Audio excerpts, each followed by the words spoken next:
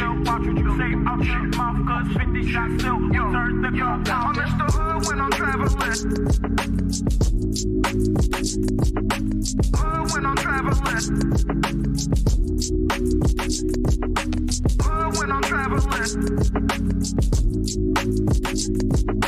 Hood when I'm traveling. Get that when I'm traveling. Six pack wood when I'm traveling. Hood when I'm traveling.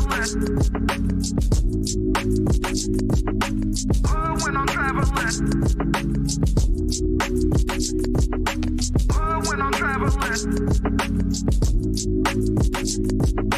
Hood when I'm traveling. Get that when I'm traveling. Six pack wood when I'm traveling. Seeking a place where young free, and I got what it takes to round the mic right.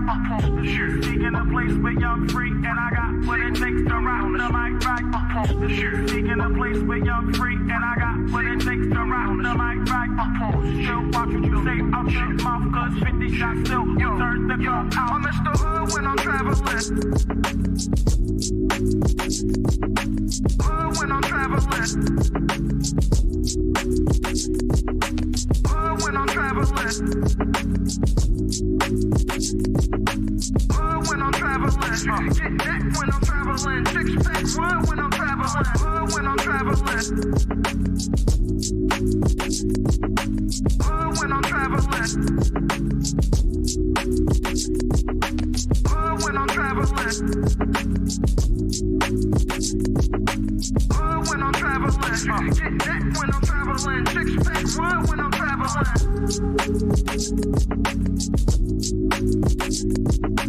Hood when I'm traveling. Hood when I'm traveling. Hood when I'm traveling. Get that when I'm traveling. Six pack wood when I'm traveling. I know this may be hard to believe, but some of these women are actually single by choice. I'm talking about the ones that are really catches. I'm talking about the ones that are really beautiful and they got a lot going on for themselves. But the thing is, they are taking trips over toxicity. They are taking peace over penis, right? They are taking success over stress. They are taking happiness over a headache. Some of these women have actually found out that by themselves is where they are at their greatest level of peace. They're able to think better, they're able to move better, and they're just able to navigate the world overall without you. And they are not in a rush to find a man because they know that a good man will find them. Their man, when it's their time, will be perfectly for her. Some of these women are actually single because they wanna be. And a lot of y'all in our relationships because you got the false belief that you need to be. I am. When I'm traveling. When I'm traveling. Get that when I'm traveling. Six pack wood when I'm traveling. Seeking a place where young free, and I got what it takes to round the mic right. Seeking a place where young free, and I got what it takes to round the mic right. Seeking a place where young free, and I got what it takes to round the mic right. Chill, watch what you say out your mouth, cause 50 shots still turn the gun down. I miss the hood when I'm traveling. Hood when I'm traveling. Hood when I'm traveling. Hood when I'm traveling. Get that when I'm traveling. Six pack wood when I'm traveling. Hood when I'm traveling. Hood when I'm traveling. Hood when I'm traveling. Hood when I'm traveling. Get that when I'm traveling. Six pack wood when I'm traveling. Seeking a place where young free, and I got what it takes to round the mic right. Seeking a place where young free, and I got what it takes to round the mic right. Seeking a place where young free, and I got what it takes to round the mic right. Chill, watch what you say out your mouth, cause 50 shots still turn the gun out. I miss the hood when I'm traveling. If you hate women, just say that. If you aren't into women, just say that. How is it that you get in relationships with these women, but here it is, you got more time to kick it with your homies. You stay out in the street with grown-ass men. You would rather be out in the street with grown, hairy, smelly men running around for days versus being up under some warm covers with your soft woman. Here it is, you want to continuously take trips with grown-ass men when you could be on a resort, vacationing, rubbing some soft feet and some soft butt, but you want to be around a whole bunch of beards and big shoulders and backbone. Are you kidding me? If you and the men just say that. If you don't like women, just say that. How the fuck is it? You are exchanging bodily fluids with your woman, splitting bills with your woman, but you prioritize your homies before her. If you don't like women, just say that. You'll get up out of your bed 2 o'clock in the morning because the homies got an issue, but you won't even inconvenience 15 minutes of your day during work hours for your woman. You weird, goofy freakers. If you hate... Seeking a place where you're free, and I got what it takes to round the mic right. Still watch what you say out your mouth, cause 50 shots still turn the gun out. I'm Mr. Hood when I'm traveling. Hood when I'm traveling. Hood when I'm traveling. Hood when I'm traveling. Get that when I'm traveling. 6-pack wood when I'm traveling. Hood when I'm traveling. But Ish, what can't be fleeting? And then you're letting him lead you. It doesn't matter how you feel. Saying he's led by God, but you feel like God is not telling y'all that. Do you still follow him? You said something interesting, Ish. You just said like men don't think the way that women do. So it almost sounds like you don't fully trust their expertise. So how could you successfully be led by So the women? majority of men don't have kids. Y'all are picking wrong. Y'all are literally picking the minority. Every man that's on this panel, y'all have more kids than all of us women? 51% of black men are single and childless. It's excuses for the statistics. The statistics don't go well in your favor. So you say things like, okay, are they shooting blanks? Or they because men, I don't feel like men are overall passive aggressive, the majority of men. Do you think that silence is that passive aggressive? Because we will do that. Yeah, because there's niggas that'll use that as a way to trigger a woman. Like, because a lot of time a woman will tell you, like, when you're silent, it makes me feel like I'm ignored. So a nigga will do that intentionally. Yeah, no, I'm just, because I didn't agree with the passive aggressive part until Mary said that. I'm like, okay, I can see men and be like, you know what? I ain't saying nothing else. Will unsubscribing from the Democratic Party help fix Black America? Let's just unsubscribe. No, you got to know why. I don't think so. That's the only thing that get black people together. You know what I'm saying? Like that's Shit like that. Shit like that. Shit like Wow. that. What I think will fix is if black people truly understood politics. because for a guy, because listen, it's so many different reasons for a man to want to hang out with his friends. Adrian, I'm not gonna let that slide. I heard you. Why do you think that it's older single women who share that opinion? Sometimes that's the case. There has to be balance. Explain what White History Month is. It's honoring the achievements of the greatest ethnic group in human history. Wow. I think all of that shit deserves a put him in the bathroom. Would you rather have a whore of a daughter or a gay son? Let's see here. Bruh. Because if she's a hoe, that ain't my problem. Hell, she just be a hoe. Shit. That's a whore. Definitely. Like, Yeah, is going to college a waste of time? Absolutely. I wouldn't think for biology. It's ridiculous.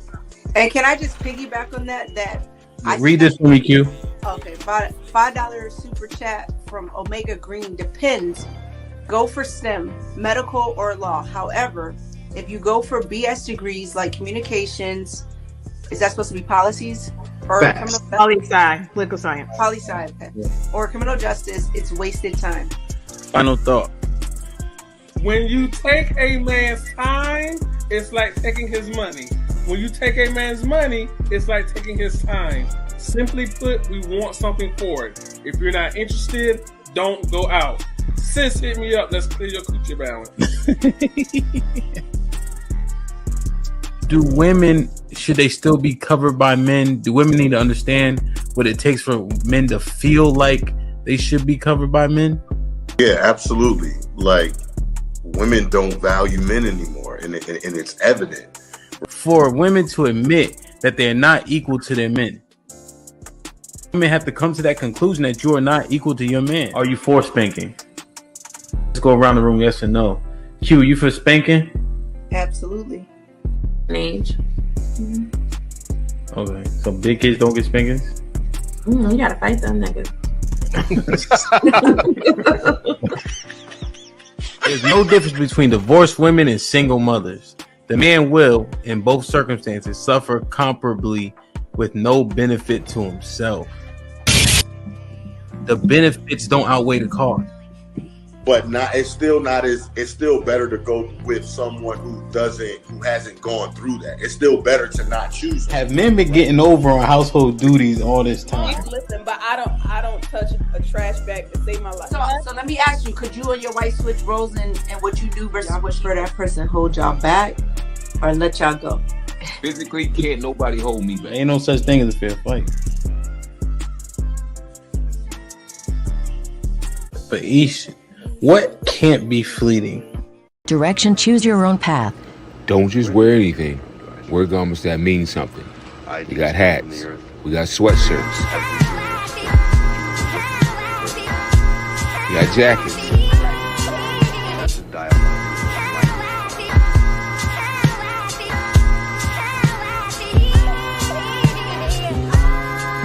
We even got hoodies.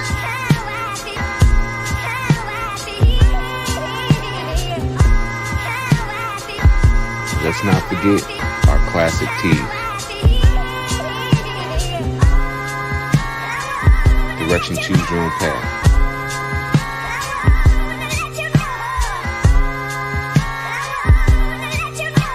The message is always in the cloth, the colors, the designs, the fit. Basic. Pay attention. Stay alert. And remember, choose your own path.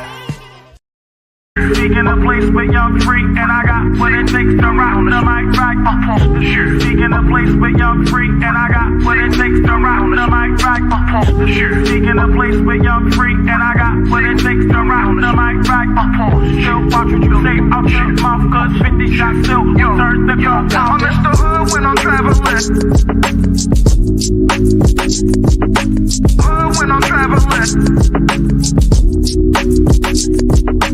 Hood when I'm traveling. Speaking a place where young free, and I got what it takes to rock the mic right up on the shoe. Speaking a place where young free, and I got what it takes to rock the mic right up on the shoe. Speaking a place where young free, and I got what it takes to rock the mic right up on the shoe. Watch what you say out your mouth, cause 50 shots still turn the gun down. I'm Mr. Hood when I'm traveling. Hood when I'm traveling. The stamp. When I'm traveling.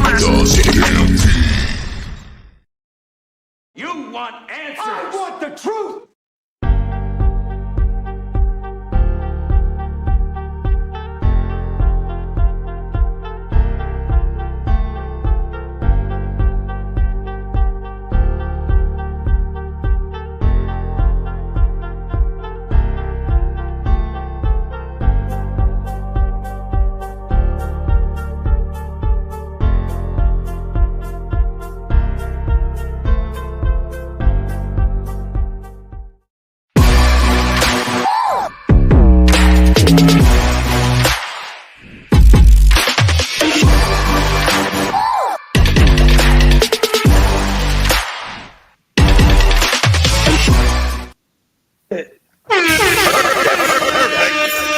Yo. What's up, Brody? We in the building, man. How you feeling today, man? I'm doing my best, man. Like, share, subscribe, tell a friend, hit that like button right now if you can. That helps the channel the most. My brother Truth Hurts is in the motherfucking building. The fuck, you already know. International, worldwide, I'm hurting feelings all around the globe because they need to be hurt in order to promote growth. Like Let's go. DJ Hampton Stampede, we here.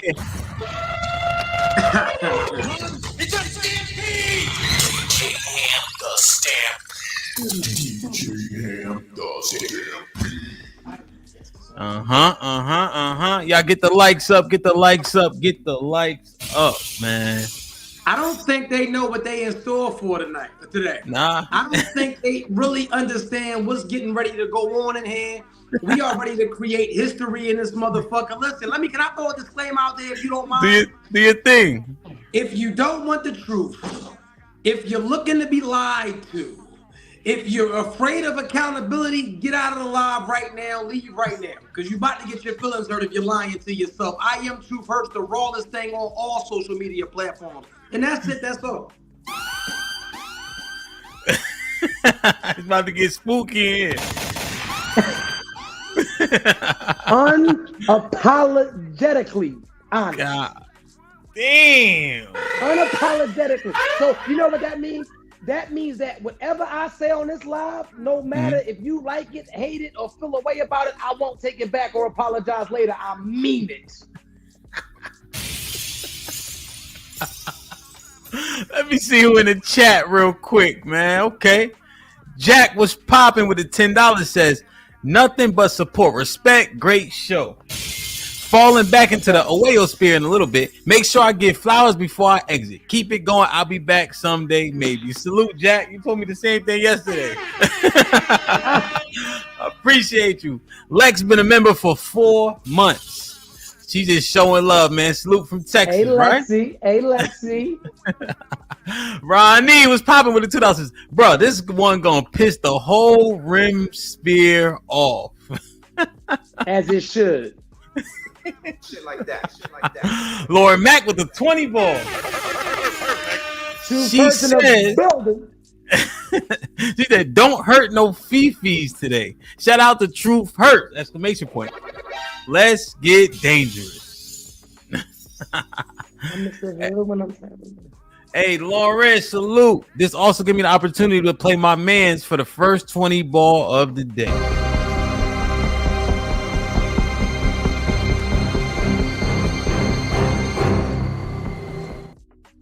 Didn't fit. We here. We here. Rilla was popping. UFO in the building. I see y'all. Salute.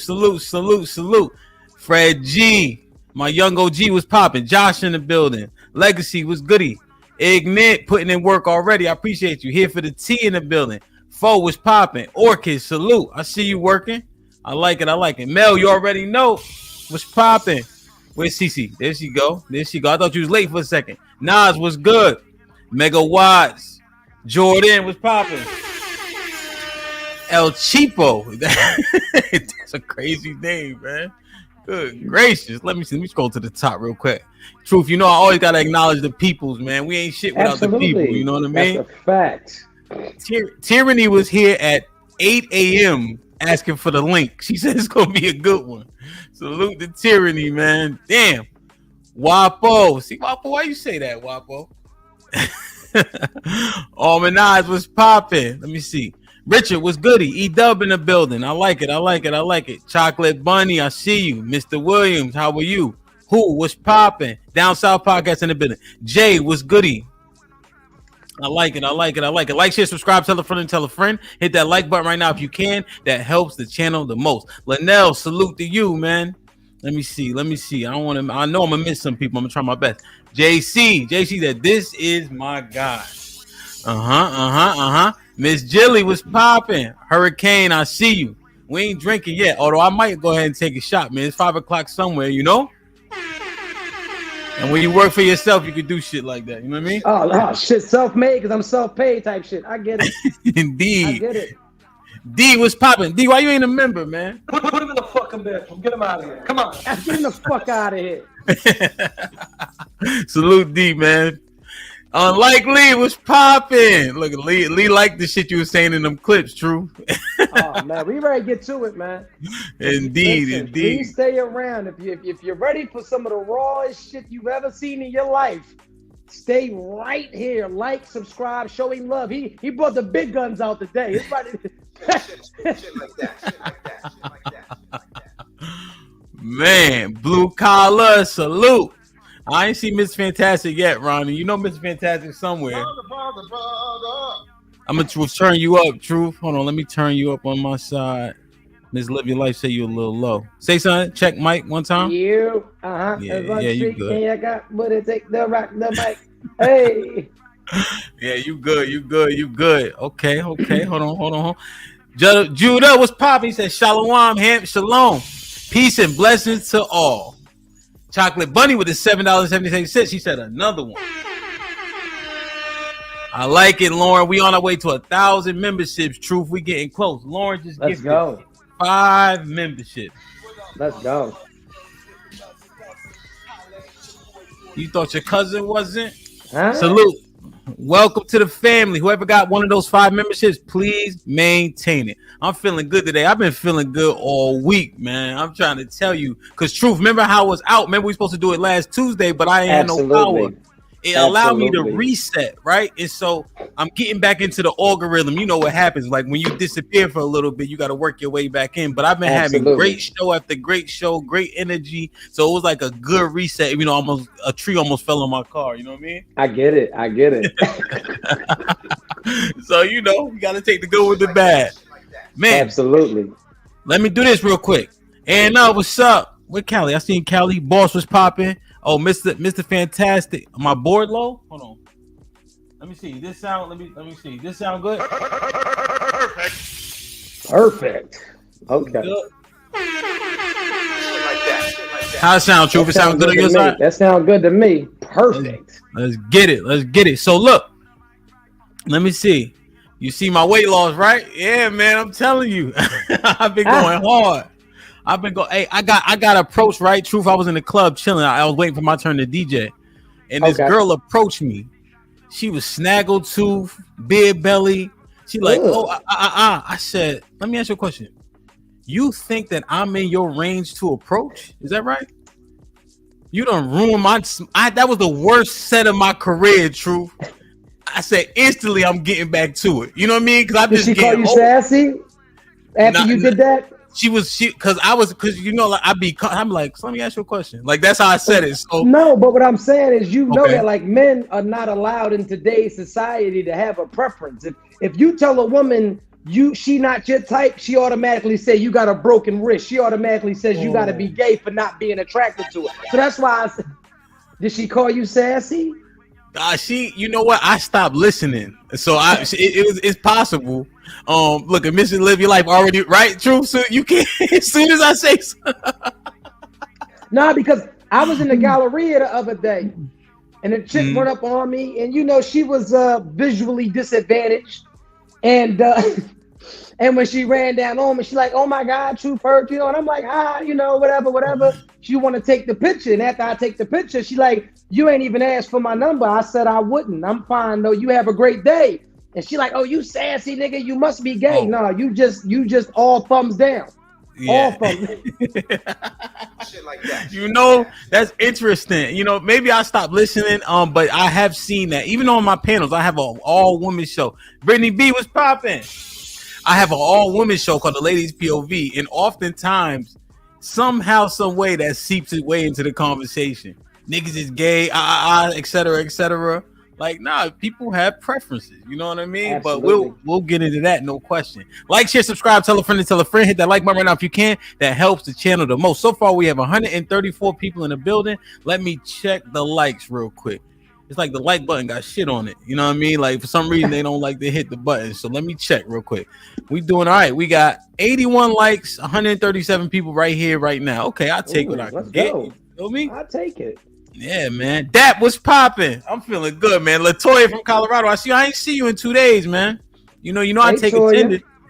Hey, Toya. How you doing? I'm Truth Hurt. You know about me? Hey.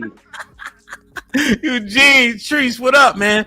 Make sure y'all hit the like button. Let's get it popping, man. Hey, Truth, I just want to say first and foremost, man, I'm happy that you blessed and obliged me to be here today, even with the postponements and all that. That's real nigga shit. Shit like that. Oh, man, shit like that. You know? Shit like that. Yes, sir, man. It's an honor to be here, man. I just respect what you do. Respect your craft, man. Let's get these people what they came for. Indeed. Straight like that. But I want to make sure that we get the good business out the way. So, how did you get started? And also, where can they find you more importantly? Because I got the site. I just ordered 2 of the books. I want the people to know what I know. You know what I mean? The books is crazy, first and foremost. So we're going to talk about that. I have 3 books out right now. The first one is called Complicationships.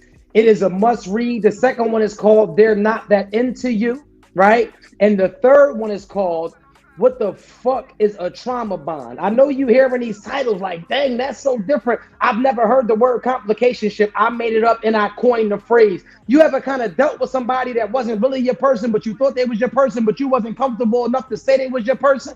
Never mind. It's complicated, right? Like, but anyway, long story short, you can find me on Instagram at I am TruthHurts357. There is only one me. There's 440,000 followers on Instagram. You can also go follow me on TikTok right now at I am Truth Hurts. There's 188,000 followers there as well. You can also follow me on Facebook at I am Truth Hurts 357. There's 100,000 followers there as well. I have a podcast out as well on YouTube, which is Truth Hurts the podcast. If you're interested in the books, click the link in the bio, get your books. It is life-changing information. But once and again, if you're not ready for the truth, get far away from me, because I'm telling you, I'm not sugarcoating nothing. That's it.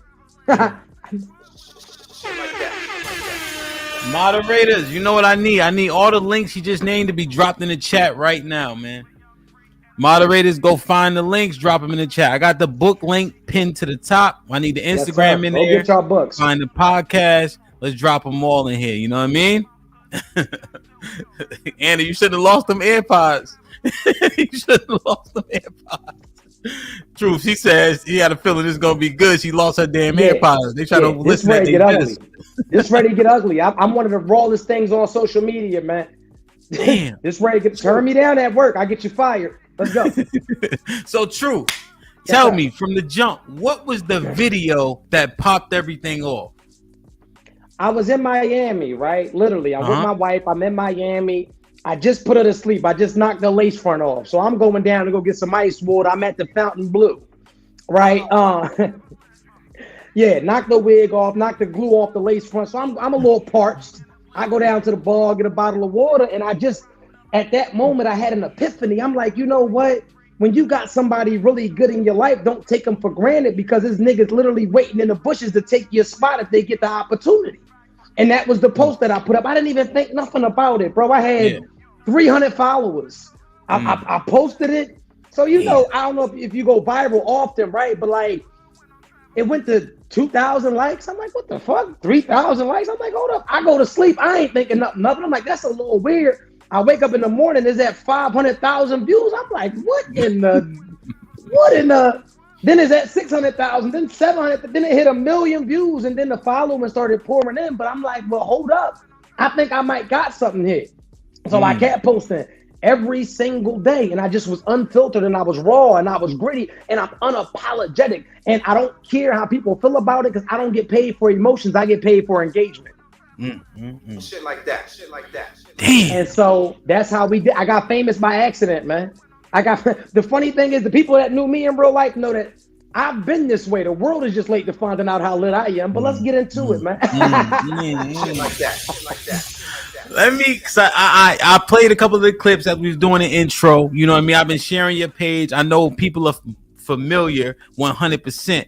Let me share a picture with you, and I want to get your thought on what you think about this picture right here.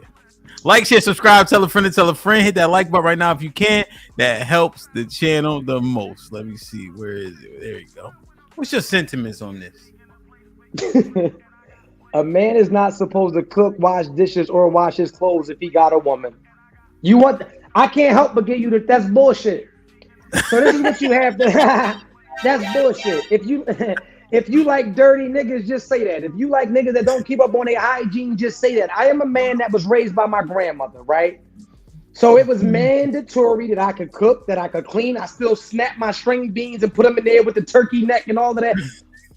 Learning how to wash your clothes and cook and clean, because I've had my own places. Before a woman came into the picture, I was self-sufficient. And that's what's wrong with a lot of men, right? If a woman was to leave their life right now, their clothes would never get washed again. The sink, like, that's trifling. I was entertaining women. Of course my kitchen is clean. Of course my clothes smell like Snuggle.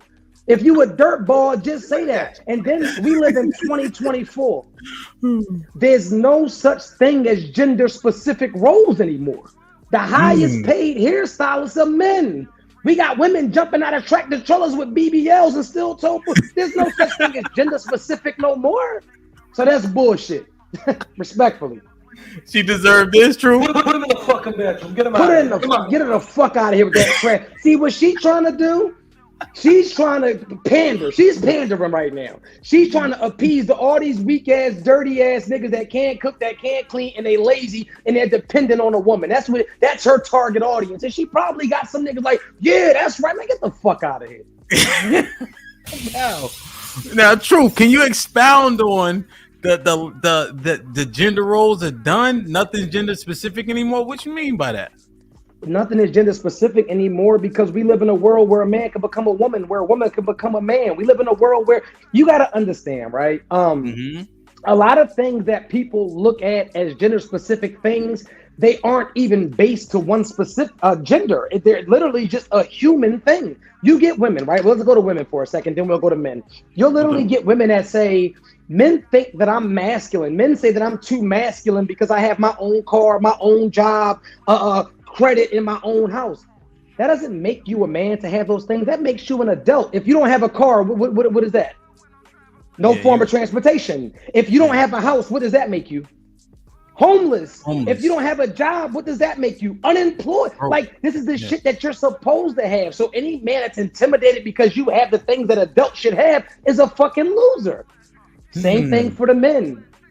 Same thing for the men. Before you go to the man, Truth, let me just ask and clarify. So when men are calling women masculine for doing the things that seemingly the adults do, what do you say about those men specifically? Pussies. Women act like women around men. So whenever you hear a man say, yeah, she's too masculine, this, that, and the third, if a woman is treating you like a homegirl or talking down to you, she doesn't view you as a man. Women act like women around men. Let me explain something to you. If you are an alpha male, then you know, like I know, women become damsels in distress around grown ass men. They can't even help. Could you help me with that light bulb, please? They get stupid around grown men. It just is what it is. So if she's too woman for you, maybe you're not man enough for her. And maybe you need something more fragile. Maybe you're delicate, nigga. Tighten up. Jesus. Right. Shit like that. Brother. Man. I seen that the other day, right? My wife talking about she was helping me, right? Because she was taking the garbage to the garbage can. Now, mind you, it's 4 feet outside the house, right? But she's just like, I help outside. Right. I said, babe, I thought you was helping with the garbage can, right? She's like, nah, babe, this one stink. I said, hold the fuck up. You picking and choosing which garbage you taking? And you know what's funny that you say that? That's the best thing that you said about the picking and choosing. That's what's wrong with society. Now women and men want to pick and choose what things they want to be gender specific. You cannot pick and choose, because I can't. I'm a black man in America. I don't get to turn being a nigga off when I feel like it. Well, you know what? I want to take the swag and the culture of being a black man, but I don't want to take the oppression by the police. It don't work like that. It don't work like, I can't turn it off. Do you know? Never mind.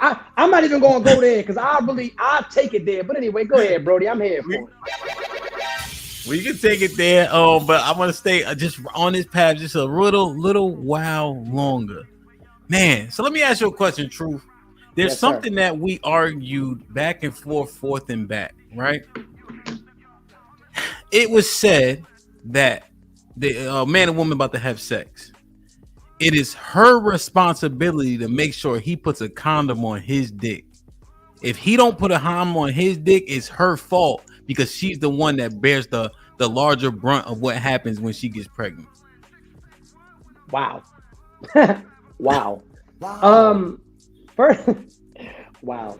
First and foremost, right? That is the most craziest shit that I've ever heard in my life.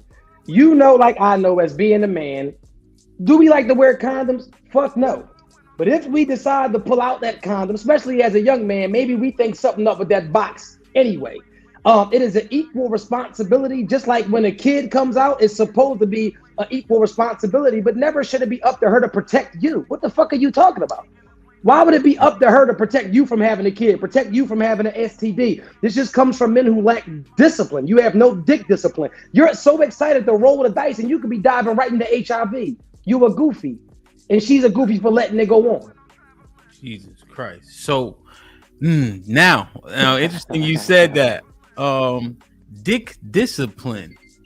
Yes. We've had this conversation over and over where it simply said that it is unrealistic and unfair to expect dick discipline from men because that's our natural disposition in biology. So women need to close their legs if we're gonna fix this thing. Wow, natural. So we're talking about natural, right? That's the word that you use, right? It's in our DNA to just want to be savages, right? Mm-hmm. Well, if that's the case, right, then why go get a job? Nobody's born to have a real job, but you go do the things that you do to provide for your family. Why get a car? You're not born into a car. You're born to use your feet. That's the natural form of transportation. People be in everything but a casket, and they always looking for a way to deviate from what they actually should be doing. Why be morbidly obese? You go to the gym, right? Because you discipline yourself. People are willing to do the things that mean the most to them. That's trash. Women should close their legs. Nigga, have some discipline. Grow the fuck up, respectfully.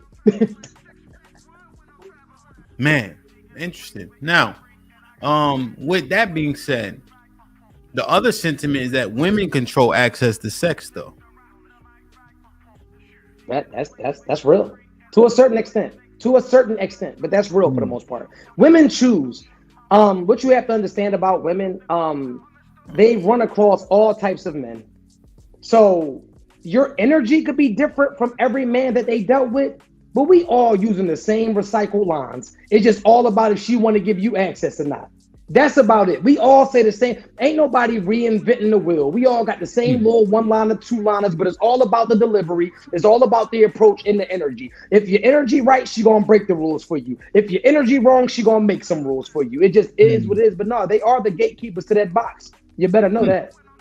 Now, once I get the pussy and I drop this A1 ding dong on you, now it belongs to me because now the ball's in my court.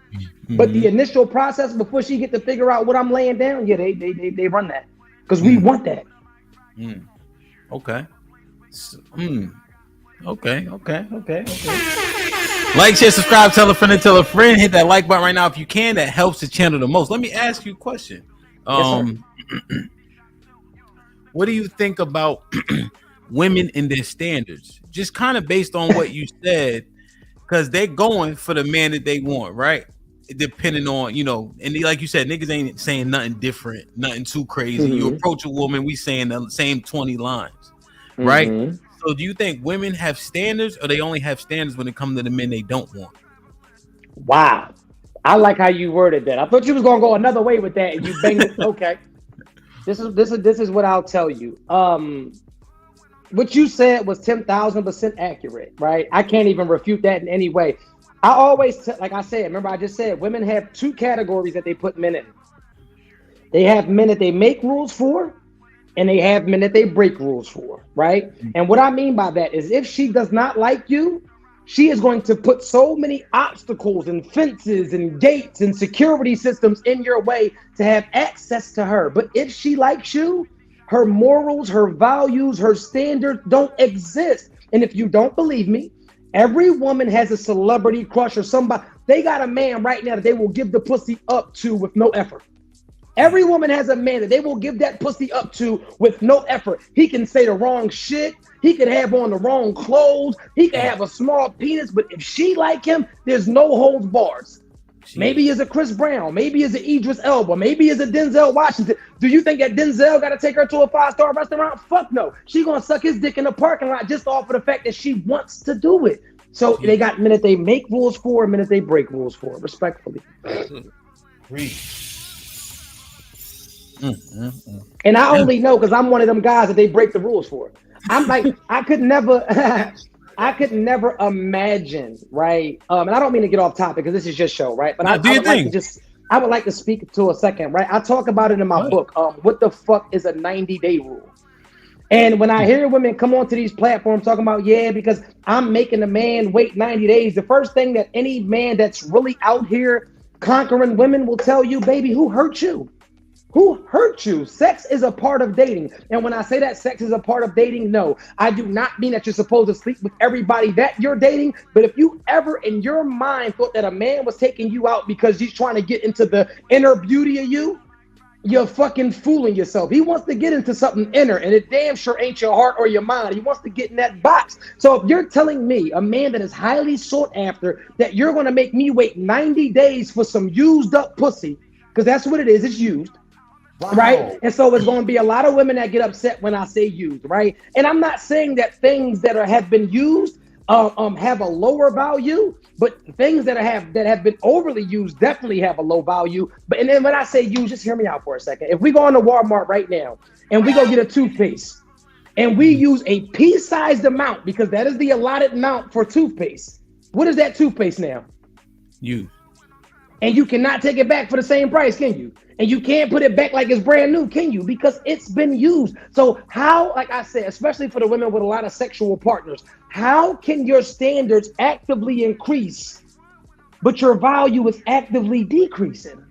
What are you talking about? Wait 90 days? You've never made a man wait for it, but you're hurt. And so you're self-sabotaging and you're doing what I talk about in my book, which is chapter 5. It's called weaponizing your vagina. You are turning your pussy into a weapon. You are using your pussy, right, as a way to get a desired result. But what you have to understand about a man is this: rather it takes me 1 day, 2 days, 500 days, if all I view you as a piece of pussy, I'm going to wait how long I have to get it, and I'm still going to treat you like trash after I get it.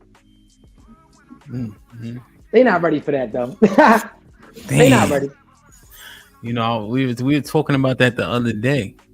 You know, they say a man will work for it. I'm saying he may, but he has other options, right? Absolutely. So absolutely, he don't mind relegating you to Thursday because he with Linda, Felicia, Linda, Dawn, LaShawn, you know what's funny, on the other bro? day.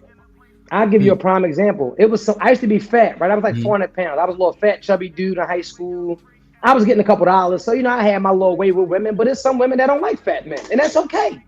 But I went to prison and I came home with a 6-pack and a big chest and a beard now. And now they wanted my attention. And I'm not going to lie, I didn't have sex. I literally tried to go back and have sex with anybody that turned me down in high school. I was on a revenge tour. And no intentions. I didn't want to wife. I didn't even look at them as a person. It was literally just a pleasure thing and just another notch under my belt. So that's why I always try to teach women. However, if a man views you as a wife, you're going to get wife treatment. If a man views you as a girlfriend, you're going to get girlfriend treatment. If I view you as scum, you getting scum treatment. And it does not matter how much self-worth you did. It does not matter how good you look, because you're only a catch depending on who the fisherman is. Respectfully. If you're a lobster tail and I'm fishing for shrimp, I'll find you and be like, oh, that's cool, but I'm going to use you and throw you back in the water because that's not what I'm in the market for. Never mind. Oh, you thought I was going to come on here and play with these people. Go get my book right now, Complication Ship. Let's get to it. Like, share, subscribe, tell a friend, and tell a friend. Hit that like button right now if you can. That helps the channel the most. Interestingly, right? When you're going to get the treatment based on what he wants from you, I would assume it's also based on what you represent, or what you present, right? He going to get a vibration, or what you think? So this is all right. So I talk about a lot of women. So let's get into the 90-day rule for a second, right? What you have to understand, I'm going to do whatever I want to do, no matter how you present yourself. Damn. It just is what it is. I'm a man. Like, I'm just going to be honest. Like, if I meet you, I know and this is another thing. I know the difference between a woman that sleeps with every man that she meets on the first night versus her just really liking my energy and vibing with me. I'm going to be honest. I would like to say that I'm a good catch, and it's normal for you to give me the sex on the first night. And when I say the first night, I do not mean the very first interaction. What I mean is we've probably been talking on the phone for a week or two. We go out on a date. I smell like $1,000 cologne. My smile on 10 trillion. You feeling the energy. I'm feeling the energy. We probably gonna end up bumping uglies, and that's a normal thing. And I'm not gonna judge you. I could probably even wife you or marry you because I would think something is wrong with you for not giving it to me on the first night. I'm gonna keep it 100. So, but never mind. You're not ready. You're not ready, man. Hey, listen, man. But remember, we talked about this. I got a winner's mindset. So I know that it's nothing wrong with two adults being sexually attracted to each other and acting on it because it makes it no lesser. If I know that, first of all, I'm not your normal nigga. So for you to give it to me on the first night, if you don't, I feel like you missed your blessing. I might not ever call you again. Now I'm not, and this is another thing. I might wait a week or two, but it's too much coochie. It's too many women. It's 15 to 1 in the world. Why would I sit around for what? Are you serious? Because you hurt, because you scarred, because your last relationship left you bitter, and you think that sex is the reason why your relationship didn't work? I've never met a man in my 35 years of living that has said, yo, you know what? I really liked her. I really wanted to marry her. The only issue is she slept with me too fast. Man, ain't no niggas complaining about sex. They not. So, damn, true. So you know they say right that it's how do I say it? So, like for instance, if you sleep with her on the first night, you know, niggas just make an excuse for her by saying it was just because it was me. But the truth is, it's not just because it was you. That's her conduct. But you don't believe that, just to be clear. No. Everybody picks and chooses. Everybody picks and chooses. And unless you've like really been around women for a long time, you'll understand that. Let me explain to you the mindset of most women, not all. Most women, and I'm gonna break. And you probably know you're not a bad-looking guy yourself. Like growing up, right? I remember whores and smuts and things of that nature, right? This is the funny part. A woman will give a nigga some pussy immediately that she don't really respect or see a future with. She'll actually act different with a nigga that she actually likes. Hear me out for a second. If she feel like she giving you some pity pussy or she really don't care how you view her, she gonna give it straight up, don't even care, might let you gang bang her and all that. But let it be a joker, right? Let it be a nigga that she like, you know what, I like him. I can see kids, I can see a future. She's gonna put on the good girl role. She's going to lie on the application. I talk about this in my book. A lot of people lie on the application in order to get a job that they're not qualified for. Because who wouldn't lie to get what they wanted? If you were at a job right now, and you know damn right your resume was trash, but you like, yo, if I could just adjust one thing, I could go from $50,000 to $200,000 a year. Would you do it? Yes, sir. So that's the same way that we portray and pretend to be with the people that we like, really want them to be, knowing that we ain't got no right. Knowing we a janitor, but we want to take the neurologist position. You did wrong, nigga. Damn, God. Damn. Does body count matter, Truth? Yes, sir. Yes, sir. Yes, sir. Let me say it again. Yes, sir. Body counts matter.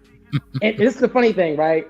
You're going to get a lot of women that say, that's childish. That's childish. Well, if body counts is childish, then so is a man having to provide for you. That's childish. See, what you have to understand is this, right? Mm-hmm. You get a lot of women that say stupid shit like, if a man asking you your body count, blah, blah, blah, blah, blah. Let me explain something to you. If you have a proper conduct, fears no exposure. Let me repeat this. Proper conduct fears no exposure, right? And so let me elaborate. I used to smoke cigarettes as a kid. And I used to always go to the gas station, right? And I didn't have an ID because I wasn't 18. I wasn't old enough. So I would always sneak and hide and try to find ways to get away from it. And I remember the first day I turned 18, I went and got my ID, right? And I got the motherfucker cupped in my hand because I go to Wawa where they always ask for ID. Because I was so excited because I got the proper credentials now. So I'm walking. I say, yeah, let me get a pack of Newport Bop. And they didn't ask me. And I was so heartbroken because I was proud to finally be able to say, yo. And it's the same thing with women with a respectable body count.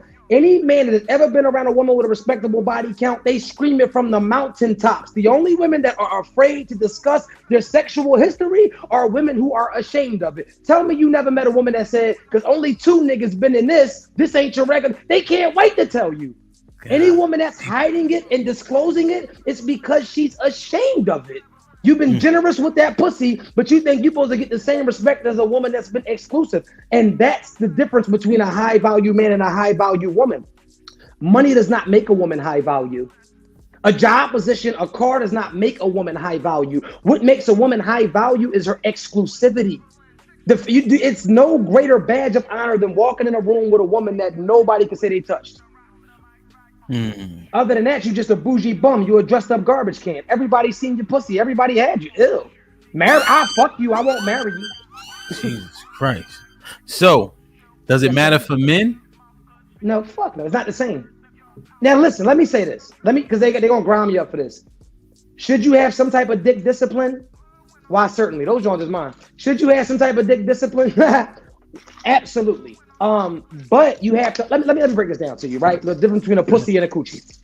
Okay. Let me ask you a question, man to man. Yes. A mouth. Your mouth is like somewhere sacred, right? Would you just let anybody stick their dirty hand inside of your mouth to see if something was wrong in there? Pause. Nah. That's cool. That's cool, right? So let's just say that the vagina is the mouth and the man is the finger, right? I would rather be the finger sticking my hand in somebody's mouth. Like, yo, you got something in your tooth. I would kind of be more adventurous with the finger versus you ever putting a motherfucking finger in my mouth. You tripping. And women are taught from the tender age of whatever that is a prized possession.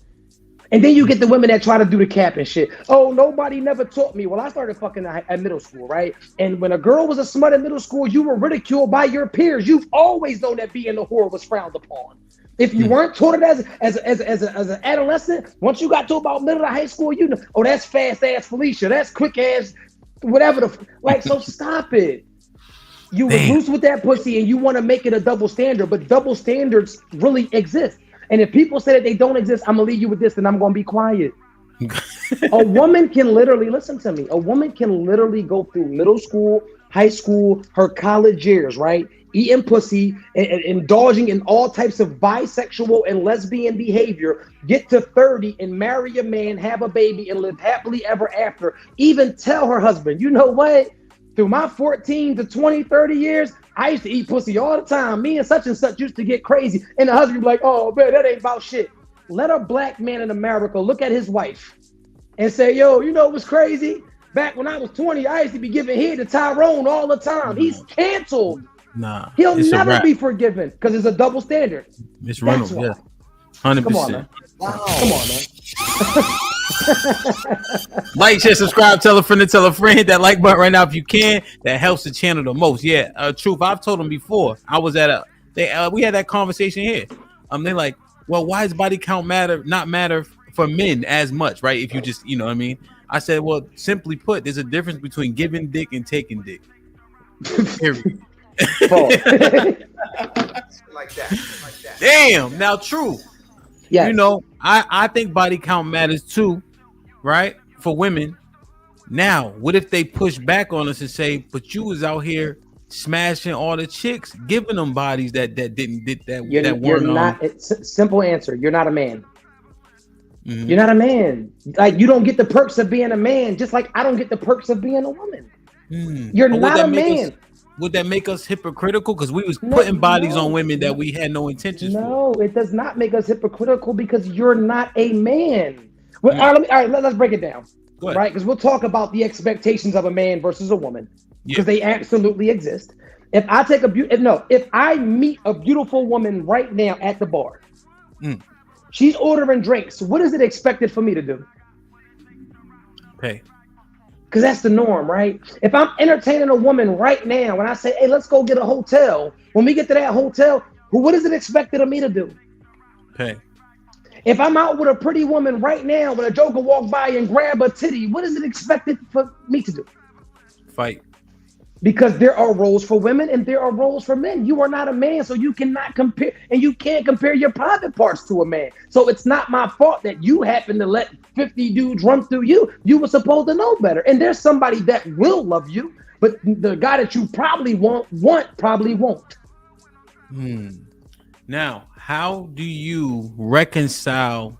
Because I 100%, I understand exactly what it was. That's all I was able to easily answer.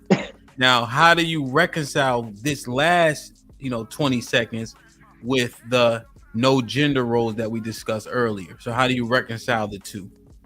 So when I said gender role specific things, I was talking about jobs. I was talking about certain behaviors. Me personally, I don't believe in double standards, but I just know that they exist. I think that what's good for the goose has to be good for the gander. See, I'm not really one to go ahead. I'm so sorry. Go ahead. No, go ahead. Keep going. Me personally, I don't call women whores and things of that nature. And the reason why I don't is because if I'm okay with calling somebody else's daughter a whore, then I would have to be okay with calling maybe my mom a whore, maybe my grandmother, or we got moms that's whores, but nobody wants to call their mom a whore. So I'm not a person that gives out selective judgment, but what I will say are some things aren't for me. Would I be with a woman with 1,000 bodies? I say that everything is circumstantial.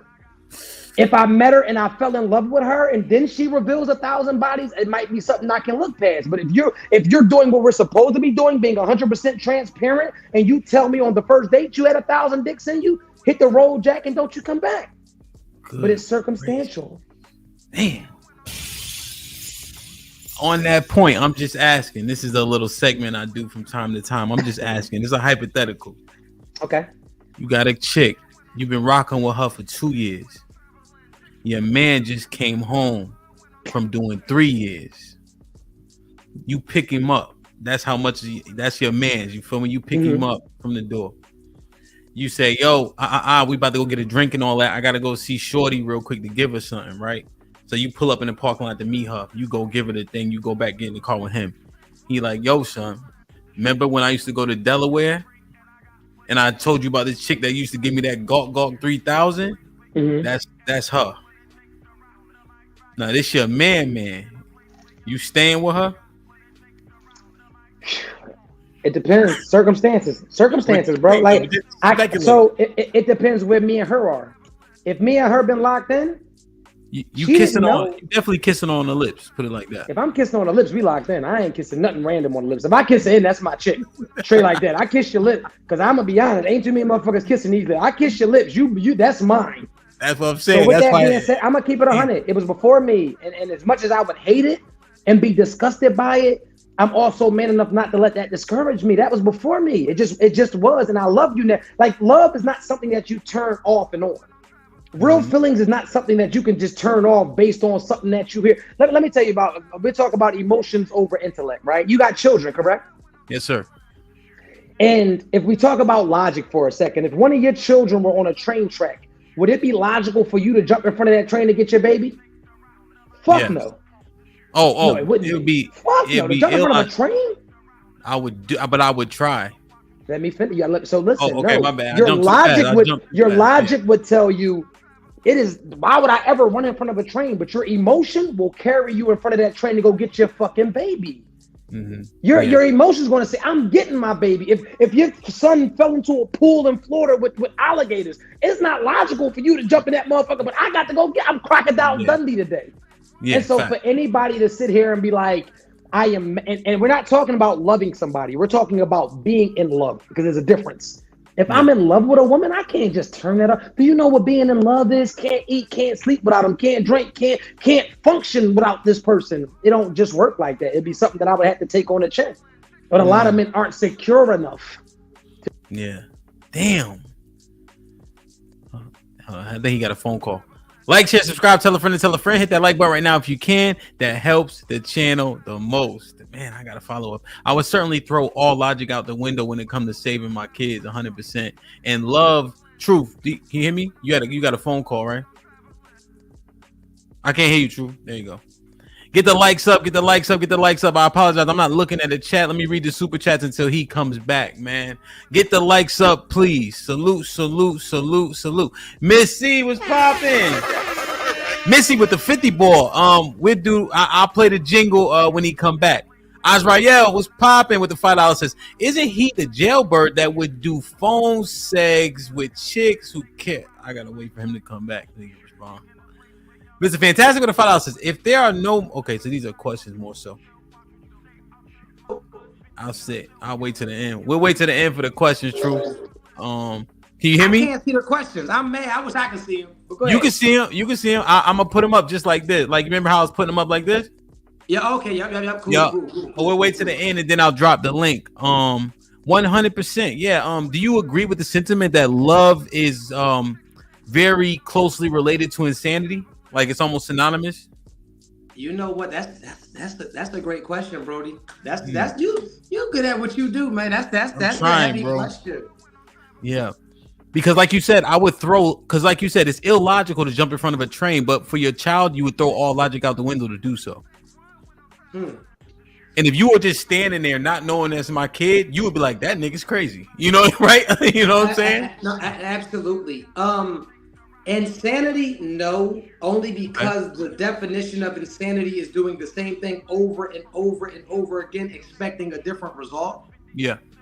So I wouldn't say insanity, but love is literally addictive. It is the strongest drug in the world. Do you know how many people try crack cocaine and they've seen people around them with their teeth gone and said they wouldn't sell their kids and you know this, that, and the third. So I would definitely say it could definitely play with your brain a little bit, but insanity, no. Yeah. But it's damn near neck and neck. It's close. It's close as a motherfucker. You get the right motherfucker. It'll bring some. How about this? It'll bring some crazy shit out of you. I know that's a fact though. That's a fact though. And so, truth, when you said if you fucking with her or if you see your man came home and all that, you would just have to deal with it, you know. And I know you ain't saying that it wouldn't be tough, but yeah, but it is what it ought. Okay, I understand that. Because that's fake. That's fake as shit. That's like me and you, realistically. In any relationship. That's like me and you having a sturdy relationship, right? We've been dealing with we best friends. We've been kicking it 5 years. We fish together, box together, work out together, whatever, right? And say if, I don't know, my homie come home like, oh, that's the nigga, that nigga knocked me out back in 05. That don't have nothing to do with me. Like I fuck with bull. Like whatever y'all going through is what y'all going through, and that's the issue with a lot of men, right? A man is, my definition of a man is somebody that's able to make not unfavorable choices. Yeah, I am not going with what people think that I should do. I am able to meet people, make a conscious assessment of them, and whatever they did before me or whatever they did to the people before me has nothing to do with me. I can only base our relationship off of what you've been and how you've been with me. Damn. And that's it. That's all. I'm not fake. Like that's corny as shit. Yo, stop hanging with that man, bro. If he knocks you, go get knocked out again, then, nigga. That's on you. It got nothing to do with you. You fight him again, nigga. You know what I'm saying? So I'm a little different. Go ahead. Yeah. Okay. Understood. Like, share, subscribe, tell a friend, and tell a friend. Hit that like button right now if you can. That helps the channel the most. So, truth. Remember, we was talking in the back. You know, the brothers cussed me out. They told me, Hamp, shut the fuck up, Hamp. I said, God damn. They said, Hamp, shut up, nigga. You play football. You in a fraternity. You DJ, whatever. They told me that the average body count for men in 35 is 8. Huh? Yeah, but it's because of the fact that women just simply see 80% of men as unattractive. But I'm thinking, is it the men for the reason why they don't got the bodies, or women's standards because of social media and things of that nature that high? Where did these women is giving this pussy away? I'm just telling you, they told me to shut up. When they told me to shut up, truth, I love my brother. I shut up. 8? They told me 40. They told me 40 bodies was a lot. That's low. 40 bodies was done in the teens to the 20s. I don't even, because I'm married, so I don't even want to consider it. But yeah, 8, like be for real. First of all, 90% of these women don't have under 20 bodies. If you want to keep it all the way 100, they gonna lie. Cause look, all right, this is how we do the math, right?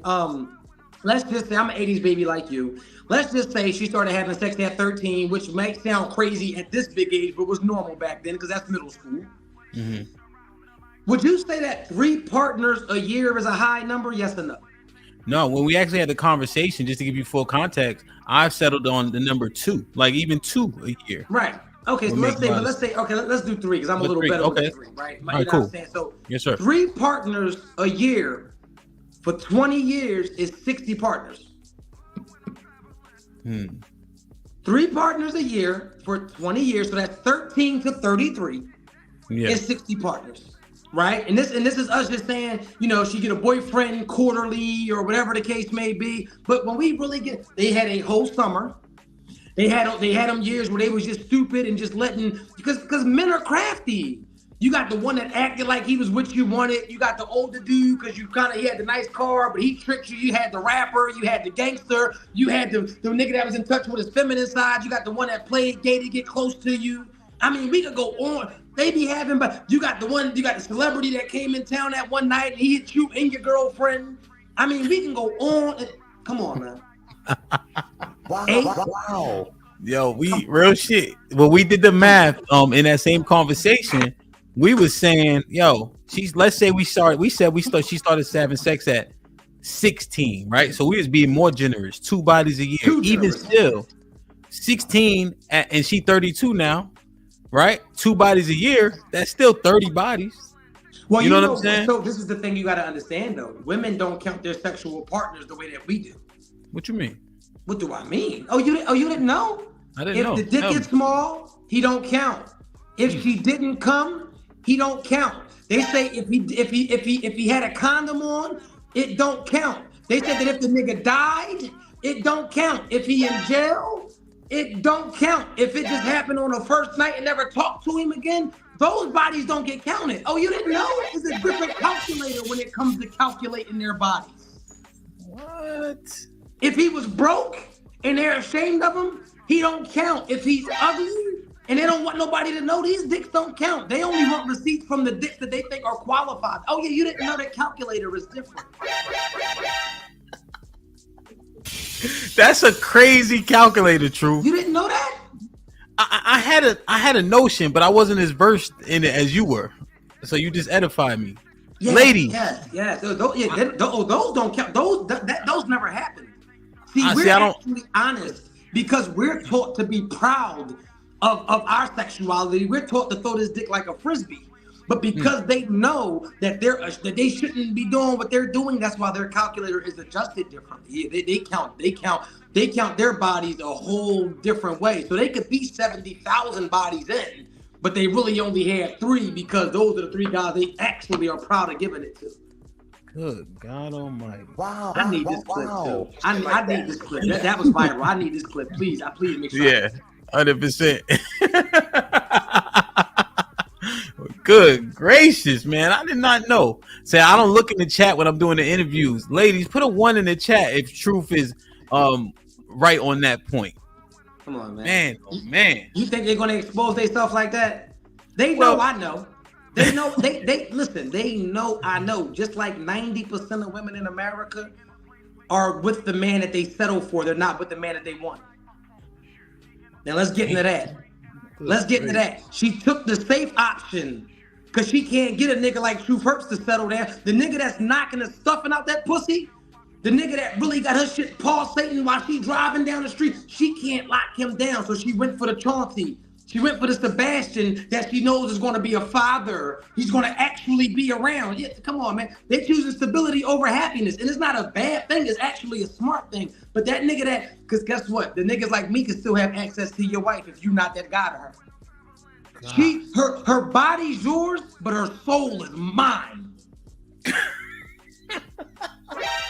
God. Slow down, Truth. My fault.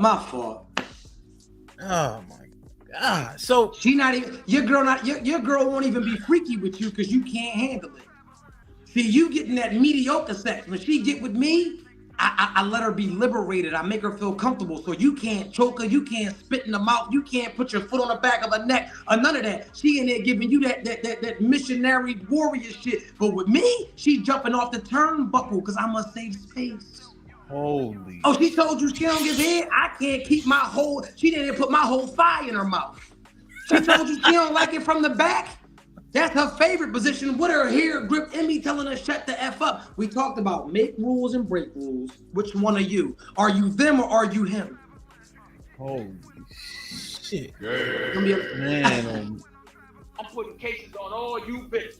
Man, this is crazy, man. Hold on, Truth. I'm stressed out, man. Why? I want to look in the chat so bad. That's why I'm not gonna do it. I'm not looking at that chat, man. Oh my goodness! Like, share, subscribe, tell a friend, and tell a friend. Hit that like button right now if you can. That helps the channel the most. Truth. I'm not gonna lie to you. I when I was younger. Okay.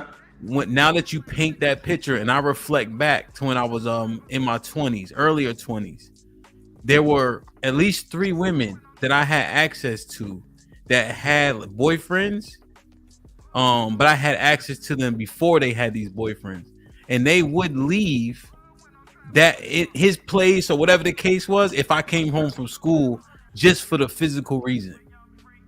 They didn't want to be with me, but it was specifically for the physical reason. Stability. You know, they had stability with him, but they had a great time with you. That's crazy. That's the difference. Man. And now, in hindsight, was like you said, they love him, they like him, but the satisfaction. The body. This is how the body works. Let's get into an anatomy for a second. The body is going to get what it wants. You can wean it off. You can fight it. You can lie to yourself. I don't like cookies, but you ever like not eat something that you really like, and then out of nowhere, 2 o'clock in the morning, you wake up and you run downstairs and you just rummage into you. I got to have it. That's the same way it is for these people that are lacking fulfillment and satisfaction. You can fight it as long as you want, but we know that you want it. We know. It's like when you see a junkie. You ever see them old movies? And they be like, I knew you'd be back. That's how we feel. I got dope dick. I know you'll be back. It might not be today. It might not be a month from now. It might not even be a year. You might be a good girl for a year. But eventually you'll get tired of that pity pussy that you're giving them. He ain't made you come in years. And you might just get a flashback. You might just be riding and hear a certain song and remember when I was knocking your lace front off and you like, man, fuck that.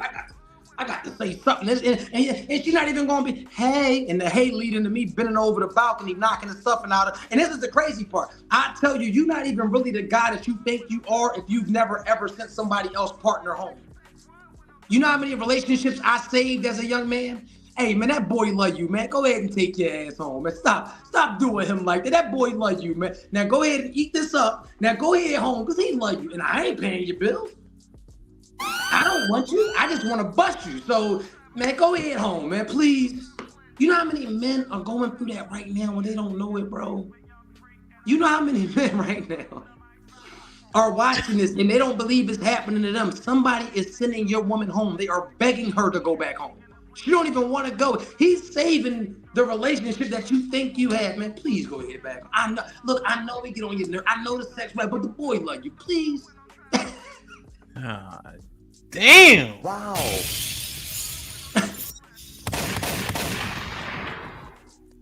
Like, share, subscribe, tell a friend and tell a friend. Hit that like button right now. I gotta. Where's my bottle? Where that?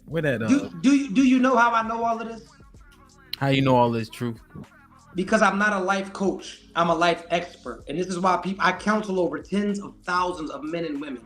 And the reason why I said that I'm not a life coach, I'm a life expert. I believe that a coach can coach the game, but just because you can coach the game does not mean that you were good at actually playing it. There are coaches out here that have never picked up a basketball, picked up a football. There are boxing trainers that have never stepped in a ring a day in their life, but they have the fundamentals. But the fundamentals mentally are not enough for me. I would rather have somebody that actually has been punched in the face, that has been punched in the stomach. I want to know that I'm an expert because I've lived it. I've been that guy. I've been the hopeless romantic. I've been the one to get cheated on, lied to. I've been him, but I've also been on the other side of it. And I wouldn't trade the other side for the world. That's a fact. Shit like that. Damn. Hey, Truth. Your camera is a little blurry. It could have just been when you reconnected. It depends on the quality of which the internet was when you reconnected. Let me see. So your sound is fine and everything. I just want to make sure your video quality goes back to kind of where it was. You may just have to drop out and come back in one more time. Hold up. Did I clear up? Yeah. I'm clear? All right. Yep. Let's get it. We here. Yeah.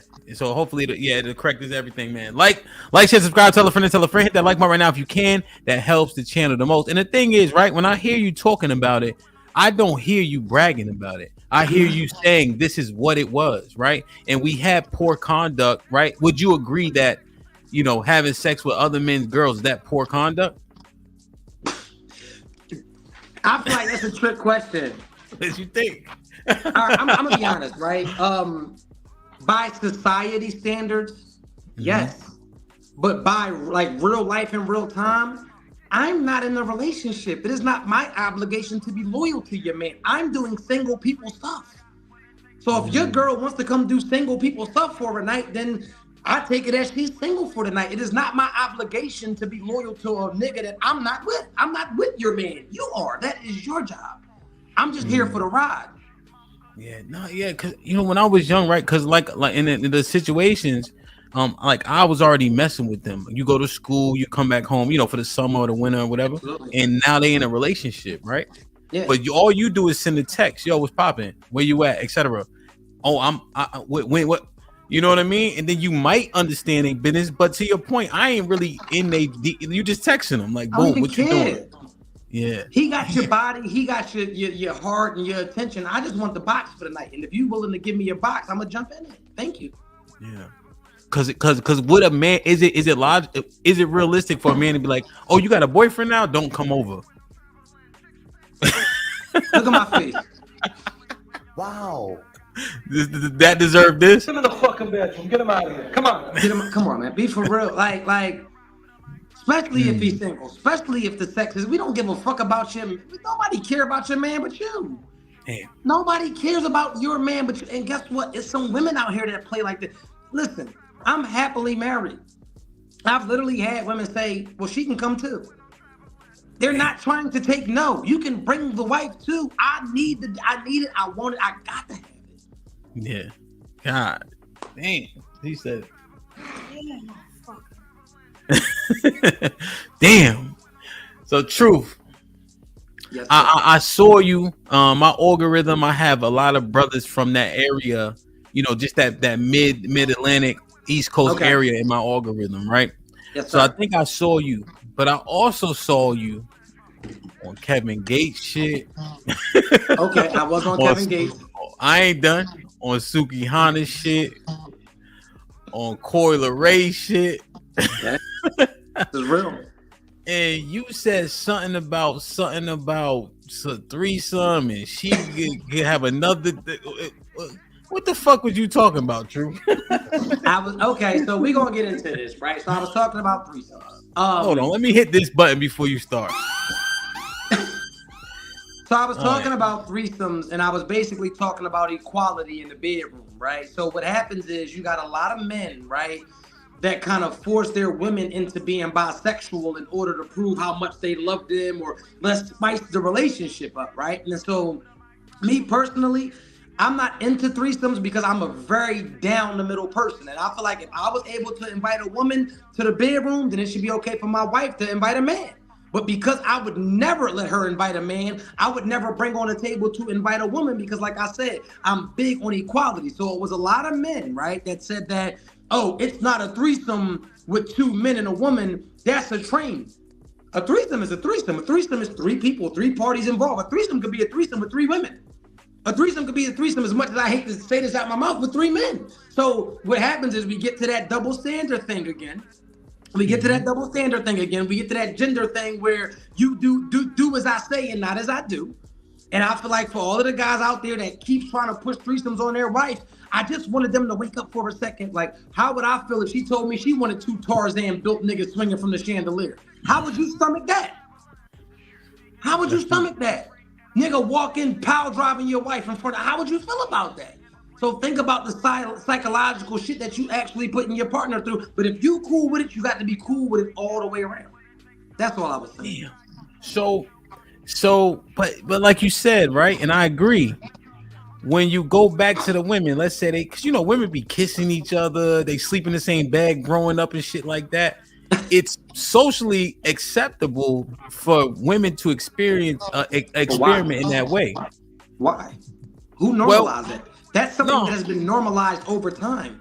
Women weren't just proud lesbians in the 70s. Just like men weren't just flamboyantly, openly what they are now. These are things that get normalized because we get conditioned to accept them over time. 100%. No, I understand. And I think that a lot of things need recalibration, 100%. But I will say we are way more lenient on women who are, I don't believe in bi. I don't believe in that. I don't believe that, like, I feel like once you lick a coochie, you are what you are. And I feel like once you better know, once you place a penis anywhere near you, ain't no coming back for you. So with that being said, that's something, like I said, we are more lenient on it when it comes to women, because as a man, it's sexy to see two women go at it.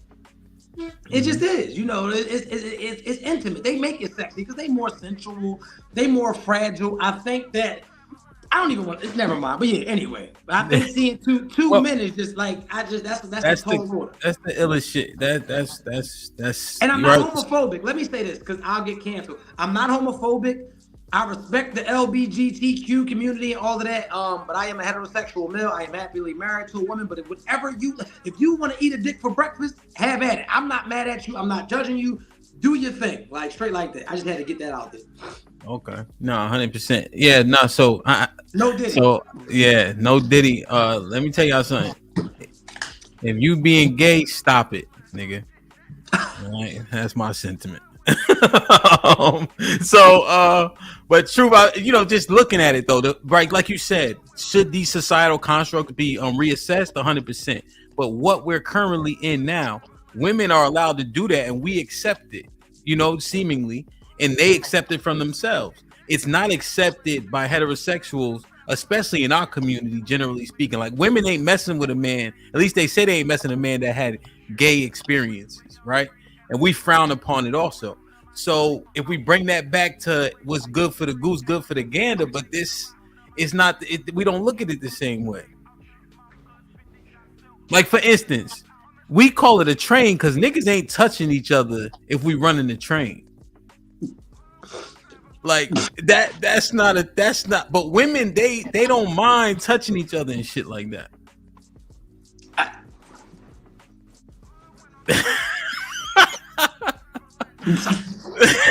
Listen, man. But it's still the act. So all right, boom. I'm gonna get personal for a second. Okay. I had a chick that I dealt with when I was a young man that I liked her a lot. Okay. And one day, when you're young, you're inquisitive, and sometimes we ask questions that we really don't want to know the answer to. So one day, I'm like, you real good in bed. Like, you ever slept with two men at the same time? And I liked her like that. And she was like, yeah. I threw up. I put the phone down. I went, oh my God. I'm talking about literally physically sick. And when I came back, I'm like, what would make you do that? How could you dare do that? Let two people just slaughter. As a man, we see it, we visual. So we just think of two Donkey Kong dick niggas in there just knocking the fucking guts out of you. I'm just keeping it. Am I lying? Did I tell one lie? No. And so with that being said, she broke it down to me. She was like, before you become overly judgmental, she said, you've had threesomes? I said, absolutely. She said, so why can't I have that fantasy of two very attractive men, having their way with me? Why is it not the same thing? Why is it not?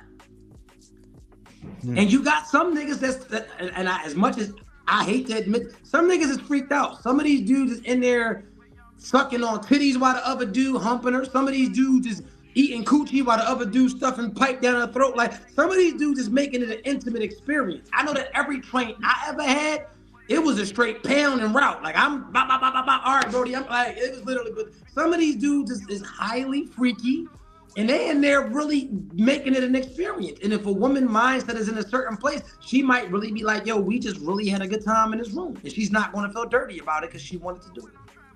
Jesus Christ. Woo. Like, share, subscribe, tell a friend and tell a friend. Hit the like button right now if you can. That helps the channel the most. Truth, I'm gonna read the super chats. I'm gonna drop the link. I think that people want to talk to you. I'm about to peek my head in the chat. One thing that really stuck out to me though, when watching one of the many videos, make sure y'all go check them out on Instagram. Make sure the moderators please drop all the links in the chat if you don't mind. Also click the link that's pinned to the top of the description to go get one of the ebooks for sure. I recommend starting from the front of the series, right? Yes, you know. But the one thing that stood out, man, because we do have a lot of argument, you know, when as women grow, especially in our community in terms of their careers and their education, it seems like we're getting further apart in our relationships, you know. But one of your videos was simply saying he's not afraid of your money, he's afraid of your hustle. Yes. So what is that alluding to? Are the men that are approaching these women not striving? Are they jealous? What's happening? Why, when women get successful, they have less options, it seems? Not all women. There's a chapter in my book called Sexy, Successful, and Single. I call it the 3 S's. A lot of these men, not all, first of all, let me hold up. Men are not intimidated by a woman that has money or motion. Because we talked about this earlier, how money does not make you a better catch. It just means that you have probably some nicer things. But a man will literally go marry a woman that works at Wendy's right now, because that money does not make a woman special to a man. That's not what makes her more attractive. It's her values. It's her exclusivity. It's the fact that everybody has not had access to her. But what happens are these women nowadays are out hustling these men. And because they're out hustling these men, they feel like they can't afford them. Weak men have to be needed. Grown men only want to be wanted. Simp men have to be needed, because if you don't need him, if he cannot control you with his wallet, then he feels like he is not worthy of respect. A grown man knows, why would I ever have to win you over with money or prove my dominance with money? Me being a man is just enough. So these boyish men, these males, are intimidated by women with motion. They're out grinding them, and the women know it because they talk down to these guys. You can't protect anyway. You can't anyway. And we talked about that. Women act like women around men. So if a woman is demasculating you or emasculating you, and both words are actually accurate if you don't know in the dictionary, because you'll get some people that aren't that smart. And they were like, he said demasculate. That's a real word. I've read the thesaurus front and back. I'm highly educated, been reading on a college level since the 7th grade. Anyway, with that being said, a lot of these boys, these males, these she-males, I like to call them, they are intimidated by women, but grown men aren't. And then we got a lot of women with money that just, it's not even the fact that your position intimidates a man. How about you're unattractive? How about your coochie's not good? How about you can't cook? How about you don't know how to clean? How about the biggest one of all, why a lot of women are single? Because you don't know how to shut the fuck up. How about that? We taking peace over pussy any day. We're taking a headache. We're taking a headache-free household over great head any day. How many of y'all know how to give us a safe space to be vulnerable? How many of y'all really know how to support? How many of y'all, instead of pointing out everything that we do wrong, really give us a slap on the back when we do right? Word. Shit like that. And another one of the videos that I watched, I also played it in the front. What do those women look like that are really single by choice? They nice. You got some women out here with a lot of money, a lot of status, nice ass bodies, and some of them are just at a point where they're picking peace. They're picking peace. They'd rather take themselves on a trip. They'd rather date theirself. And so a lot of people, when they have self-worth, they understand that in order to have self-worth, you have to be selfish. And they're at a point in life where they don't even want to share their energy with anybody else. And that's okay. But the women that we are hearing from that are saying they're single by choice, they're not single by choice. They're single because the men that they think that they should be dating don't want to date them. So ask any woman in the world. Next time you do a live podcast, or next time you got a lot of women, I want you to ask them a simple question. Say, who on this chat has regular vagina? Who has mediocre coochie? Who has bad vagina? And you'll never hear one woman, me. Everybody got WAP, everybody squirts, everybody got the best, the tightest, the wettest. But see, men, we actually have to be real. If you get on a chat with 10,000 men and be like, yo, does anybody in here got a small joint? Me, man, me. Because we have to be real. They want to lie to themselves. And so they go into this dating pool or whatever it is and say that it's pissing it. But the man that you think you deserve really is not in your dating pool. You have to understand your dating pool is the environment that you frequent 75% of the time. So if you live in the projects, your dating pool is the projects. I don't care if you go to Miami and you get you a basketball player that one weekend. That's not where you frequent. That's not your norm. It's the Tyrones and the Muhammads around your way. That's really your dating pool. But you're tricking yourself thinking that you should be dating Shannons and Tylers, and that's not really for you. That's why you can't date successfully, because you're looking down on the people that are actually suitable for you. Yeah. The percentage of the time in which people you are often around, that is your pool. That's your dating pool. Yeah, so when we know that you don't belong here because you've been in 3 feet of water your whole life. Of course you're going to drown when you go jump in 10 feet. Of course you are. That's why you're not successful there. You're not a 10-foot pool swimmer. You've always been a shallow water type of guy. And another issue, and another reason why a lot of these women are single is because they require things that they can't provide. Break that down. You're in a Honda, but you won't date a man that drives a Honda. You're nothing but a CNA. You're nothing but a CNA. You're a certified ass wiper and you do errands, but you won't date a man that's not a doctor. You're a janitor, but you won't date a janitor.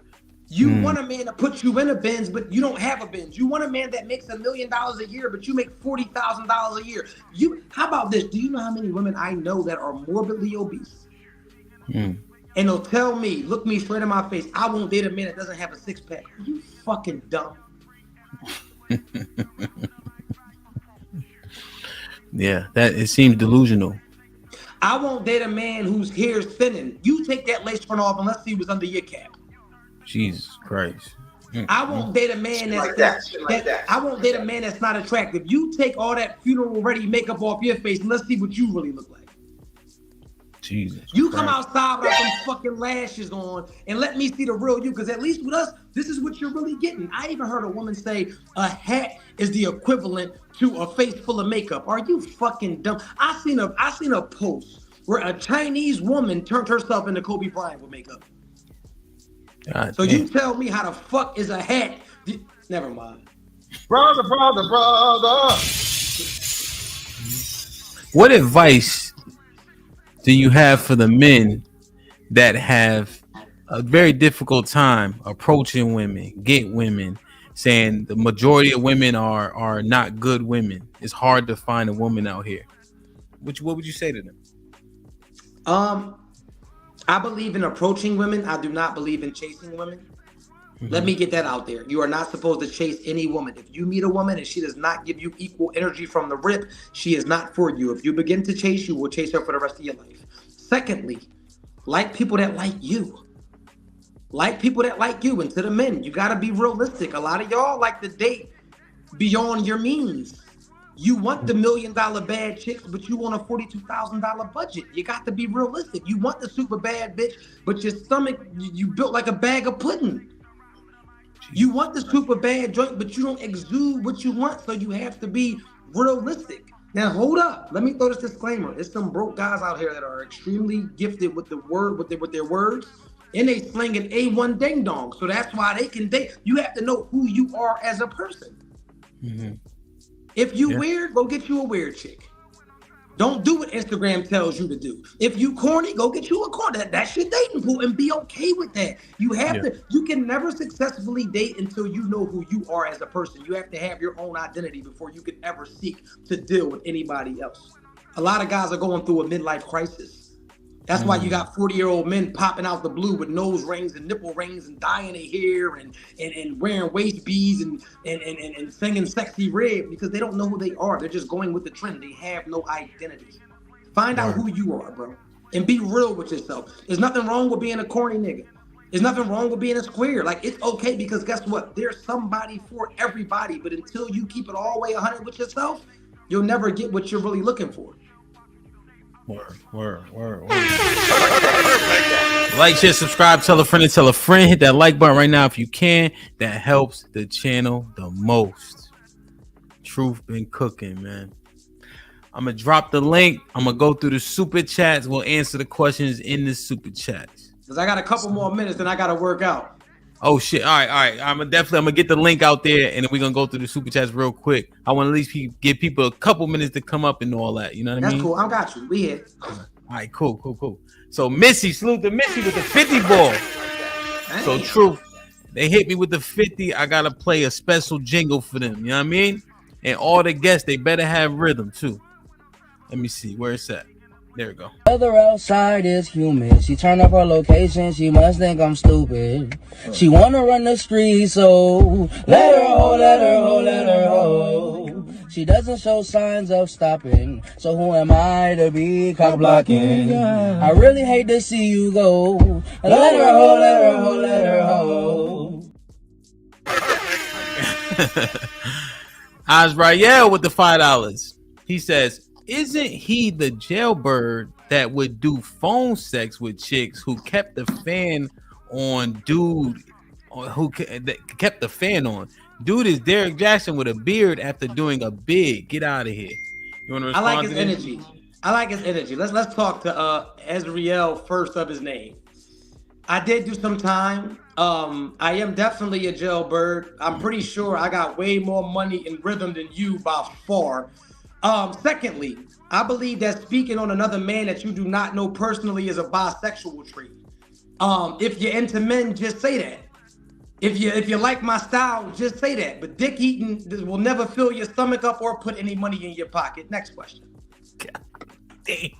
Mr. Fantastic with the $5 says, if there are no more gender roles, you must be okay with the woman being the provider in a relationship then, right? This is a contradictory to your brand. It's not. But you have to understand that there aren't any more gender roles, and there are some women that are in a better position to provide than some men. And what you have to understand about provision is this. For the goofies out there in the world, provision does not just mean financially. Provision does not just mean financially. When it is said that a man is supposed to be a provider, he is supposed to be able to provide the things that his wife lacks. So if my wife is a billionaire and I'm 100,000-aire, I don't have to provide her money. I have to give her all of the things that money can't buy. And that's where a lot of men lack, because they don't understand that in any relationship, it's about balance. Next question. So Aaron with the $2, he just says, so far, bro is neutral and the chat's still going in. Aaron with the $2 says, taking names at who agree with him and not Mr. Fantastic. So I think they was talking in the chat. We couldn't see it though. Anna with the $2 says, bring Mr. Fantastic up here. This Mr. Fantastic. What's up, Brody? He said, for the fun of it. He here now, Anna. Anna said with the $2, I don't know what's going on, but here's some money. Salute. Judah. With the 50 balls. Yeah, man. These my family, man. They said these dudes push the divisive narratives from their own feelings and anecdotal experiences. It's not based on logic, but it increases their clout and helps monetarily. They push this propaganda to the feeble-minded and believe they're experts now. Pander. You respond to this? There's nothing to say. That's his opinion. God bless you. I hope that anything you do in life, you get money from it. Have a good one. And when I'm feeling broke, E and J by my side, Henny like $40. This shit like 25. He knows what the 10 says. This is gonna be good. Do you know the cup analogy, DJ Hamp? The cup analogy? No. You know what that is, True? Nah, I'm not, I'm just a panderer. Make sure y'all go grab the books. The link is right there, man. Go grab my books. Go follow me. We're going to do a couple more joints, though. Definitely. Indeed. Judah with the 5 membership. Shalom, Ak. Judah with the $2 says, this dude gives me swindler vibes. He back again. I like him. He obsessed with me. Aaron with the $2 says, if he too old, too young, not her race, met on vacation. He probably was commenting while we was talking about something. Judah with the 2000s. Another man talking about making our women 304s. Aaron with the 2000s says women are bi babies. Don't have to convince them. He's talking about their bisexual nature, I guess. Not Aaron all with the women. yeah. Aaron with the let me get to the quote. I know you got it. So they got more comments than anything. Let me see. If you were born in the late 80s, the 90s, over 70% of women are bi, to my belief. It's the reason why polygamy is growing. Most girlfriends shared a man once. You want to talk about polygamy for a second? You mind if we talk about that? If you want to, yeah. First and foremost, a lot of people don't even know where polygamy derives from. First and foremost, polygamy and poverty is diabolical. And that's what a lot of you bum ass dudes be trying to do. You're giving women the standard startup polygamous kit, a row home in the projects in a van. This is what you have to understand. Polygamy, that lifestyle is for successful men. It's for rich men. It's for men that have abundance. They have so much to give that they can not only afford to take care of their household, but multiple households. How do you have 3 people in a relationship and y'all all fucked up? How do you have 3 people in a relationship and y'all all broke as shit? You couldn't figure it out with 2, and now you add a 3rd horny ass bum to the equation? Be for real. They started polygamy because a lot of men were going to war and to battles and they were dying and they didn't want the women to be left alone. So that's why they introduced multiple women to one man. You could barely take care of you. What the fuck do you mean? You can't take care of yourself. How are you going to take care of multiple women? You don't have enough money nor enough penis. The woman that you with is barely coming. But you're trying to focus on another one. Be for real. Anyway, yeah, we spoke about that. We actually had that clarification. I think even last week we talked about in order to qualify, you have to be qualified to have more than one wife. And they're not. Young 41 with the $10. What's popping, my brother? He says, question: do women lose their femininity when they experience another woman? Answer the same question for men and their masculinity. That's the difference. That's a heavy question, young 41. I think that when women actually experience women, I think that they're very feminine in their approach. You know, they're kissing. I think that they're doing what women do. They're nurturing, they're catering, they're actually taking their time. You know, they're really intimate. I think that intimacy and being fragile is a part of a woman's nature. About men and man on man, that's above my pay grade. I would not know. I've never experienced, never have seen, never want to see, or any of that. So that's above me. Maybe the champ could answer you. I don't know. Yeah, no, I think what we our general sentiment would be that men on men, them niggas is feminine as hell. Gay forever. You know what I'm saying? Like, it's over with. Them niggas lose their masculinity. So I guess that's great. Once you become a brother fucker, you the other fucker, and you out of here. That's it. All right, now hold up. Hold up though. Go ahead. How about the big thug diesel killer boy in jail that's running that? Is he unmasculine because he taking some ass? Yeah, you talking about Wayne Perry? Yeah, he's still unmasculine. Hold up. I didn't say no names. I didn't say no names. I said it. Brother. Bet Life, what's up, my brother with the $5 says, DJ Ham, we have a mod hiding comments in the chat because she has a problem with free speech. So you guys know my rule about comments and timing people out. We don't do that. So it's alleged that Robin is doing that. Robin, please do not hide comments or time anybody out, right? We let people have the discussion. Okay? He knows what the $10 says. If 100 men pick up a cup of water, I might drink it if thirsty enough. 100 men stick their hand in a cup of water, I'm dumping it out. Why women should not sleep around. That shit nasty either way. I don't know what the fuck you talking about. I'm not even drinking my cup of water if I leave it in the room to walk away and come back. I don't know. 100 you. Hell yeah. You got a nasty mouth. I understand what you're saying. He knows, but I ain't gonna hold you. Even when true. And Miss Fantastic, maybe you could, even when I like my kids, right? They all, it's a lot of them motherfuckers. They come up, they want to drink out of my water bottle. After they done, I'm like, you keep that shit. That's it. Backwash. Toddlers, kids, backwash, and all you got that. That's true. I got 4 kids under 2, Truth. So it's crazy. Yeah, I got 2 sets of twins. Quadruplets? 2, 1, 1. So they 2, so they get the water. I'm like, keep that shit. Y'all got bubbles in it. It's more in there than when you got it. I don't even want Absolutely. Rainbow Kid with us. When you was locked up, was you Jesus Christ? You want to respond to this, Drew? Absolutely not. I wasn't. When I tell you, I'm so straight, I'm pointing, like literally, like that. Like that's how straight I am. I don't have anything against people with broken wrists, but that's just not my thing. I had a lot of women, and a lot. I like to work out. I like to gamble. I had a cell phone. Like I probably was living better in prison financially than a lot of y'all are living on the street. And I had more access to women than a lot of y'all had on the street in prison. Respectfully, that's just me though. Shit like that. Aaron with the 10 ounces. If all she talk about is energy and wears stones for moods in the evil eye, the current on the wall, multiple tribal tats, and different incense smells, she is a soul snatcher. She with everything. Okay. Beloved been a member for 7 months. Salute, Beloved. Hope all is well. I appreciate you, man. Like, share, subscribe, tell a friend to tell a friend. Hit that like button right now if you can. That helps the channel the most. True. This is Mr. Fantastic. Brother. Mr. Fantastic, you got question, comment, or smoke? Listen, man, a lot of smoke. Again, the brother is, but I will give him this. He's balanced, he is fair, because rarely does a person criticize the men and then, turn around and tell all these secrets about what they're doing with that pussy out here. So shout out to him for that. He ain't lied. He keeping it real down both sides.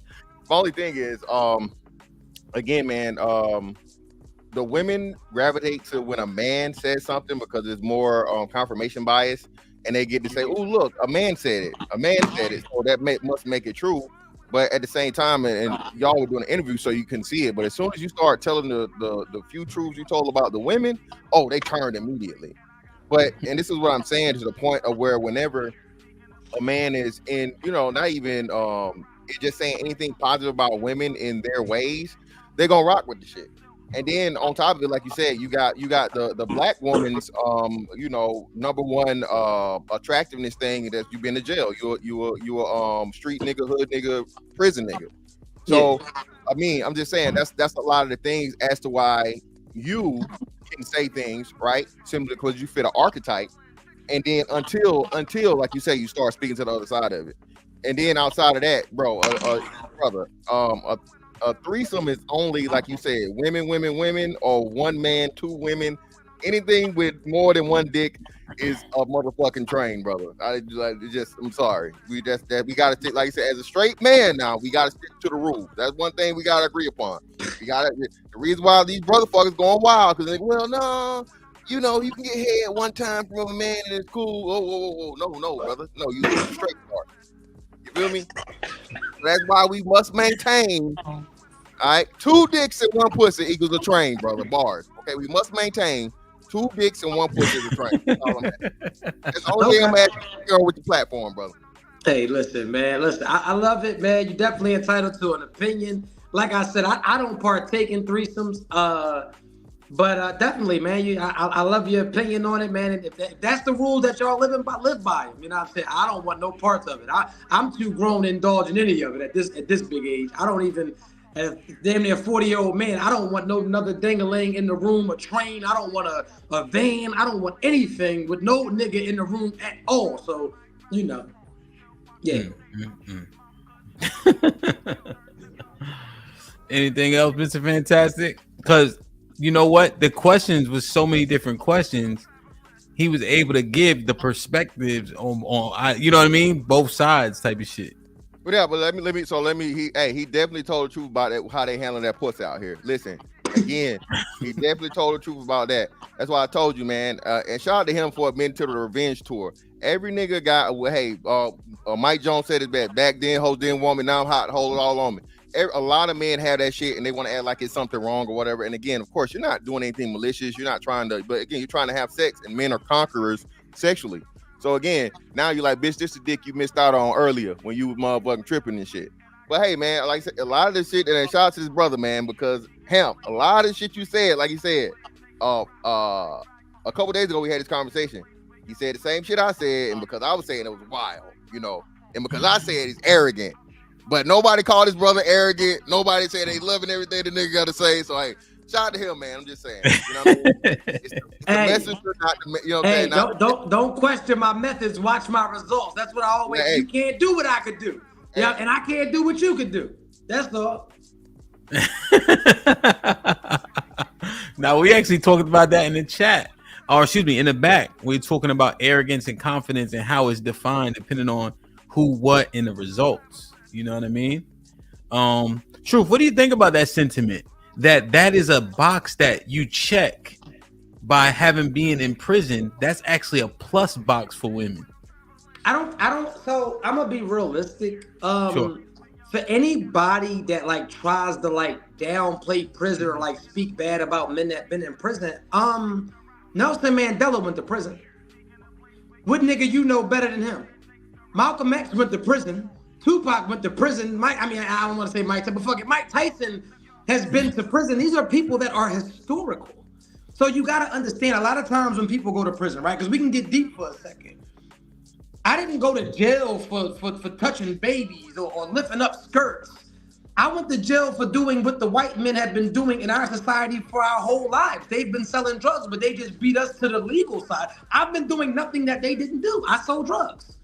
So you got man-made laws that because they can't tax the money, they throw you in the jail. But so I don't even think that me going to prison was a bad thing. But do women like guys in jail? I wouldn't say guys in jail. I say that women like guys with edge.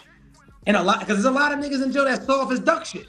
There's a lot of motherfuckers in jail that's getting their shit took, they getting raped, they getting beat the fuck up. So just going to jail is not a card that you just whip out. Anybody that's even glorifying that is idiotic because nobody wants to be taken away from their family. That's not even a trump card that I use. And I've been locked up for everything, first degree murder, everything under the sun. So with that being said, that's not even something that I'm like, I don't even glorify, I call it poverty politics. Right? So when you get men that's like, oh, you a real nigga, you a solid nigga, I don't want to be any of those things. I'm just me. I would never want you to be able to put me in a box except the one that I'm getting buried in. I'm not a real nigga. I'm not a street nigga. I'm not a cool nigga. I'm just me. I don't try to be like anybody else. And I don't live by any type of rules or any type of standards that the world has for me. I do things that benefit me and my immediate household, and that's it, and that's all. And if it takes for me to cross the world to make sure my household win, I'm willing to do it. Word. Yeah, no, 100%. I think that premise, I'm glad you painted it. What do you think about the sentiment of women being attracted? Okay, so you were saying that it's not about prison, it's about the edge. It's energy. It's just energy, bro. Like if any of y'all, like, you know, I'm sure we've all had our way with women on here. It's just energy, bro. And it's either you her speed or you not, because even this is what we all got to understand. Everybody's corny to somebody. Everybody is just not that guy to somebody. And so once you understand that, that's why I'm going to shoot at all of the women that I'm that guy to. Because I get, what is it? Go where you're celebrated and not tolerated? A lot of these dudes think they're supposed to be celebrated in every room. And nah, some rooms, they're going to kick you back. And in some rooms, they're going to make you feel like you shit. And once you understand that, man, you'll be able to coast through this shit called life. Word. EBD with the $2 was popping. EBD, I was looking for you yesterday. He said, bruh, prison is bad no matter the circumstances. Has he been to prison? No. Oh, okay. Well, you can't say that then. You're speaking from a lack of experience. That's never mind. But yeah, you haven't been there. You haven't been there. I know people that little. All right, so we'll talk about prison. Let's talk about Wallow 267. He did 20 years. He came home, got motion, a lot of money. Life is great. I'll go a little deeper, right? It's a thing. I don't know if y'all ever heard this, right? If somebody was to show you what you would have to go through in order to be great, you would choose mediocrity. If somebody was to say, because my mom died while I was in prison, your mom is going to die. You're going to get shot over 6 times. You're going to have women cheat, lie. If somebody would have showed me that, but then showed me I would evolve into Truth Hurts, maybe I would just be Malik from West Philly. Because I'm like, I don't want my mom to die, all of that. You know what I'm saying? Facts, 100%. No, that shit ain't easy getting there. And also EBD, like I have one of my friends, right? Let me, and I could ask this to y'all. This man put his wife in the hospital, or excuse me, his mom in the hospital. So he almost put this man in the morgue, right? But not one of us was like, yo, you wildin'. For all intents and purposes, he did what any of us would have done. You know what I'm saying? Right? So his circumstance he got locked up for it, but we wasn't like, you see what I'm saying? Like, that's the consequence of that action. I just don't see any man would react that way. At least I would. Judgment, what you'll learn about life is that judgment is selective. Judgment is selective. All right, so are we advocating that prison is a good thing? You better say hello. Whoa. Hey, Truth, you don't have to respond. The man didn't even say hello to anybody. Nah, I got smoke to you until after tomorrow, because you better do your job. I'm telling you right now, DJ Ham, I'm holding you accountable tomorrow, so you better not just joking. I'm just joking with you. Hey, what's up, DJ Ham? What's going on? I'm not saying that you can get positive results from negative situations. I'm not arguing that point, but I think that we, as a whole, that says that prison have a bigger negative output than it have a positive output on our community. Do you agree with that or disagree with that? Absolutely. Yeah, I agree. I agree. Mm-hmm. Yeah, I know. In the super chat, he just said no matter what. That's what I was addressing, right? I got to get I know people who got two crackheads as parents and they found a way to come out of that situation. I'm not gonna advocate that people should be on crack, right? Just because he made it through the situation. Right. But I'm not oblivious to think that people cannot make it out of bad situations. I agree with that, but we should be advocating that nobody go there, because most of them, in a majority sense, most of them are in a better situation than when they first got started. So. So this is the thing, right? Have you ever been to prison? Absolutely not. So you've never ever been to prison. So you've always lived on like the right side of the law your whole life, upstanding citizen. Sure. Yeah, let's go with that. Okay, let's go. So let's go with that for a second, right? Do you know who created the prison system? Because it's not our people. You know that, right? Like, it's not people that look like me and you. And you know that the prison system is $1 trillion business, right? You do know that, like, you're one, and I'm not saying that you drink, but most of us are one beer and a bad collision away from going, right? Like, you know, it's real easy to get in prison. Would you agree to that? I don't think it's easy, because only 10% of the population go to prison. So I think 10%. Less than 10%. 10% of America or worldwide? All right, now we try and go worldwide. Hold on, I got you. Hold on. I'm asking you. 10%. No, we live in the United States. Are you saying that only 10% of the United States men are in prison? It's not even 1%. It's less than 10%. 90% of people don't go to prison. It's such a small population. So but what's the demographic of the population though? What color are they? It's mostly white people. Black, and it's then like 37 white, and then the rest is Hispanic and Asian and everybody else. Okay, so mostly us though, right? I think it might be. It's more of us by 1%. 1% than white. Okay, so it's more of us. But go ahead, continue. No, so the point that I'm saying is that majority of the people don't take that route. So we're talking about a minority group. Do you agree with that, True Hurt? To a certain extent. I'm listening though. All right, so then you ask who created the prison system. The prison system has been around from the beginning of time. I don't see that the prison system was created by Americans. Do you think that the prison system has been around since the beginning of time? Yeah, so you don't think we have been imprisoning people? You think this is a new concept? What I'm hearing is like I feel like you got a slave like mentality. If you like, for you to think that anybody has the right to imprison somebody, think about the law. I didn't say nothing about rights, sir. I asked when did it conceive? White people didn't just start prison systems. Prison systems been around. We have been locking people up. Who runs the prison systems in America, though? Who runs the prison systems here? We're talking about here. You're going back before Christ and all of that. Right now, today, who runs the prison systems? Be real. The government. And who's in charge of the government? How many niggas do you know at the top of the food chain in the government? So your argument is, since we don't run. Arguing. No, because Nolo, you are making an argument. I am answering your question. I am definitely. It's a simple question. Is it white or black? Who's at the top of the food chain of the government? We know white people run America. He's talking in circles. I've had enough. No, I answer your question. Yeah. This is the problem with people who. Listen, he's not used to people answering straight questions. DJ Ham, did I not answer his question? I thought you did at the end. I was trying to understand what you guys were going back and forth about. Yeah, he put hurt in his name for a reason because that nigga hurt from that prison system. You can tell, like I guess he's not used to having conversation. I said we know that white people is at the top of America. That's not nothing to argue about. But everybody who the idea of I know what the law was and I chose to break the law, and now I'm complaining about the system that I'm a part of. It's crazy to me. But you know, they did concede on those laws, like especially with the drugs and things of that nature, how there was a disparity in the law based on what drug is mostly used by which demographic.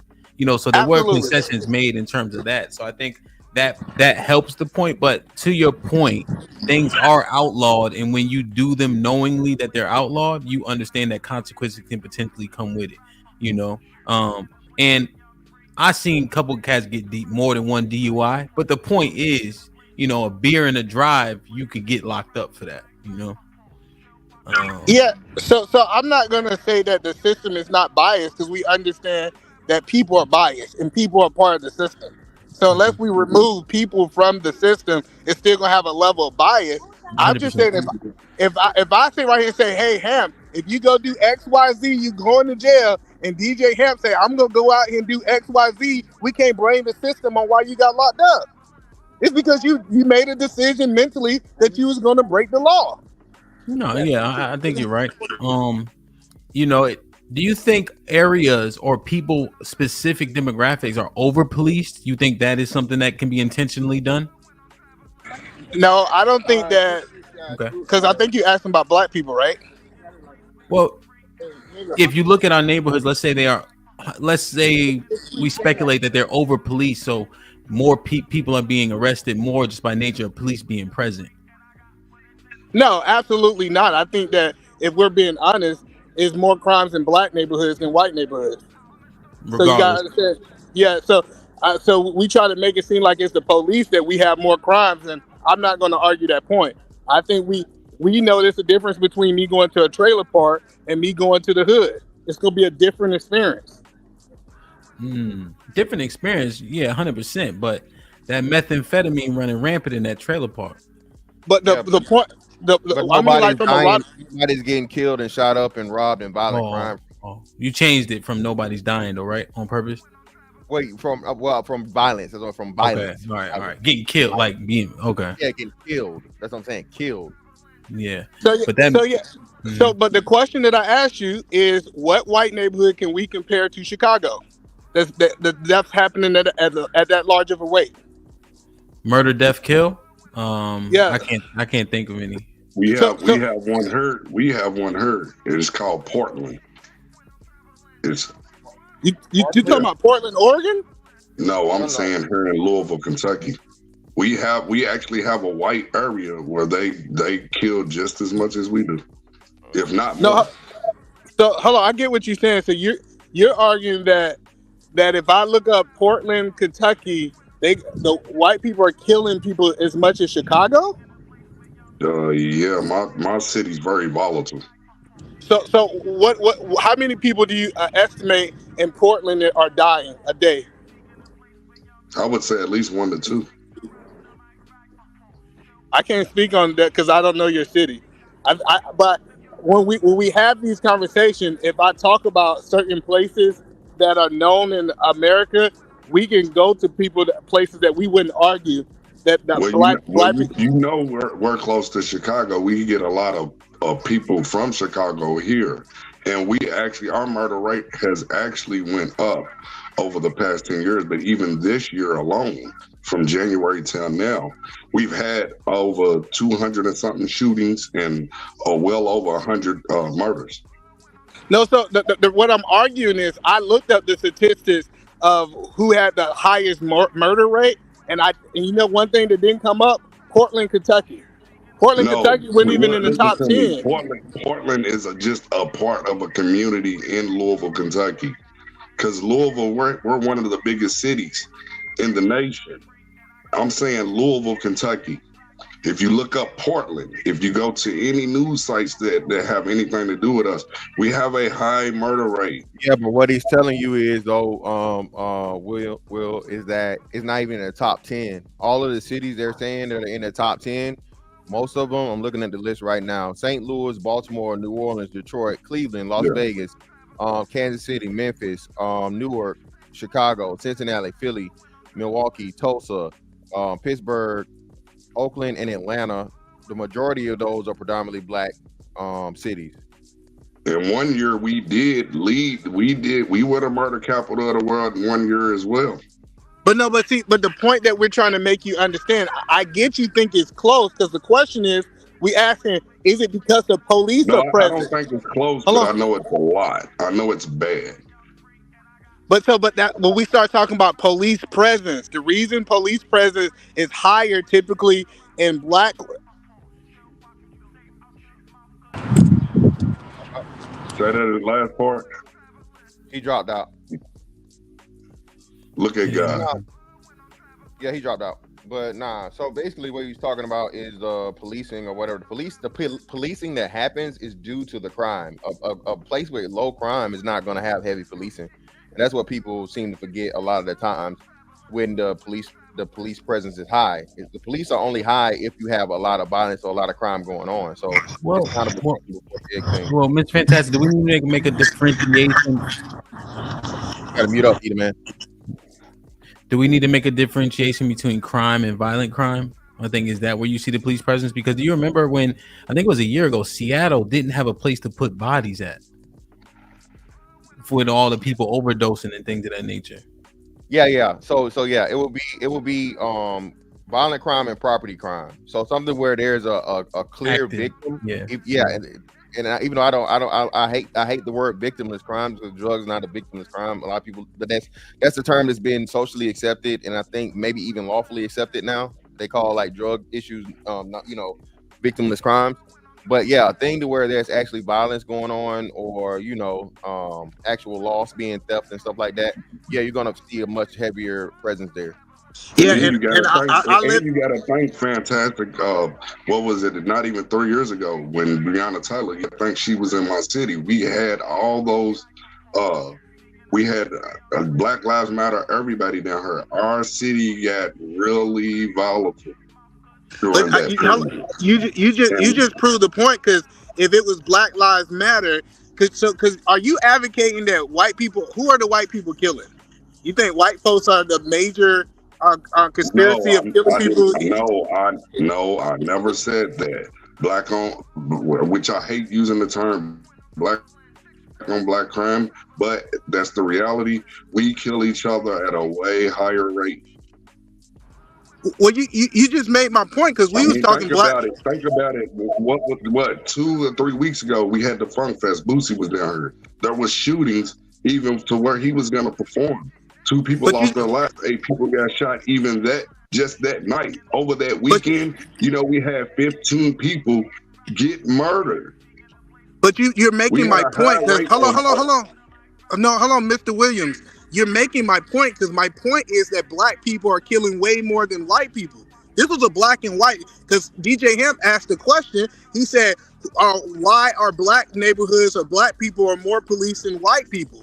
So even if you said in your own city the black people are worse than the white people, we truthfully and honestly understand why black people are being policed more. Right, Mr. Williams? Yeah, of course. Yeah. Let me read this. Omar with the $10 popping Oak says, where do all the white brothers doing life catch them bodies? I was on a wing with 900 lifers. I'm going to start talking about D1 football and basketball as if I know anything about it. Shaking my head. I want to go back to that. Sun is hot. Rob was popping with the 5 pounds. So rapists, serial killers should not be locked up based on truth's logic of the white man created the prison system. Get out of here. Young 41 with the $5 says most viral creators only do well by themselves in one-on-one. Ellipsis. Once that the live smoke come, they don't do as well. Salute the truth. Pre-records only. Mr. Grant was popping with the 2 Canadians. Says 333 million people in the U.S., 1.8 million in jail. Yeah, it was 0.7%, so less than 1% of people actually in prison. Joe Biden's with the $2. Did prison Pookie just rage quit? Shit is wild. Joe Biden's with the $2. Says truth hurts, aka educated felon, aka damn fool. Omar. Damn, I should have read this when he was here. He says, Salam Alaikum Malik. We having a boxing event in the city down Burke Street. Can't put it together. Please come through, my brother. Yeah, Omar, I was telling him too in the chat. Plus we gonna be talking back and forth for sure. So I'll definitely put it, I'll keep him posted. I think he moved though too, but I'll text you. Smitty was popping a member for 1 month. Says, Mr. Fantastic, what time you coming back on here and tell us what you really hearing? Nah, see, because he answered on both sides. When I asked him about the men, he answered. When I asked him about the women, he answered. What do you guys think about this overarching sentiment? Like, do you have to have a level of experience to speak as an authority? You know, and going to prison, no. And I hate that, bro. But why though? Because it's something you can't quite research the same. Like you can't go, like you can go watch a football game. You could be very close to a basketball game, but being locked up 60 days in don't do it justice. Well, I understand that. Hold on, man. So this is the problem though, Ham. Like you said, it's such a very, very small number to where it's a miss. It doesn't even matter. So to say that I can't speak on something because it's so niche, and then on top of it, it's something that you did to put yourself there, and it's nothing to brag about. It's like, bro, you get locked up, bend over, spread your cheeks, lift your sack, cough. He said it. He said this now. Niggas be getting raped, niggas be getting extorted, niggas be getting all this other shit. Bro, he just said, he's told us the basic. He ain't tell me nothing new I ain't never heard about prison. So he disproved his own point, Hemp. I don't need to go to know, nigga. Oz, fucking Fleece Johnson, any fucking prison movie, motherfucker pretty much tells you. And then even better now, Hemp, they're prison tubers. It's niggas that and prison tubers do some of the best on YouTube. They get out of jail, make a YouTube channel, and tell nothing but jail stories. So no, I don't have to be there. I don't have to go there. I can take his word for it because he said here in real time, niggas is getting raped. You know what I'm saying? Niggas, y'all was mad because I said 87% Hemp views out last week. So Hemp, you know, last week there was a trans gentleman that did a story where he said 87% of niggas in prison is going. They doing the bending. 87%, Hemp. He said if a man do over 5 years, and because he was a transitioner, right? A transitional transmissioner, he said he had it locked down. Yo, I never seen that shit. Not one day. Niggas was not acting like that, nigga. Niggas don't be doing that shit. Even when Truth said it, I was taken aback. I'm like, no, niggas don't do that shit. 87%, nigga, you'll get Hemp, hold on, Hemp. Y'all niggas love saying this, Hemp. We're talking about niggas that's fucking niggas. Pause. Okay. A motherfucker that look like me and you in the face. They just whatever. Right? Somehow, some way. I'm just saying, man. Go ahead. My bad. Early stage transformer comes into the picture.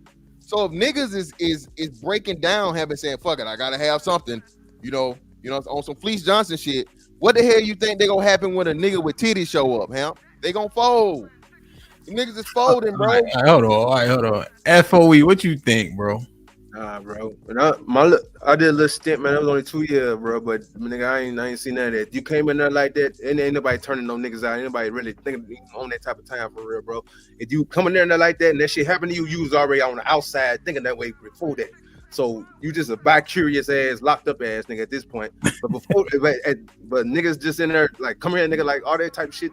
They gotta be a word. I can explain. I don't even know how the niggas FOE, brother. I'm agreeing with you. And listen, that's exactly what the Decepticon said. He said, hey, listen, you don't just come into this shit.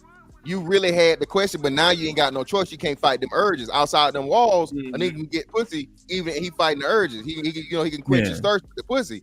But you take that pussy away, and the nigga always been, looking around the corner and looking, you know what I'm saying? looking at niggas, you know, whatever. Now he ain't got no choice. And then FOE, another thing, he said 5 years or more. He said 5 years, bro. It's out of there. That 80, after that 5 year mark, that's when the 87% hit. I know, but you know what we doing though, Mr. Fantastic? The reason why I gotta push back at it is because now we help the ladies justify it when they say it to us about 50% of niggas being gay. No, they're prison niggas. But see, they're not gonna. Just really quick. Play the numbers. Hold on. No. I'm not. I understand that. But you know, oftentimes people operate in hyperbole. So if we're saying that men fold after 5 years, and they had these urges outside, what if you put 100,000 niggas in prison or 1 million niggas in prison? I'm just telling us. I'm just saying. Listen to what the arguments that we have to fight, right? And when we make this argument, are we justifying that argument? That's all I'm saying. No. And this is when you educate people. This is when you give them a fucking lesson. If you have something where there's less than 1% of men, okay, less than 1% of men, all right, that's involved. 87% of those men is still a very, very small number. Okay? It is 100%. Oh, no. And then on top of it, like you said, that archetype, a lot of those niggas, you know, delve in those things. The dude went viral last year, the Chicago nigga. You know what I'm saying? Got caught up. I'm not disagreeing. I understand it's a nominal number, right? To be 100% fair. However, look at what we're articulating. We're saying that they're having these urges, but they have access to women so they can subdue them. The instance in which they don't have access to women, they become homosexual. And women are alluding to that a lot of black men are on a down low, but because it's not socially acceptable for us to do it, we don't do it. What I'm saying is, could they use this argument in tandem with that argument? You see what I'm saying? You're right. And I say, hey, baby, give me that pussy and let me show you. That's all. That's my direct response. Right but the problem is what you're saying, DJ Hampton, is it's a theory. It's no factual into if this happens, this will happen, right? But I do want to kind of go back to the point. I don't forgot. Never mind. I'll take it back.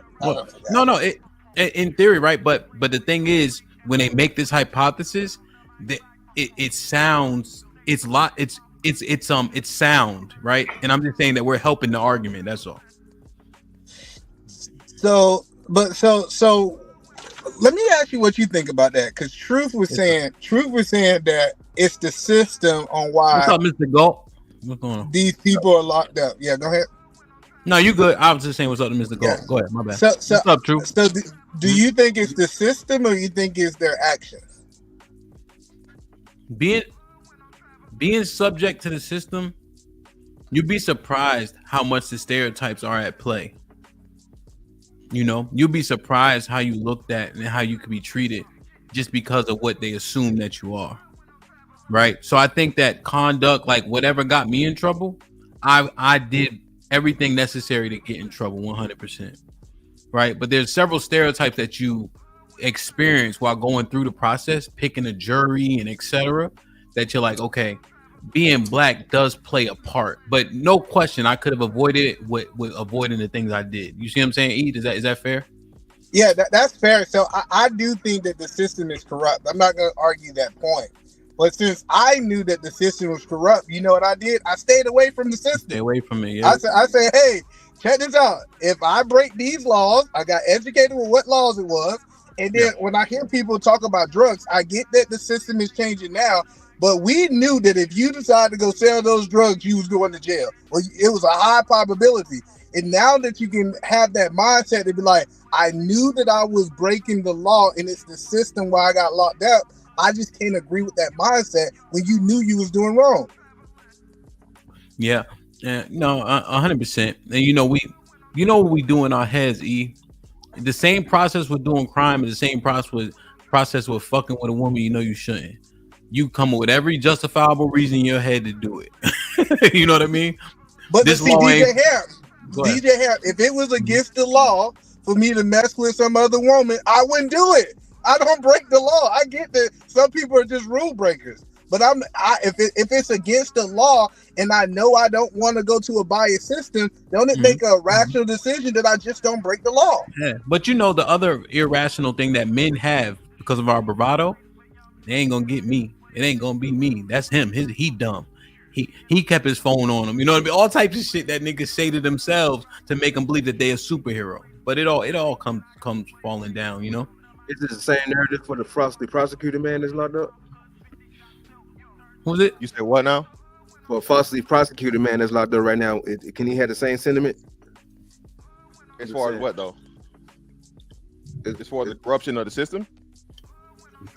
Yeah, well, yeah, of course. Like I said, false, but that we gotta, and that's now you get into the slippery slope. Okay, how many men do you feel like are not feel? I want to say feel. Well, speculate, right? How many men do you really honestly speculate are falsely prosecuted and or locked up? What's the percentage in your head? 30%. 30%. So 3 out of every 10. You think that's high as fuck, huh? Yeah, I think so. Like so for 3 instance, out of every 10. And this we talking about black men exclusively, right?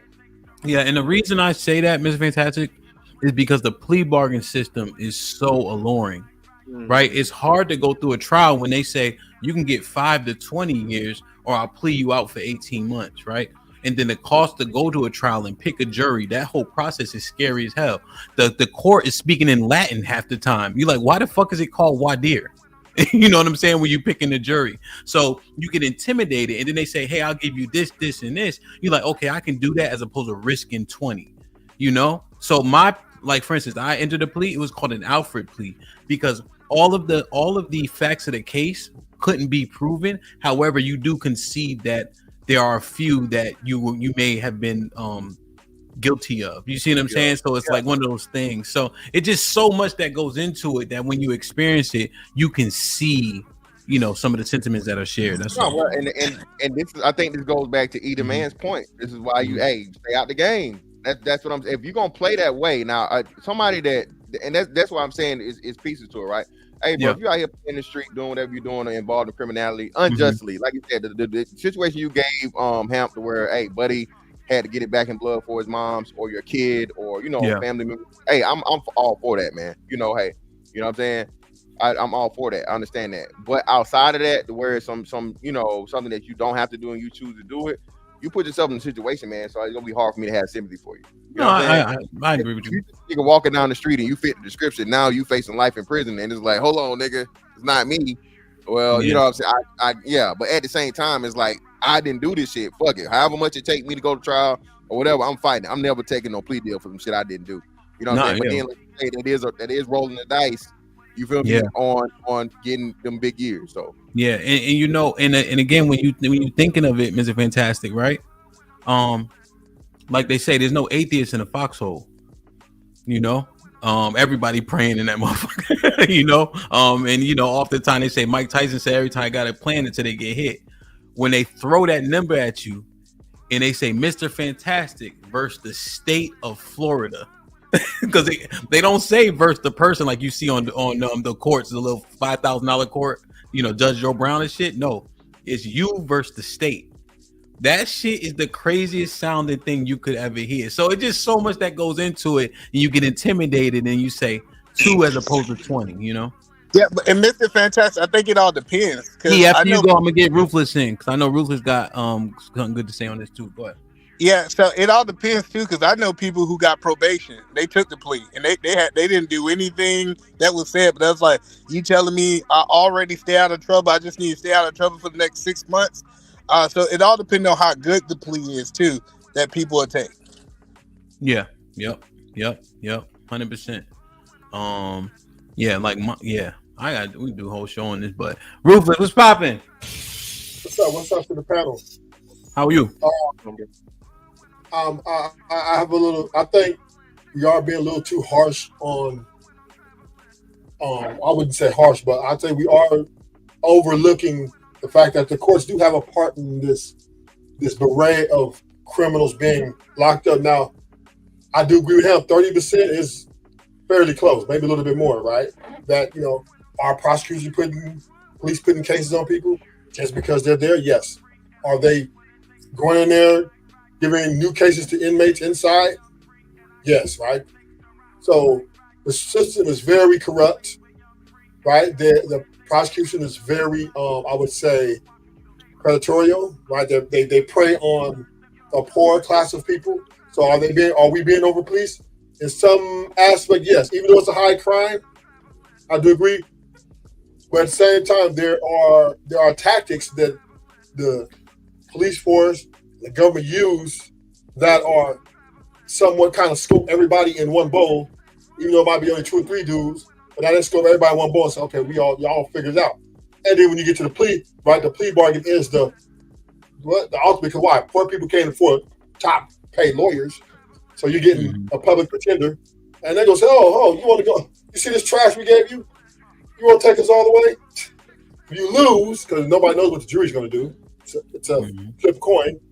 You take this 25, you get 25 life, you lose.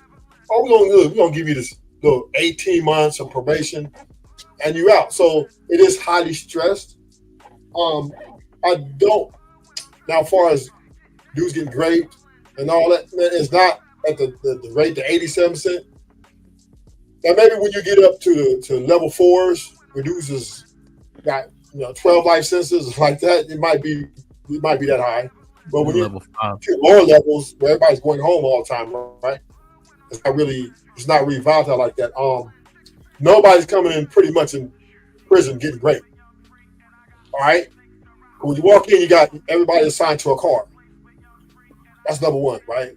If you're from here, okay, and then you automatically get protected because you're black, and then you get assigned to who you. So if I'm from Pasadena, I got homies from Pasadena, et cetera, Los Angeles, and then that's my car. You know what I'm saying? And then we all politic Compton, Long Beach together, right? So it ain't. So Nick can't come in and just take some show. I'm gonna grape you, because then now he's gonna suffer consequences from the car. There are rules in prison that are implied and they are executed if you fall out of line. So any niggas ain't just walk around just taking shit, because then this little nigga homies might be some hell of a niggas, and they like, they might have a lot of power in the car. Now they're gonna get taken out. So that's a policy that every man's in there getting great. Yeah. And 87% dudes doing that. First of all, you gotta understand it's a pissing contest. If you go after some of that man, you can lose a lot of respect. And now you go in there, your voice get a little too loud, and then niggas know that you mess with these gumps. You finna get sent up top. You better be quiet all the time and have no voice on anything, or you out of there, because niggas already don't like niggas looking at you funny, because they ain't gonna too much just come and just send you up just because they like the numbers. We're always in a war situation with the Hispanics, et cetera, right? So they ain't too much going to just pack you out. But if you get your voice going a level too high, it's sending you. So 87% is a very high number. I would say not, because it's too much to lose as far as the respect as a man, as a rider, as a soldier in there. Because it's a testosterone contest, and we up in there like, what? You touch me, I'm gonna bust your shit, or I'm gonna stab you. So we want that. We want that. Hey, all I'm saying is the nigga that been to prison and said non-prisoners need to shut the fuck up said they was graping in there. That nigga was like I said, he was a little bit over. He over conflated that, because I got 13 years invested in, and I'm not proud of it, but it is what it is. I'm talking about from level 4 to level 1, right? From feds to state, LA County. I can keep giving you the whole list, so I know how it goes in there. There are alignments. Homies aligned in prison, because we're in a war zone, number 1, off the top, with other races, off the top. So ain't nobody just coming and get great, right? You going in, niggas put protection. Now the ones who are having that, those are a little frilly, too frilly. Certain dudes, they might get in a situation where they're doing too much, but that's like 1 out of like 1,000. That don't happen often. So that's happens like every day, and I'll land it. Matreon with the 20 ball says, how many crimes are actually solved? That is why the stat is misleading about crime. Salute, Matreon. Appreciate you. Good shit on the panel yesterday too.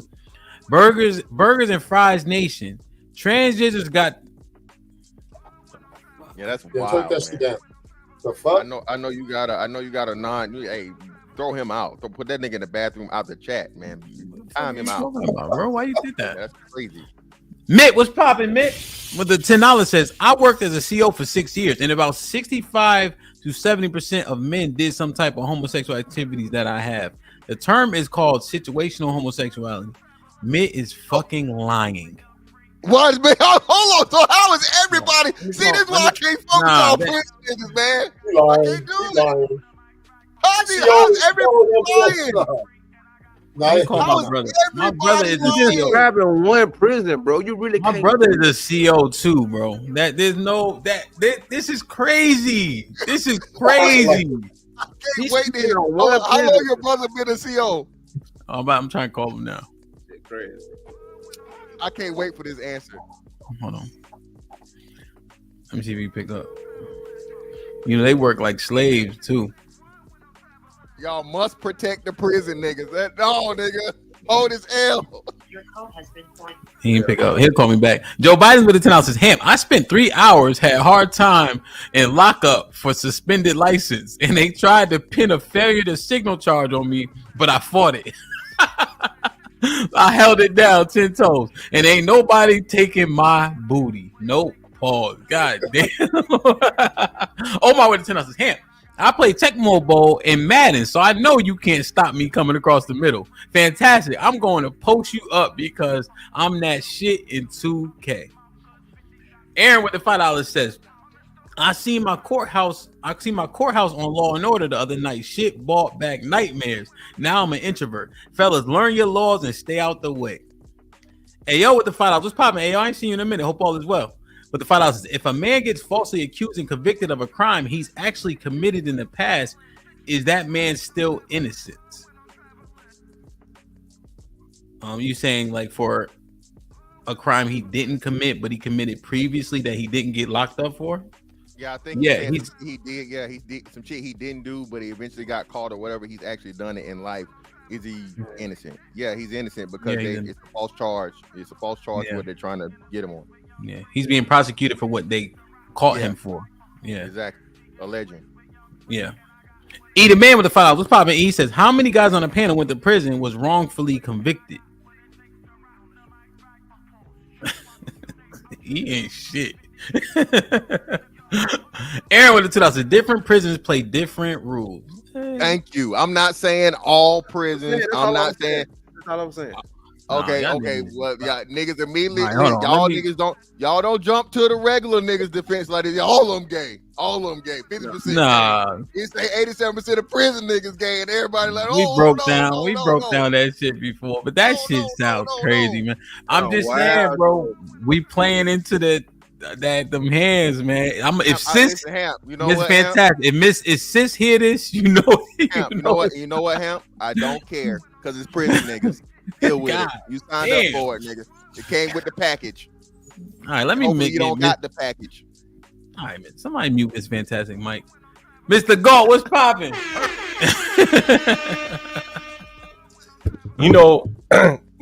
I've been a landlord for a long time, and so I've seen a lot of like gay men, black men. I've seen a lot of incel white men, and what I would say is to relate to this homosexuality and stuff like that, is there's a lot of fluidity in terms of like what's acceptable. You know what I'm saying? Like I've had a transgender woman staying in the house, and a dude that was living in the house slept with her. He knew that it was a man, but she had the wig on, blah blah blah. He could do it, and no one would really know. And I'm saying that kind of fluidity that I think exists in the black community. At least that's what I've seen. Whereas I've seen white men go years without sex. They've been my tenants, man, years. I don't see many black men able to do that kind of shit without going crazy.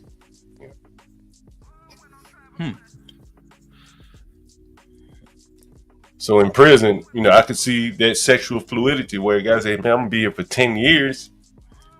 Why not? Mr. Galt, when you was in there, what'd you see? I've never been in prison. I've been in jail. Yeah. That's what I'm saying. Like the fluidity in the men that, you can kind of tell that they are open to it or outright homosexual. And I've talked to a lot of people, white men who've been to prison, and I think it's kind of a moral thing where, if you're a white Aryan in prison, the homosexuality is like morally frowned upon. Whereas I think with a lot of the the black men in prison, you know, it's a little fluidity. Someone in the chat mentioned situational homosexuality, and I think that's more or less the fluidity that I'm speaking of. So you think black men are more fluid in sexuality than other races? From what I've seen, yeah. As I said, man, you know, Mr. Gold, slow down. Now, you know, sexually deviant crimes, white men lead far and beyond. So if they lead in sexual deviancy, homosexuality would be, I mean, like, what is you just going off of what you just saw anecdotally, I guess you're saying? Well, that's part of it. Then you look at some of the things like transgenders kill, where you'll see primarily it'd be black and Hispanic men that will pick up the transgender, and then maybe they find out what's going on, get embarrassed or whatever, then kill that person. You very rarely see that in the white community. And again, what I think is, from my experience, I've seen white men 3-4 years, no woman, none, get up, go to work every day. They ain't beating nobody up, they ain't angry. But a black man, like, and I throw myself in this, I'm not just pointing fingers at other people. Like, shit, 2-3 months without sex, you start getting crazy, man. And I think it's just a difference in people. And I think that difference can lead to that fluidity, what I'm saying. Mr. Gold is a wild boy. I don't want you to, I'm not criticizing anybody. I'm just pointing out what I've seen, yeah. Damn. So hold on. We got to walk this shit down, Hamp. So, Mr. Gold, how long were you in jail? I've been a couple times, and again, you know. What was the longest stint though? How long were you there? The longest stint probably 10 days, but again, it doesn't take very long. I've been there 5 days in lockdown, where I couldn't even leave my cell here in DC, and still you can kind of see the fluidity. You know, the men that make tight. Hold on again. Shout out to Wayne Perry again. It is DC, so. Nah, but you know what I'm saying. You see the men that might tie their shirts up. Yeah, it's DC. If DC, like Atlanta, and shit like that, John Galt. So we gotta strike this shit from the record. Camp. Well, that's a lot of black men though. That's probably 20% of all black men in the country. DC, Atlanta, New York. You know, that's a lot of black men. People, but that's definitely your demographic around here. Yeah, DC. They with all them shit. You might be right. But Mr. Gold, let me just ask you. You said it don't take long. You didn't get an itch or nothing. Like what you? At day 9 was you? What the fuck was you? What happened? What I was saying is, it don't take long to pick up, like, on what's like you saw it around the fluidity. You know what I'm saying? Like the things that you might see out on the streets would be like, hell no. You see it kind of like, you know, people look the other way. That was my experience in jail. You know, when men, I don't see men walking down the street with their shirts tied up. Straight men in the back or in the front showing their stomach. You very rarely see that, but you'll see things like that in jail. Somebody say I'm gay. Man, I'm not gay. I'm just being honest. You know, man, listen, I'll tell you one time, right in the ghetto in Southeast, man, I had a black man. He was a tiny light-skinned guy, you know, light-skinned, you know, I guess that has some currency value among homosexuals. And and I guess he was prostituting himself. And I walked out of the house one night, and there were like 2 guys in line. And when I say in line, they were standing on the sidewalk, and they were like, "Yo, y'all done?" And I'm like I'm going in as handyman, and basically this guy was prostituting himself with straight men, and their clubs. No, he wasn't. That's impossible.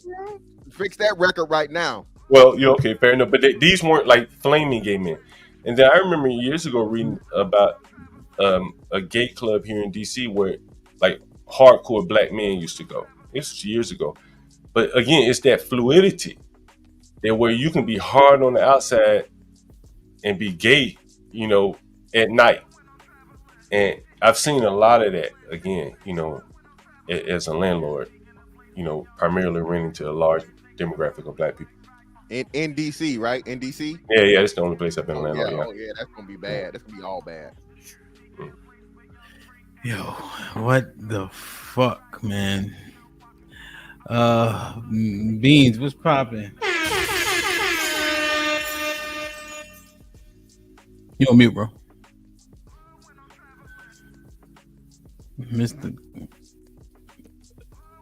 You still on mute. Yeah, I can't even see my fucking mouse. What up? What's going on? You been listening to Mr. Galt Wildin'? Man, I don't be paying no attention to these old ass men, man. They don't know. They don't be knowing what they talking about. What? Mr. Galt, I forgot. How old are you? I'm 49. You look 60. Hey man, you niggas crazy, man. I've been dealing with niggas all my life. They'll make you old. Damn, man. Mr. Galt, Beans, what you got, man? Man, this nigga E ran, man, and I can't never get Fantastic to just answer questions, bro.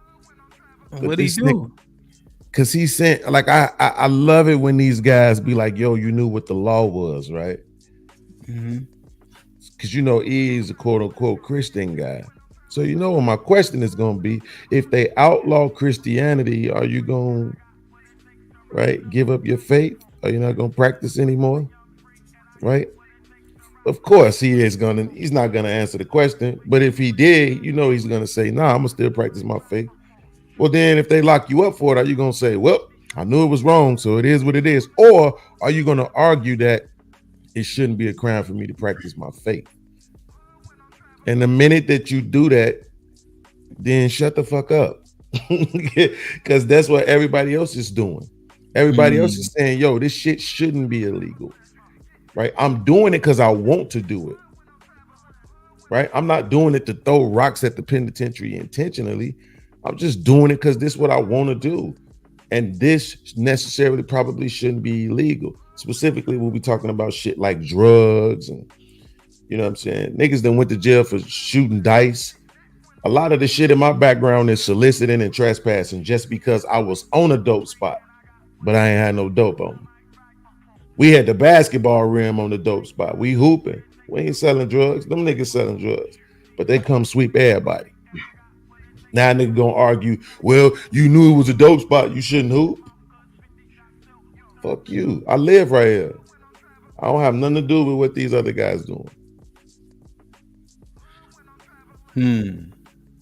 Well, I don't know. Did Mr. Fantastic make that similar argument, or did you agree he with? Was the one who made the argument, but Yeah, it felt he did. like Mr. Fantastic was agreeing with that. That's what I was going to ask him. Do you agree with E's sentiments, Mr. Fantastic, from earlier?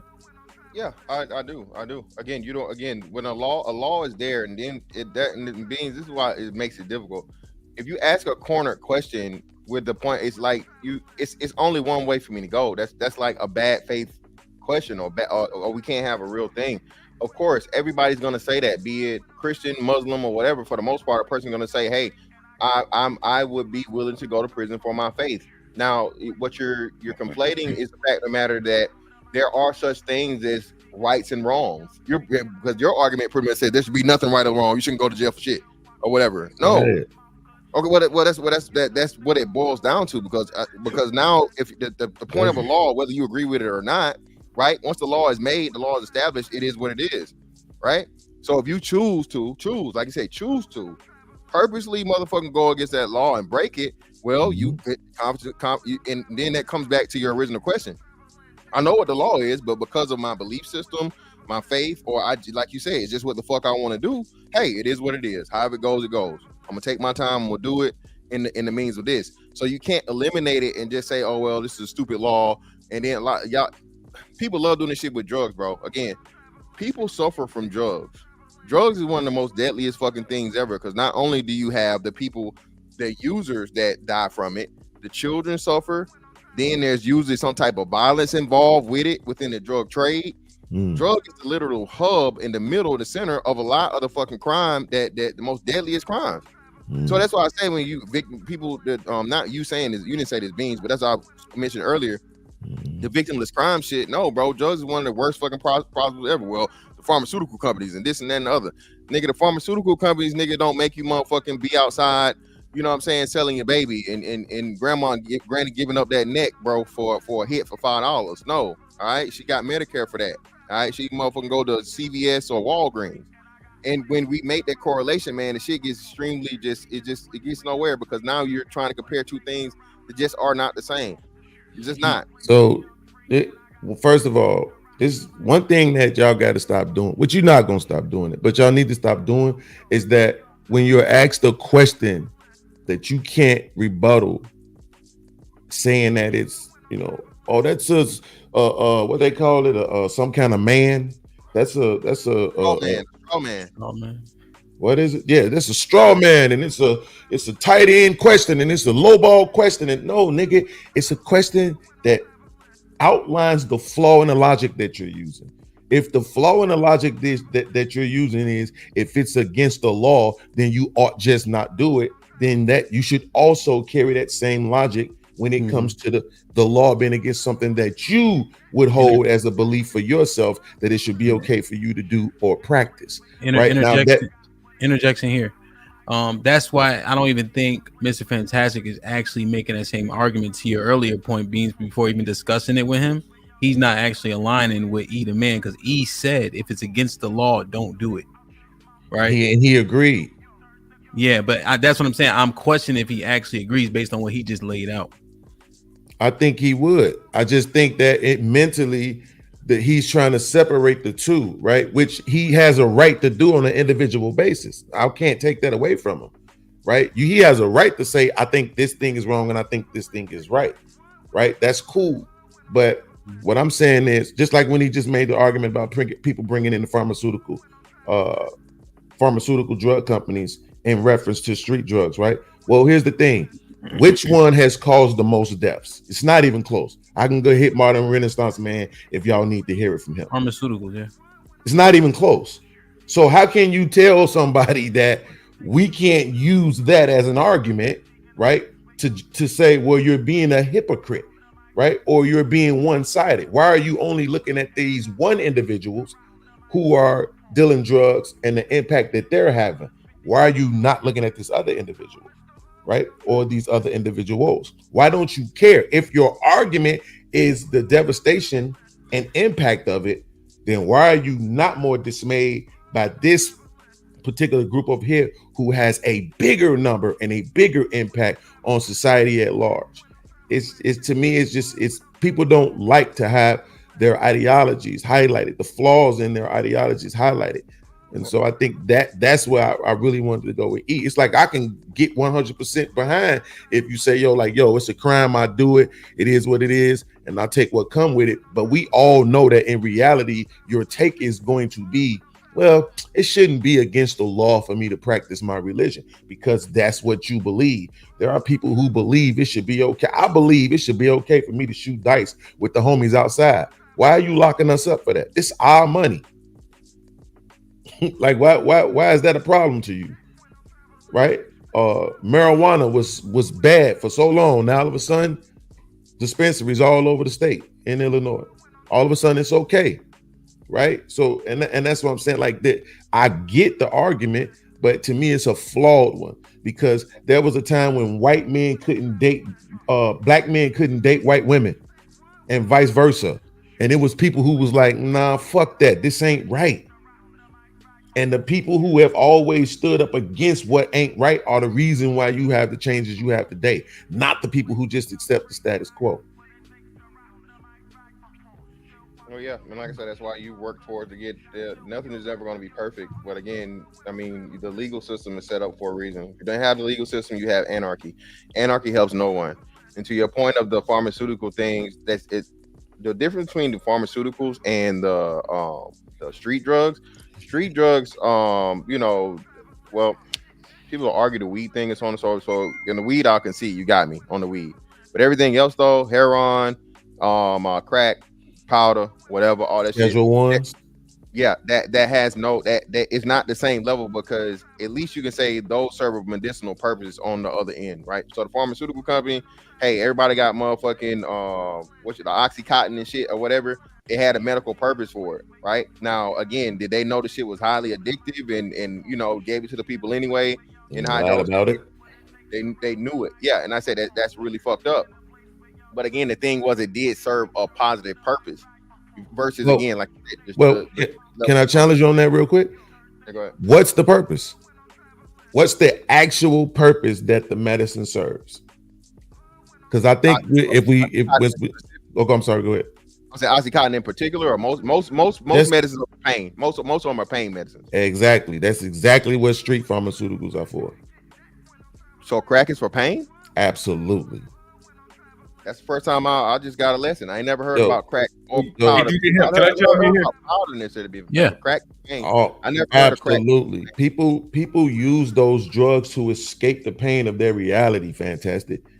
You don't see people really who have legitimately good lives doing crack, right? You don't see people who legitimately have healthy lives doing heroin, right? Like my dad's been on drugs pretty much all my life. And I remember when I first talked to him about it when I was probably about 17.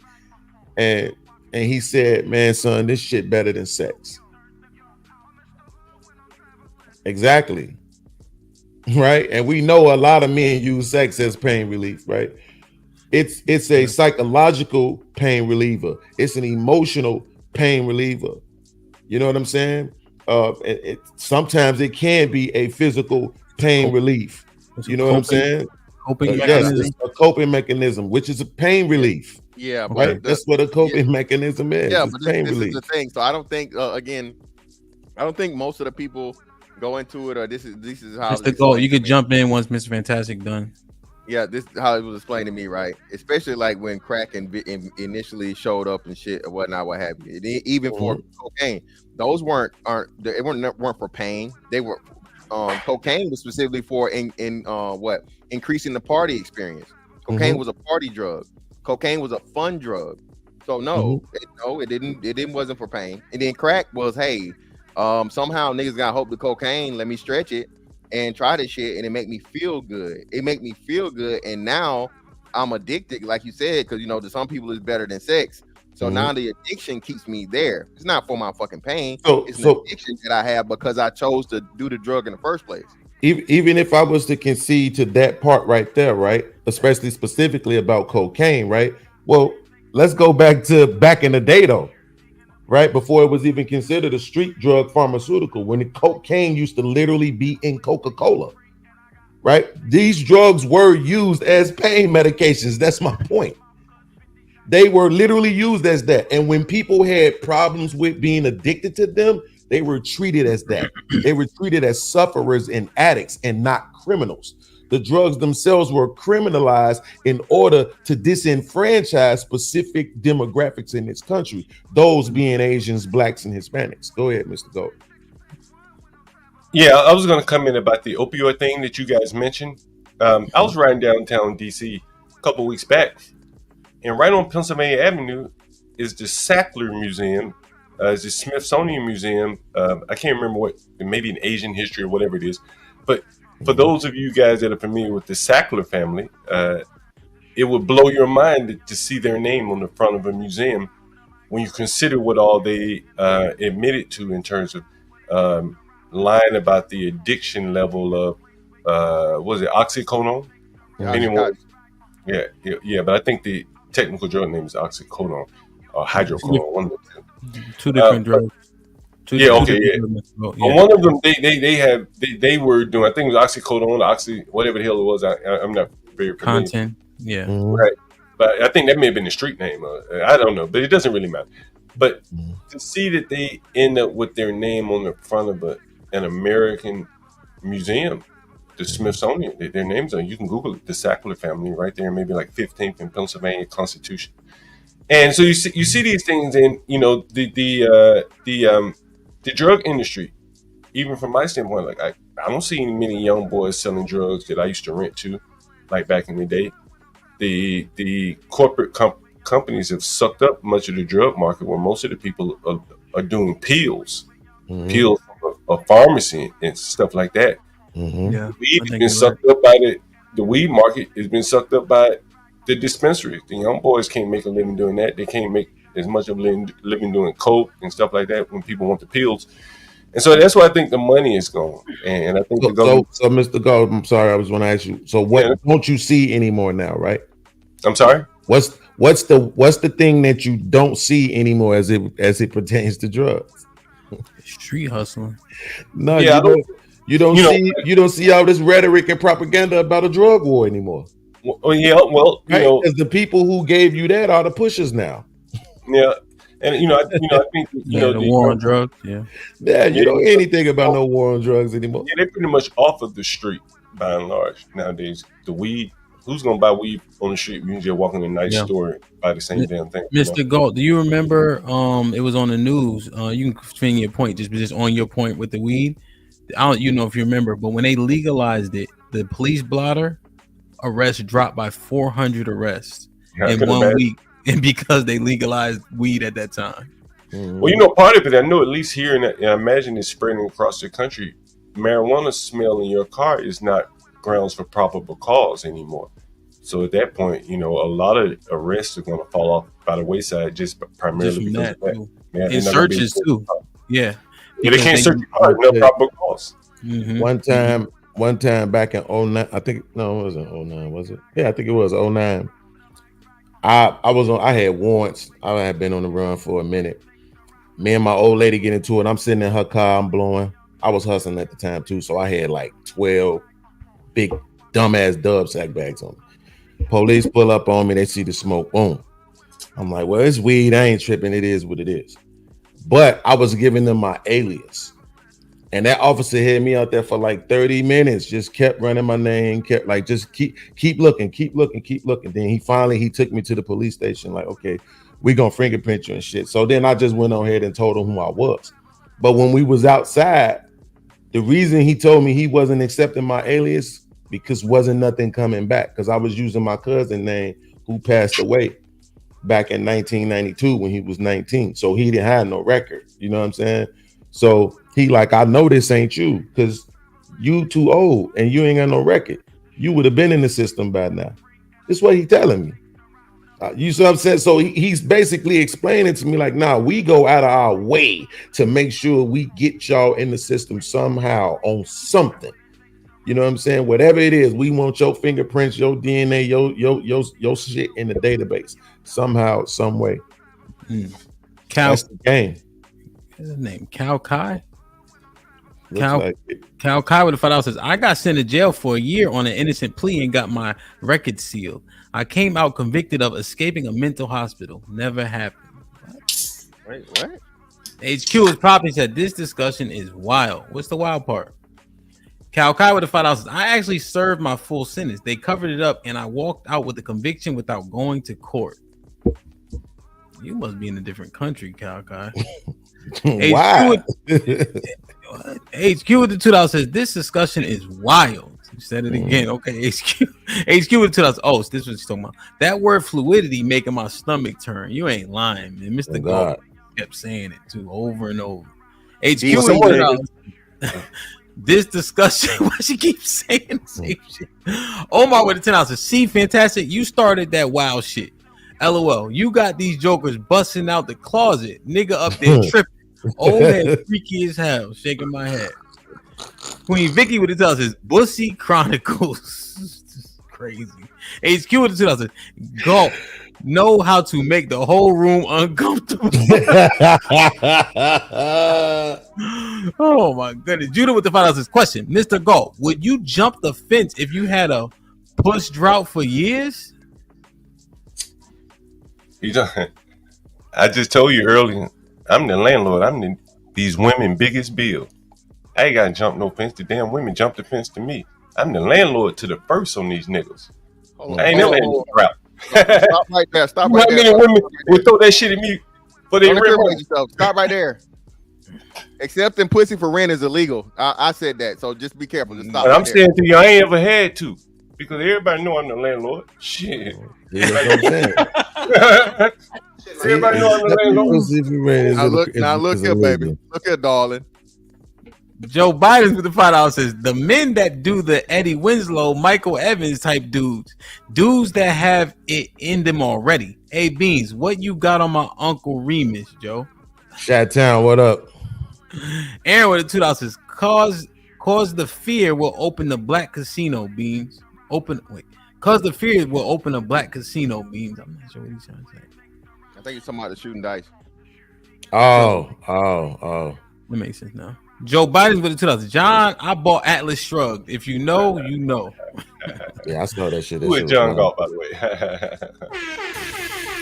Judah, with been a member for 4 months, says Beans. Are you going to project and be a contrarian all your life?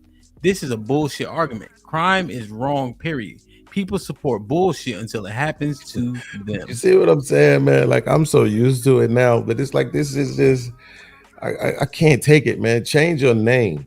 Like, Judah sounds like somebody that's intelligent, right? Go back to the 50s and the 40s and the 20s and even some of the 60s, I assume, and tell some of them people who was trying to be in interracial relationships that was getting locked up that a crime is just a crime. Tell some of them black people who was told they better not know how to read. It was against the law for them to know how to read, that a crime is just a crime. Be smarter, bro. Joe Biden's with the $5 says, Hamp looking sharp, my guy. I fuck around and let you represent me in my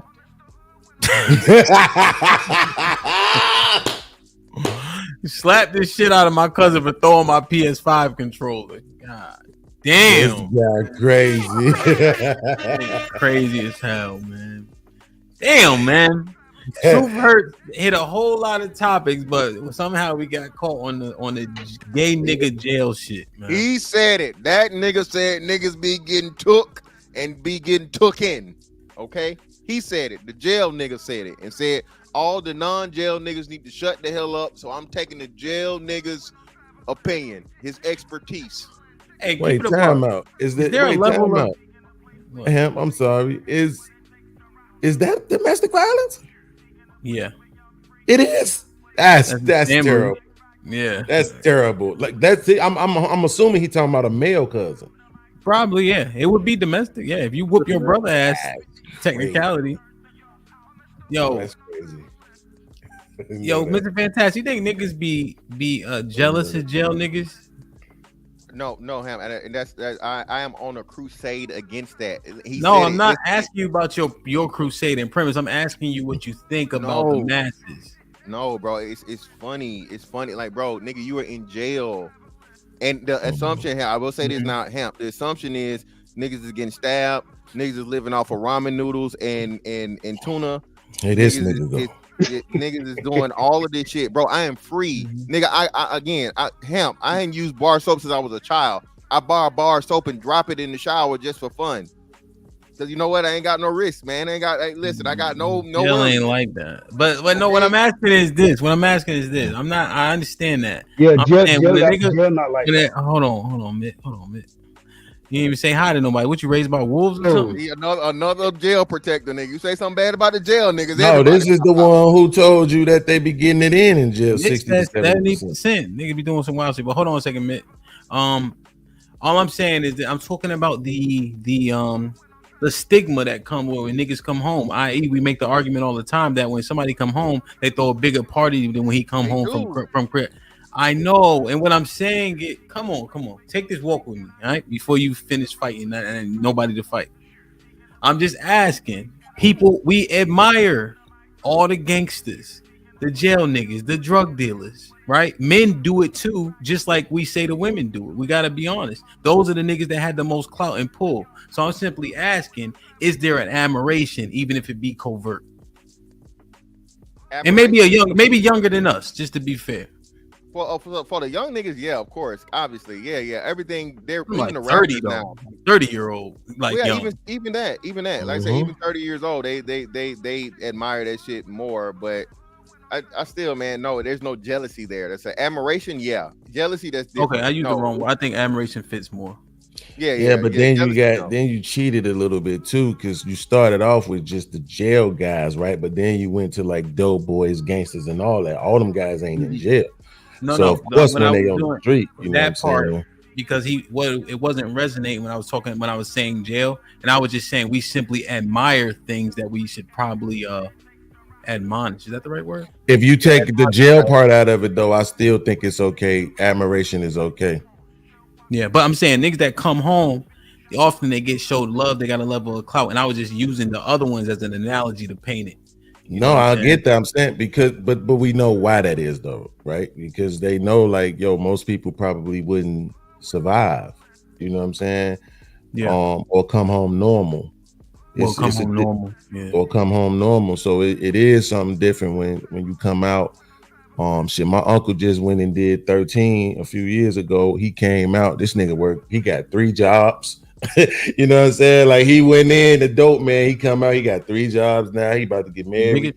So I guarantee they celebrating them. And I guarantee Big Meech, his first day out, he'll get 1 million followers on Instagram. Hey, everybody chime in here. Him, the most sought out nigga. Yeah, let me, Mr. Gold. Let me get Mitt in first, real quick, and then you can jump on in. I never heard nobody say that before either. Yeah. Good evening, fellas. Good evening. Good evening. Where you at? Are you in England? I'm somewhere. Oh, we know he in slave catcher, Massachusetts. Oh, is that right? Just to go on the topic, I do agree with y'all. Most men are not getting raped in prison. That typically don't happen. It's more so volunteering in prison. But I will say, in the state of Florida, I think we got like 95 camps. We call our prison camps. And it's also based on the prison. So some prison, it'll be a little higher, and some prison it'll be a little lower. So it also based on the prison. I would say it's between, if I'm gonna do the whole totality of it, the prison, one of the prisons I worked at, it was like 65. Then another prison I worked at, what was more minimum custody, was like 45 to 50. All right, so let me get this straight, Mitt. Let me wait. Before Mr. Fantastic junk all over this shit, Mitt, let me just help mine out these numbers, all right? First and foremost, you know I love you, right? I just want to make sure. All right, just making sure. You up here wilding. So you got 100 niggas. No. You saying that you saw a prison? There's 100 niggas. You saying that you saw a prison where 75 out of the 100 was getting it popping with each other? He said 65. No, wait, Mr. Fantastic. I didn't personally see every situation, but sometimes as a CEO, you kind of know what's going on. You ignore it. You're not trying to, like, that's their home. Unless somebody getting killed. I'm not okay. Fine. But Mitt, you gave the number, so I just want to ask you the question in simple math. You have 100 men in prison. 65 of them are participating in a level of homosexuality. Yeah, I would say in one camp I was at, that shit was going on like it was that out of water. It was like the one camp I was going at it. You know, wow. It wasn't no rape. That I didn't see. Like somebody getting that's not. You saying they were willing participants. They were doing the bending. Yeah, willingly. It was more so. I now I will also hold on. I will also say this. In the county jail, that doesn't happen. That typically doesn't happen. The county jail, I don't look at them guys as like those guys are typically decent dudes. Like they're just could be enough for drugs. They trying to fight to come home. The prison. That's why I say county jail and prison is 2 different things. It is. Guys in prison, I have to admit, some of them Negroes can't be outside. It is what it is in there. The county jail, it's a hit or miss. And I did not see that in the county jail when I was working in the county jail. Right. But in prison, yes, I did see it. It's a ball game when you know you ain't coming home. Now, I would say this. When I was at the I was at a Mets prison where that's the 65%. Them guys were doing 2 life sentence, 3 life sentence. Yeah, it was more so you was like do a little sentence. It was when I was at the youth defender camp, it was like 16 to 21, 20. I didn't see that. I really didn't see it that much. It was more so them guys have a chance with rehabilitation and stuff like that. So that's my experience in the state of Florida. I don't know how it is in every state, but in my experience in the state of Florida, that's what I experienced. I'm going to emphasize this. Rape does not happen like that in prison. How y'all saying it? They were throwing DC and Atlanta under the bus. Y'all make sure y'all throw Florida under the bus too. But that's just what you said. I was talking about the activities, bro. Forceful or what's the name? Buddy, the one that brought up the G word, you know what I'm saying? Yeah. The apes. He brought that shit up. But Most of that shit is fucking voluntary. Them niggas, I told y'all. Look at the thing, man. If you let me, I'll just show like a quick little thing snippet of like a screenshot. I ain't gonna play nothing, but so you can see, and y'all can go look this shit up. And I think the dude was in Florida too. Mitt. He was saying this, and again, put yourself in the white guy. The white guy. All right. I can't do no more. I can't do. I know him. I don't want to talk about homosexuals anymore. Hurt. Now I will say this. I had to get out of the prison. That shit was changing me. It's a different, it's a mentality, and I had to turn the head a couple of times. They run themselves in there. All we do is making sure they don't kill each other and they don't escape. It is what it is. But Yeah, all right, y'all. Y'all wildin'. It's your fault. No, it's true fault. Shout out to Oh my goodness, man. Well, Like this start with the leadership. Like, share, subscribe, tell a friend to tell a friend. Hit that like button right now if you can. That helps the channel the most. Robert Platinum said, "Give me some money." What's popping, Rob? Man, oh man, yo, fuck that shit, bro. I can't. That shit crazy. See, you on that, y'all. You on some non-understanding shit, right? Like when our first time going to the county, like he said, we had you realize certain things, right? We had literature. The vice lords have literature, just like every other gang has literature. It's in some of them other gangs' literature that if they gonna be down for a certain amount of time, then don't beat them guys up if you find them participating. Not in the vice lord literature. We ain't for none of it. Yeah. That's what's called situation. We actually have to learn that. Why are we so? Yeah, my brother. I was trying to wait for him to call him back, but the infatuation with what people more other cultures would deem negativity. Where do we get that from? What you mean? So like we love the things that, if you outside looking in, may not be so positive. Oh, because it's looked at like it's ours. See, that's what I'm saying. Like, think about it like this: I'm gonna say 99.3% of the black people in their communities have never saw the plug. Right? So when you get these guys who seemingly are, the Rick Rosses of their neighborhoods, it seems like they're controlling a market. You know what I'm saying? It's like they're the guys of this specific environment, right? And then they coming through with the candy painted Chevys and the S500s and all this different stuff. It's like they put themselves above like the bus driver and the train driver and the guy that work at Walgreens and the forklift drivers. Like, it just, you can't deny the allure of it, man. And at some point you kind of say, man, people gonna get high. Somebody got to sell the drugs. I'd rather it be this guy that's gonna be in the neighborhood telling the kids, man, go to school before I fuck you up. This guy that's gonna be in the neighborhood passing out turkeys during the holidays. It's conditioning, man. At some point, you got to just accept things the same way they want us to accept the law. Okay. Anybody else? What you guys think? I understand that. Hey, man, I'm glad he brought up the benevolent crack dealer, man. I can't, bro. I can't do this. I just can't. That's the problem. Niggas make excuses for the worst niggas of the fucking situation, and then we have literally woven that shit into the culture as to where you're supposed to look at to the motherfuckers who the biggest terrorists and the biggest harms to the shit. So it's self-inflicted. It's some shit that only we can change, and until we do that, I mean, it's never gonna stop. That's why the music and the entertainment is the way it is. That's why the violence and the crime is the way it is. You ain't a real nigga. You know what I'm saying? You pussy, you this, all this other shit. You're lesser of a man unless you are involved in criminality, and then violent criminality at that. So that's pretty much the all in all of it. But do you?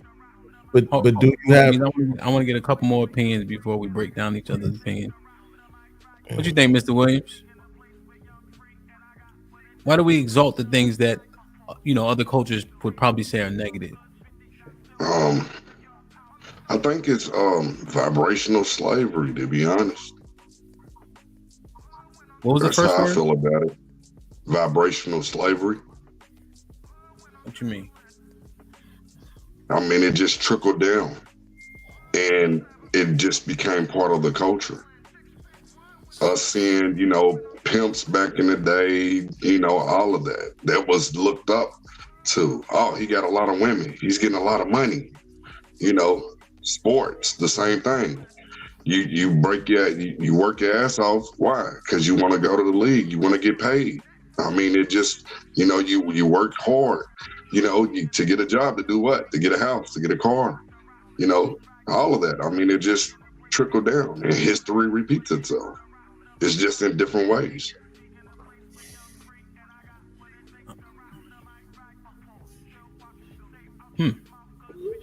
You think you believe in epigenetics?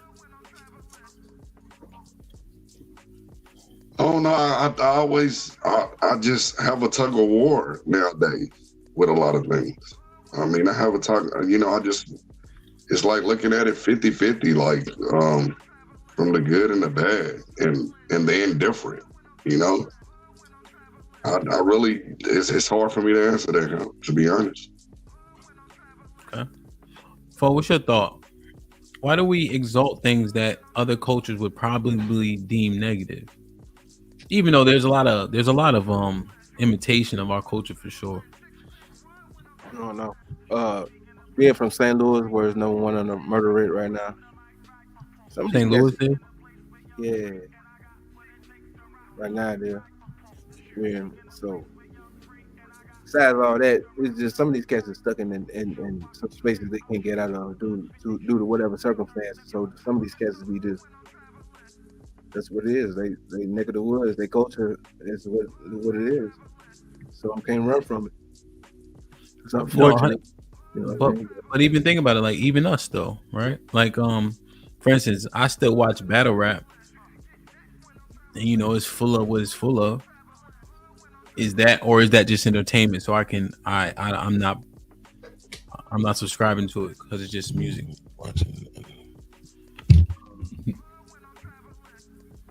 What you think, Cole?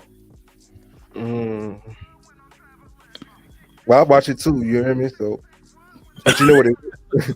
You know what it is though. It's like it's a different demographic though. You know exactly what you're getting out of that. You know what I mean? You walking outside your house is a different thing than you watching what you're watching and knowing better. You know what I'm saying? You can decide to cut it off if you want to. You know what I'm saying? Even though it's what you decide to watch with. Sometimes you can walk outside your door. You may not have a choice. There might be some guys on the corner you can't pass by without getting ridiculed or telling you, "Hey, little man, come on." You hear me? You got no choice. Maybe you may not have an OG or a big brother, a big homie to stop all that. You hear me? That's all you got to deal with. So I think a lot of young cats been put in them corners. So yeah. Omar with the sentence, Americans as a whole love gangsters. The Godfather, Sopranos, Power. What culture don't like gangsters? Got a point. What's the Chinese one? Fantastic. Yakuza. The Yakuza. Yeah. Well, Japanese. The Chinese is that's true. If y'all ever watch this show called The Warrior, it came on Cinemax then HBO, and it's about the gangs that were in San Francisco back when the Chinese were over there.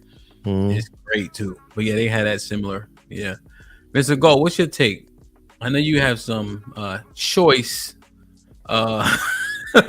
rhetoric regarding black people as a whole. Well, I like to couch it in solutions, to be honest with you. You know what I'm saying? There's no point in just criticizing someone. And what I think, and based upon what I see, again, I've been a landlord for a very long time. Say that shit one more time. From what I see, having been a landlord for a very long time, and I think the landlord is like, truly at the root of like the economy. Typically on most people's biggest bill. You got a problem with your girlfriend, you got a problem with your boyfriend, I'm gonna know that shit if it impacts the rent. So what I've seen is that a lot of people gonna start hating on me and flaming me in the chat, but I hope I'm about to. Is that I think a lot of black men have topped out in many cases, and maybe that topping out is at a very low ceiling. And I think that women, by and large, are drawn to alpha-like men. And I remember years ago, I read about a guy named Tavon White. I think it was Tavon White. And he was in prison facing life in Baltimore. And he was getting the correctional officers pregnant. They were dating this nigga. He was buying them cars and shit. And I thought to myself, like, damn, like, I see a whole lot of black men that can't even buy themselves a car. And here's a black man in prison where women are choosing him over free men because he's an alpha. He's a black mafia family, a guerrilla family in Baltimore. And women like alpha men. And I think there are a lot of men out here today that aren't necessarily alphas. And the women are choosing the alphas. And that's why you'll see women with men with 3 baby mamas. And some men out here with none. Because those women that would rather have share a baby daddy are choosing the alpha.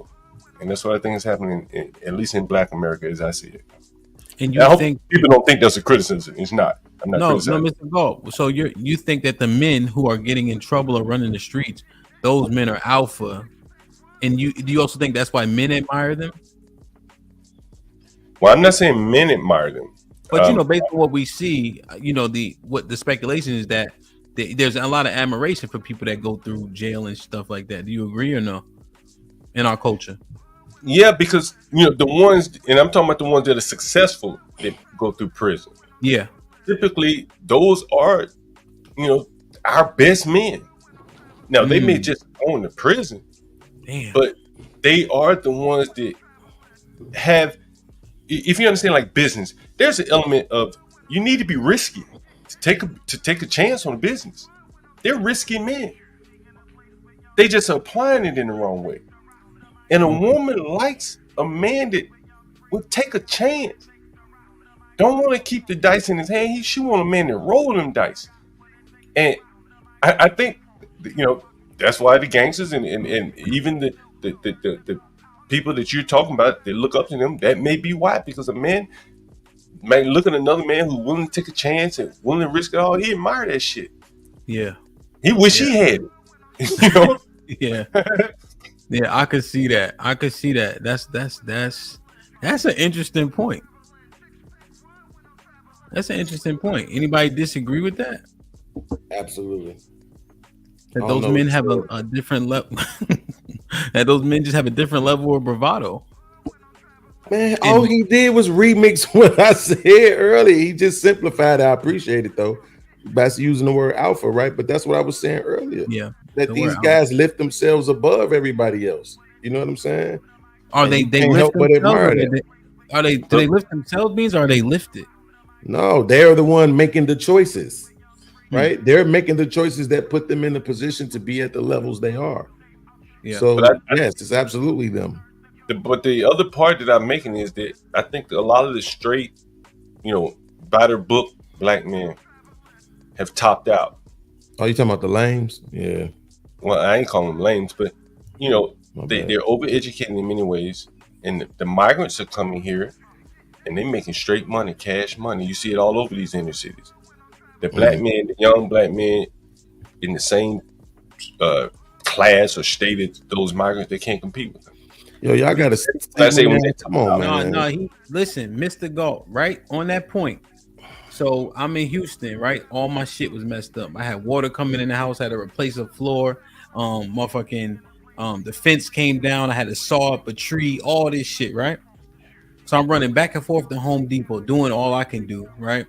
And then I'm there. Me and Georgie go for the last time. Me and her, one of my daughters, right? And the Mexicans are sitting over there, right? Sitting on the curb, just waiting. And I got with one of them. He spoke good English. He did. We did all the projects together. You know what I'm saying? Like I had a hole in the wall. I said, "Hey, can you do this too?" Right? It wasn't even a part of the plan, but just because. And sure enough, he made a decent amount of money in record time because I paid him a cost and he got it done in way less hours than I would have gotten it done. You know what I mean? So it just, I understand that point. No, but where was he at though? See, this is wrong. Where was he at? Where did you meet him at? Exactly. Right. That's, the difference is that the brothers ain't at Home Depot. They own businesses. They have business cards. They have emails and all this other stuff. But I'm just saying, they not sitting out at Home Depot waiting on the work. Right. They are legitimate contractors. You know what I'm saying? They run businesses like white men run businesses. You didn't have no white man sitting up there waiting either. Right. The black men do that too. The median income in America is $50K for black men. That means that half of black men make more than $50K. Okay. Right. That's 50 and up for half of the black men. So how they market themselves and get their business is they don't have the need to sit out on the curb at Home Depot. Absolutely. Okay. Absolutely. And benefits and 401ks or retirements and stock shares and a whole lot of other shit. So that's why I say, yeah, man. I don't like that shit. And that's why I said it's not a level of and again, niggas ain't picking no watermelons and oranges, nigga. You don't want to be no in 2024. Yeah, I mean he was man. I mean he wasn't that old either. But now I will say that though, they do be knowing a lot of stuff young, because the cats that my mom used, them cats be young and they be knowing what they doing young. You know what I'm saying? You know, man, I could tell you a million stories, or I could just tell you one that would make the point. But whenever I can jump in, tell me the one. Go ahead. And so here's the story. I see some people in your chat. You know, I've been on CT's channel before, and so I think people judge me for that. But you know, I'm my own man. You know, I have my own opinions. You know, so. But I told this story once, and I think it really indicates what I'm saying. I had a guy once. He called me. He's a tenant of mine, a guest, really. And so he calls me. He says, "Hey, man, my bed is loose." I said, "Okay, I'll come over there and tighten up your bed." And if anyone has ever put a bed from Amazon together, I know you niggas are laughing, but let me finish the story. And so if anyone has ever tightened up a bed on, you know, bought a bed from Amazon, you put it together, you know, they usually sing it like a little alley wrench or whatever, and you tighten the screws up. Everyone familiar with that, right? Yes. I'm not speaking in French or anything. No. So I get over there to tighten up the bed, and his girlfriend was asleep in the bed. So I got to wake her up. Hey, get up. Bed needs tightening. Let me tighten this bed. This was a Georgetown graduate, master's degree. And here I am having to come do the most rudimentary, basic task that someone could do. And I'm doing it for his own benefit so he can get back to jumping up and down on this girl, having sex with her. And here he is introducing another man, a man of higher status than him, into his private dwellings to tighten up his bed. Very simple. And this is what I keep saying, like, you have a lot of very, very intelligent, educated, book smart young men who don't even know how to drive a nail into a piece of wood, tighten up their own bed so they can fuck on it. And women lose respect for those type of men. He's full of education, but just no ability to apply that education. And I think that's really the biggest problem. Yeah. Not being handy, is that still important? I mean, is being handy important? Like, as a man, like, be able to fix shit in your own house and all that? No, not nowadays, no. Because like I said, most of these motherfuckers never gonna own no house. So they priced out. Everything they do is digital, right? Internet, phone, computer. Yeah, man. Like I said, these kids don't know about changing no tires, man. Here's the Let thing. me counter that, Hemp. Well, no, wait, hold on one second. Let me counter that, Hemp. And I don't mean to jump in here. You do mean to jump in there because you heard me talking. Go ahead, Mr. Galt. Counter that. I think that's the biggest flaw of these overeducated black men. When your car break down on the side of the road and you sitting there helpless with your woman, she wants you to get out there and change that tire. And you be like, I don't know, I do. I'm educated. I'm gonna call somebody. You know, you gotta wait 45 minutes. And that shit comes in handy. It's never gonna end. When you get a leak up under your sink. Matter of fact, let me tell you this. You Google how many times a woman has left to go off and be with her landscaper or her pool cleaner. When you invite men into your home, tragedy can happen. So you basically just saying women ain't shits. Just say that. That ain't what I'm saying. What I'm saying, obviously what you're saying. Well, hey man, that's you take that up with the women. What I'm saying as a man, what you can control is yes, I can control the fact that I'm not a goddamn electrician. I gotta come in your house and tighten up your bed for you. Man, that's your crazy ass story. I'm saying in general. I'm not an electrician, you bro. don't think there are a lot of men out here? No, nigga. I never had nobody come and tighten up my bed. Mr. Fantastic himself said, being handy has no value. Okay, well, who's gonna come clean up his bed? Don't. That's the point of getting the bag. Hold on, brother. Hold on, we gotta get something straight. Hold on, brother. That's the point of getting the bag. Yeah, but hold on, brother. So first off, I'm not talking about myself, obviously. Okay, I don't know if you know my background, but not talking about me. I'm talking about I think Hamp was talking about in current times, in modern times, and with the upcoming generations. I'm telling you, with someone who has a son that's 18 years old, okay, and thanks to me doing the shit the way I was done, to where I gave him like a little cash car that he got to put some work into and has to, know about oil changes, has to keep up with certain shit to keep the motherfucker running versus just going out here and buying him a brand new 2023 or 2024 for whatever, to where, the lessons is in the blessing. My son know how to do all that shit. Now, is he anywhere near as mechanically inclined as I am now? Hell, no way. Again, I got, 20 years of, aircraft mechanical and electrical experience, okay? But at my time for 18, he's getting there. Due to the fact of the matter that he didn't see it and they wanted, Dad, I want something. No, you gonna get this. I got a little beater get around car. It's a motherfucker run. It's 200,000+ miles. It's been running good, and make it work. When it die, it die. If you want to motherfucking bring it back, so on and so forth. My son done changed out a fucking he had to change out all the hoses on his car because the damn hoses went bad. He had to change all those shits out. He had to change out a thermostat. Hell, I even learned some shit about a thermostat on the car that I didn't even know that the thermostat for this shit is like a whole assembly. So in the process of that, I'm doing my job, and my son I got here, trust me, it's frustrating to when lefty loosey, righty tighty. You know what I'm saying? With a 10-year-old. So I've been with my youngest, you know what I'm saying, for the whatever. So you do agree then that handy skills are valuable. Like it sounds like you were saying it's not worth anything. It's not, and that's what I'm saying. I'm telling you, for us to have an understanding of it, yes. I'm not saying it's not valuable, but like I said, valued. These young kids don't value it because they don't have a reason. John, these niggas don't even get their own food no more. They got DoorDash and Uber. Yeah, man, I could talk a lot about DoorDash and Uber as a landlord because I see all the Go Puff bags, these bags. But I'm not going to talk about that. I do agree for everything you're saying here. I must have misunderstood what you said. But fantastic. This is the other part of it though that I don't think people think about. Like I remember when my mom got her house and shit, right? And she wanted her old man to take care of the lawn. She went out and spent all this money and bought the big ass ride around lawnmower, right? So that he could sit on it and shit. Because he was like 78 or some shit when she got the house. So she go buy the big ass riding lawnmower. He might have used the motherfucker 10 times. She ended up getting it to my uncle, and now she got a motherfucker that come out and do the lawn every 2 weeks, right? Which was what I told her to do from the beginning.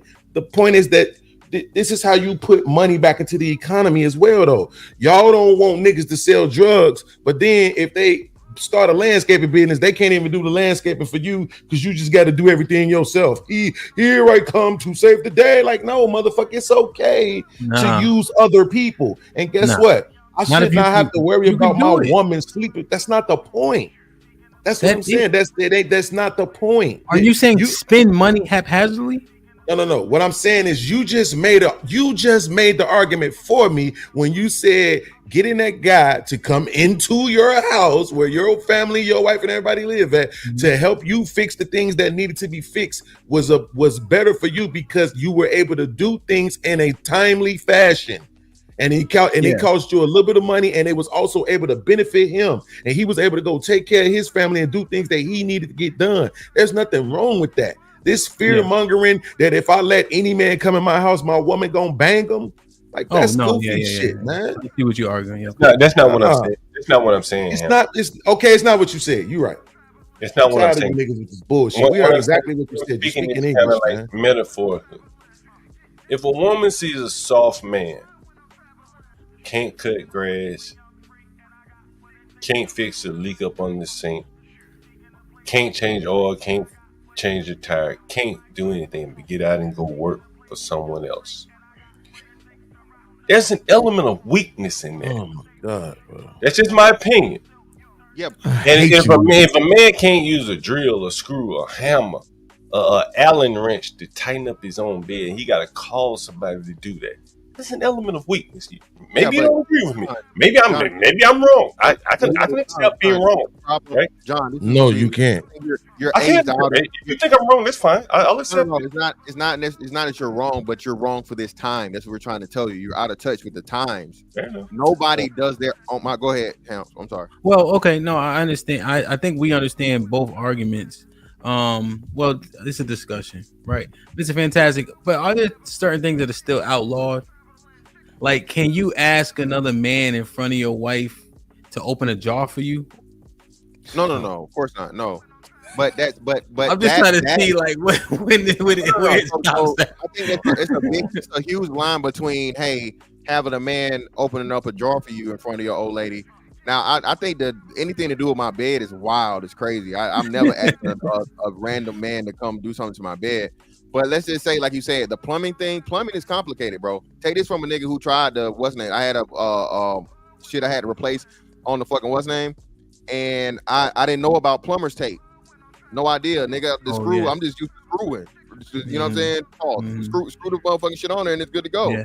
I did everything right, and I ended up paying a nigga $100 to come out there and put a piece of tape on. You told me you did good, but yeah, man, plumber's tape. Yeah. Hey, you know. Yeah, no, 100%. We for my company, we hang TVs and stuff like that.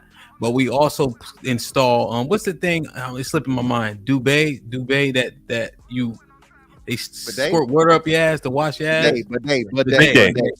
Bidet. We be charging these clients $150 to do this shit. It take all of 10 minutes, per bidet, right? And it's just crazy, like, because people just don't know. Right, you unscrew, but you need the tape. You know what I'm saying? Yeah. And you have to be.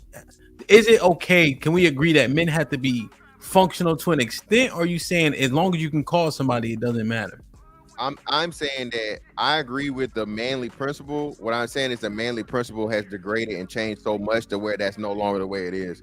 A woman does not look down. A 20-some-year-old woman or older 25-year-old woman, she doesn't look down on a man for not knowing how to do those things. She just feels like all the niggas she around is like that way. You feel me? Oh, okay. And she don't have no dad in the house. She don't have no uncle. She's never seen a man do any of these things, these qualities. So to her, that's the norm for that age group.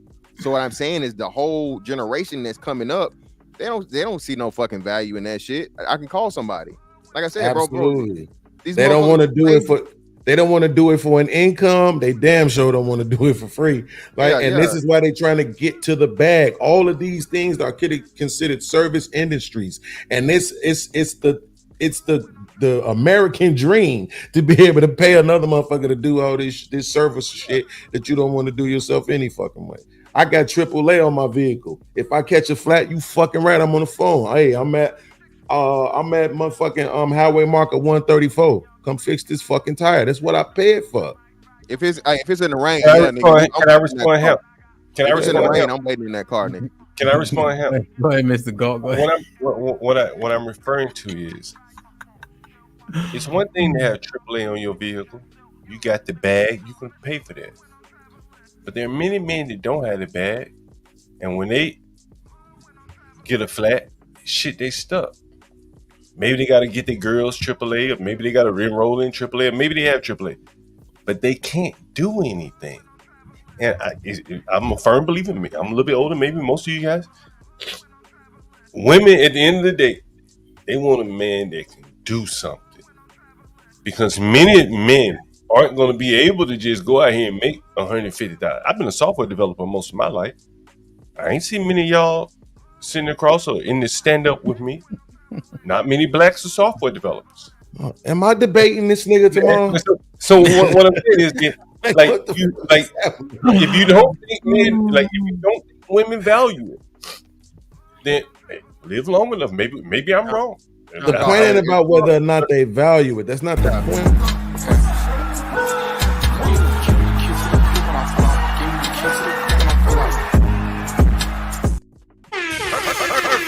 Cheeky, what's popping? What's good? What's good? Champ, what up? Yeah, man, maybe we don't call it and say put some what's name. John, we just saying, bro, we agreeing with you, bro. We just tell you these women you're talking about are not the same women that are gonna, be here, like, what I'm saying, way beyond whatever. The women your age, 10 years. younger, yeah, man. Like, what I'm saying? They might care about that shit. But the ones that's just now getting grown and they under 30, that's the norm for them. And then, like you said, the bag outweighs everything. That nigga can afford it. He can pay for it. He can this. He can that. You know what I'm saying? Whatever. Again, and actually, it's the inverse. Nigga, you gotta cut your own grass. Nigga, you gotta fix your own car. You ain't got the bread. So that's what we saying, John. The dynamic has flipped as to where a man is seen as a motherfucking wallet in his pocket before any of that masculine shit you talking about. Again, why? Because there hasn't been any, these women haven't seen masculinity. These women have not seen a man do none of that shit. They didn't grow up with no daddy. The majority of them didn't grow up with daddies in the house. You know what I'm saying? And mama would, and they got 4 other brothers and sisters with different last names. So only thing a nigga good for is, you know what I'm saying, making babies and getting the fuck on. So that's the problem, man. You got it's way too much. You way too far separated from, you know what I'm saying, a 20-year-old or 18-year-old. Hemp, it's different here, bro. Hemp, I saw the storm. I didn't know you were in Houston. Mm-hmm. But I saw the storm down a lot of trees. And there was a black woman that filmed the video, and she's walking around in flip-flops. And behind her, I couldn't help but notice there was a tree down behind her. And she begging the government or somebody to come get them trees up. I bet a man with a chainsaw could have came through that town and fucked every woman moving. Just with a chainsaw. Because he would have got the traffic back flowing. He would have been the one that she was begging, please come get these trees out of the street so I can feed my baby, so I can go to the grocery store. So hold on. She wanted a man with a chainsaw. All the degrees in the world. All the degrees in the world. Yeah, 150,000, $200,000 salary, whatever you make it. Mm-hmm. At that point, you know who else? You know who else could have did that? When the shit hit the fan, that man didn't know how to work a chainsaw. That's what's up. He would have dropped her drawers for that. That's what's up, Uncle Ruckus. But Uncle Ruckus, you know who else could have came through and did that? Tell me she would. A crackhead. Right, I like the dope boy could have came through there and got some crackheads to move all that shit real fast. Crackhead ain't gonna have that kind of change for $20, nigga. Bro, hold you, bro. What is crackhead gonna have that kind of change? I did not realize one branch fell. I did not realize how heavy branches were, son. I could legit not move this shit. I don't like not being able to move shit. That's not my life. Nigga, them trees ain't hollow, nigga. Yo, bro, Mr. Fantastic. I said I refuse to believe I can't get this shit to budge. So once it budged, I felt better. I went to Home Depot and got the chainsaw. This shit gonna move a little bit, goddamn it. Yo, you want to talk about heavy, bro? And I'm using the chainsaw. At first, I'm fucking it up because I got it too far in, which I do that often. Whatever. If y'all, whatever. So, and then now I'm working it back and forth. I'm like, oh, this is better. And then I just put the tip in, and then that's how you start it, you know? I mean, my man. You had to learn this shit. Yeah, on the fly. But you heard he said he still ended up bringing the Mexican home. So that's what I'm trying to tell you at the end. No, I got the tree out. I got the tree out. Hey, listen, just attempting it. His woman saw that shit. Yeah, she's like, good job on the tree. I'm like, thanks. But I ripped the floor up. I could do a lot of shit. Just that I'm trying to get it done quick. So them guys they had the right tools too. He had a saw. Everybody else is trying to do get it done Quick, here's the argument though. I think Mr. Gall is making. It would have taken me days as opposed to hours, but I could have gotten it done though. Yes, what I'm saying is we live in the YouTube age. Anybody can go on YouTube and watch some shit to figure out how to get it done if that's what they really want to do. People care more about their time, man. People care about how they're spending their time. They don't want to spend their time doing that shit. And I'm not going to judge them if they got the bag to take care of it. And any chick you got to worry about bringing the motherfucker around because he know how to get some work done, get rid of that bitch.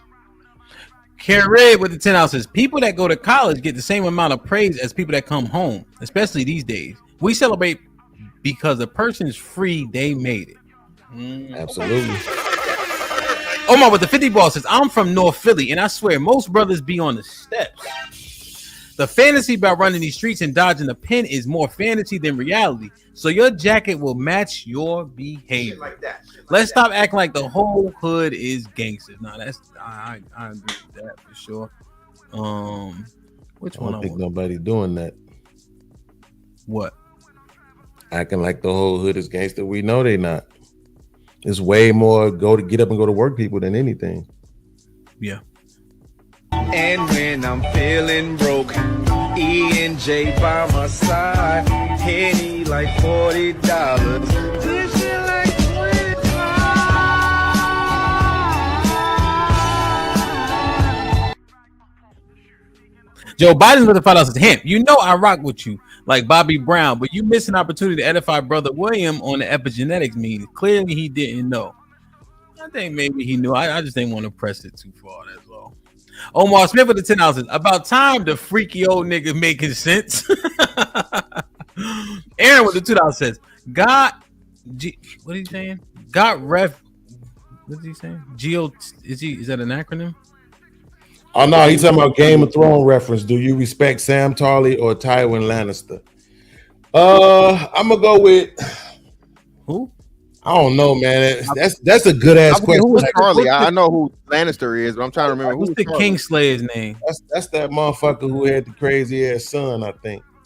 That's the midget dude, right? No, Tarly's not. There wasn't. Tarly was another family. I think that was a red wedding. Tarly was a red wedding family, wasn't it? The one that did the killing? Yeah, he killed the family in the fucking thing. Yeah. No, see, Sam Tarly. Oh, Sam Tarly is Sam Tarly is what's the name? Best friend. He found out who your boy was. He found out who Jon Snow really was. Yeah, that was Jon Snow, best friend. The little fat. Yeah, okay, I got you. Yeah. Absolutely, I'm rocking with Sam. What we talking about? Yeah, Samuel Taylor. What we talking about, baby? What's Sam? Matt P with the 2000. Hamp the only jet.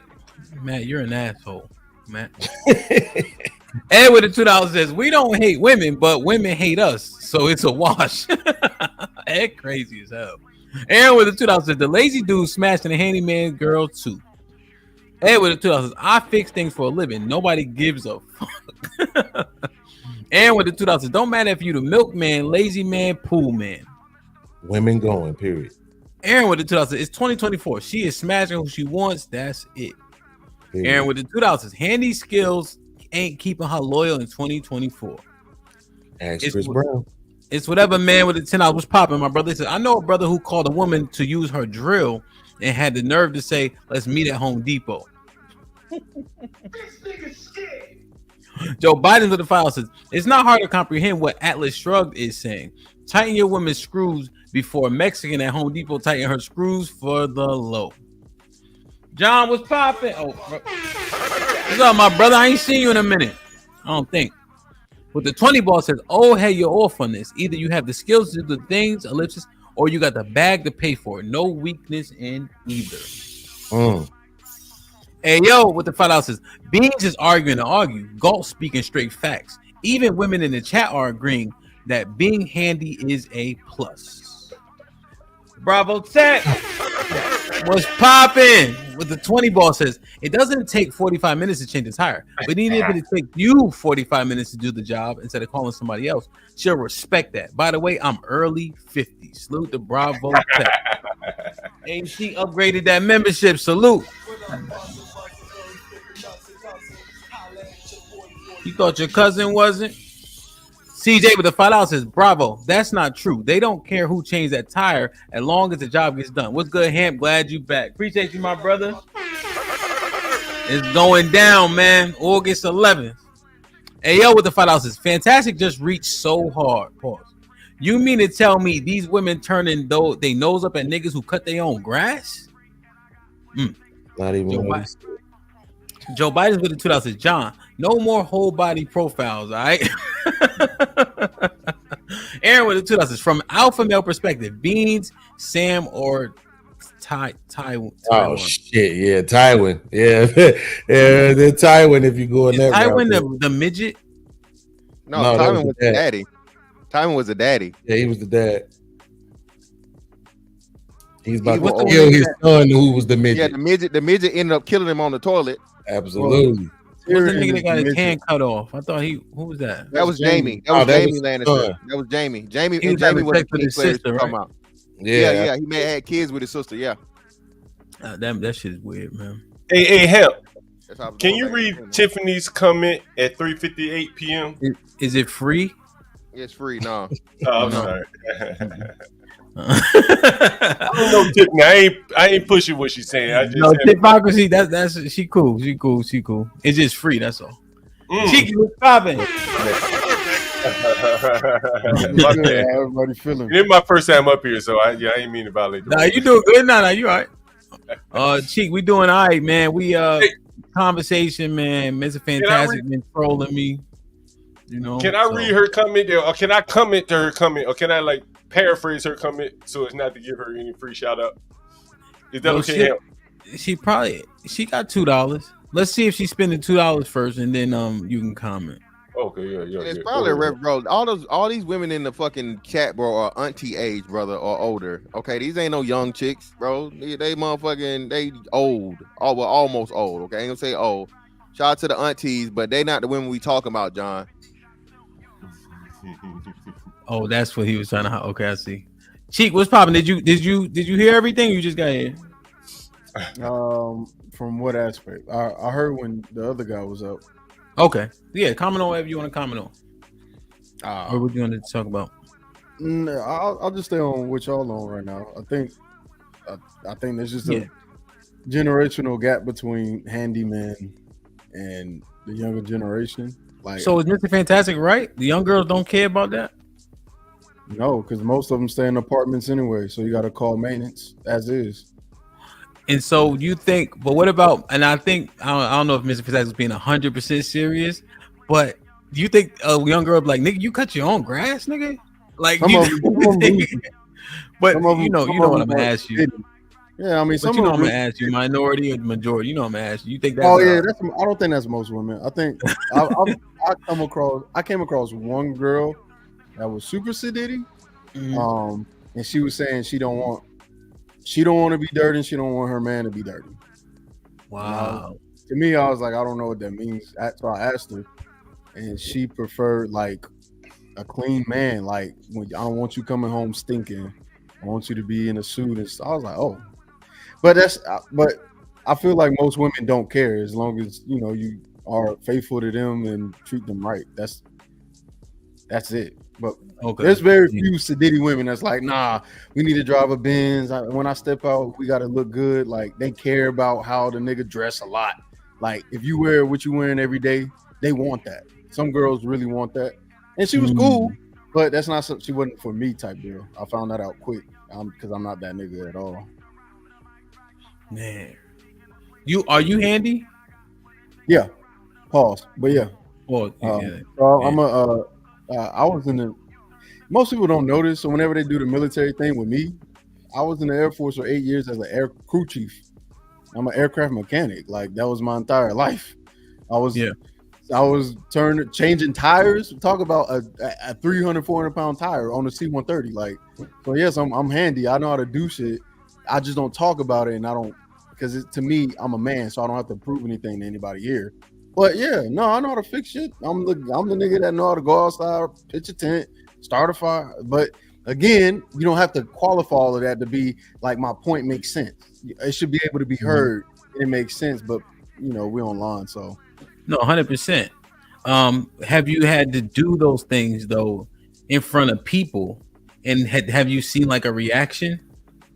So I did it with my dad. Like, my dad is handy. My grandfather's a plumber. He's a master plumber, has his own business. So I work with him over the summers to learn how to do that. So I know how to lay down a toilet, cork it, replace drywall. I know how to do a little bit of this, that, and the third. Yeah. I had a construction job when I was younger because I was just trying to make money. So I did what I had to.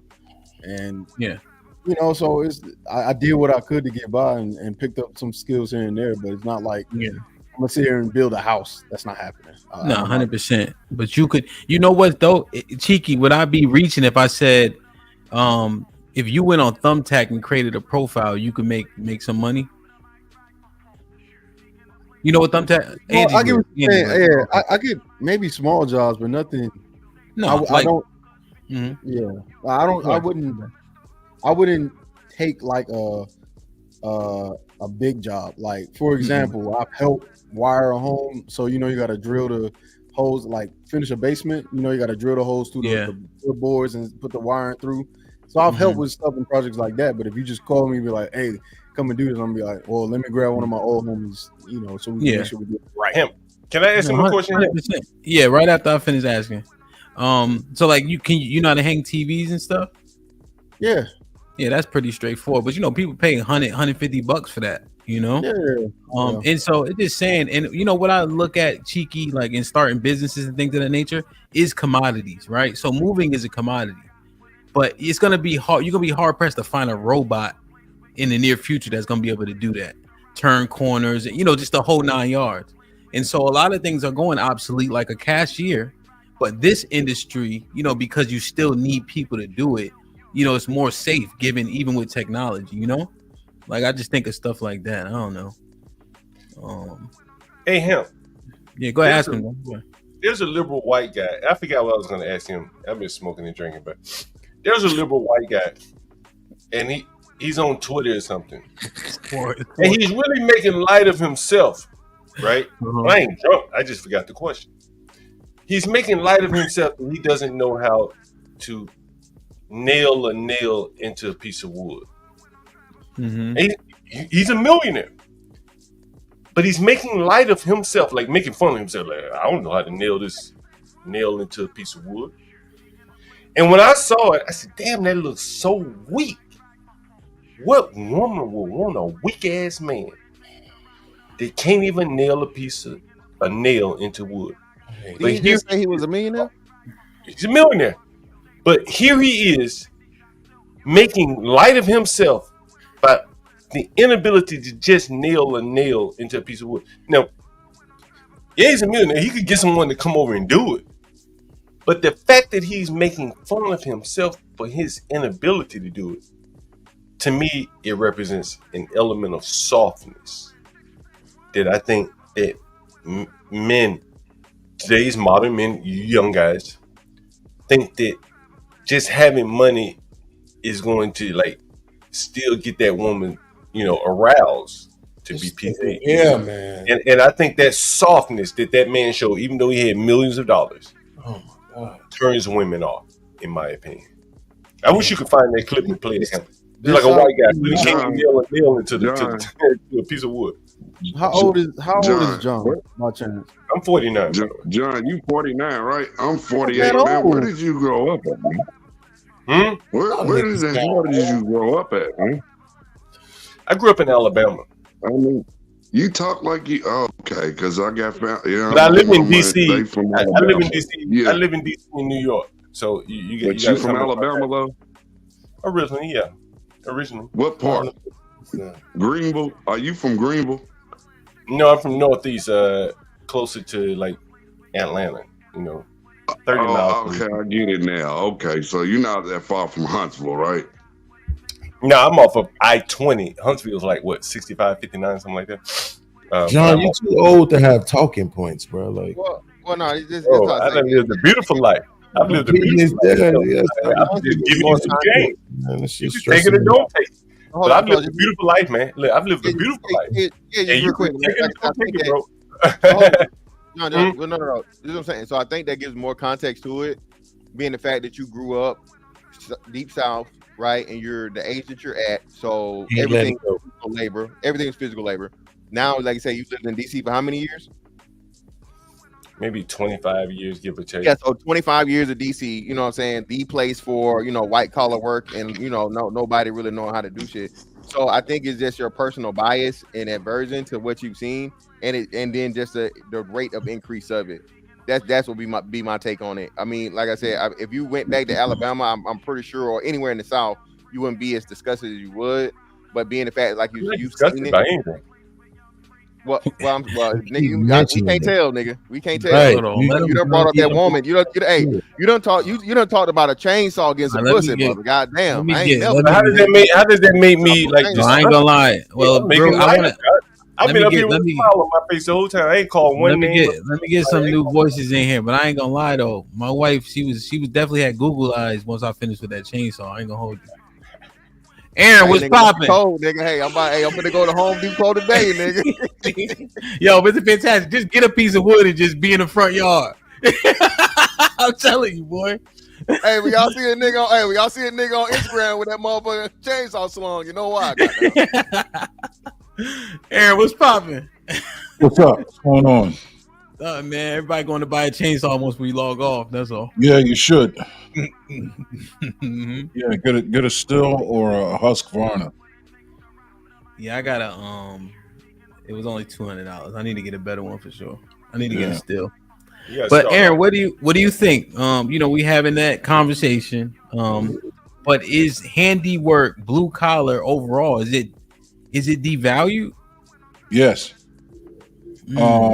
Is something that when we say a man should provide, he should provide resources. Yeah. But no one ever says anything about being resourceful. Isn't that's a resource in itself, ain't it? The resource, right? Because resourcefulness is the ability to secure resources. And if you limit your ability to secure resources by being less resourceful, then how efficient are you at securing resources, and how efficient are you at maintaining the resources you've accumulated? When people say that they value their time, yes, absolutely, you should. Which is why you shouldn't wait on someone to come to you to do something that you could have had done before he got there, and then spent some of your resources, whatever the markup is, because he's doing this to make money. He's doing this because this is the resources he's providing, right? So why spend the extra money to give another person resources when you can do it yourself? Now you've saved double the time and the markup. This is what you're doing with your resources. When you can just take the time to learn to do a thing once. And I'm not suggesting that we should all learn how to go and build buildings from a freshly poured foundation. No. But there are certain things, look, if you can shave and wash your ass and do laundry, like there's things above that and then above that you should be able to do. Cars, like the ability to change oil these days is a diminishing skill. Partly because cars you plug into walls now. Right, I get that, and forget about learning how to drive a manual transmission. But there's still things that you should be able to do,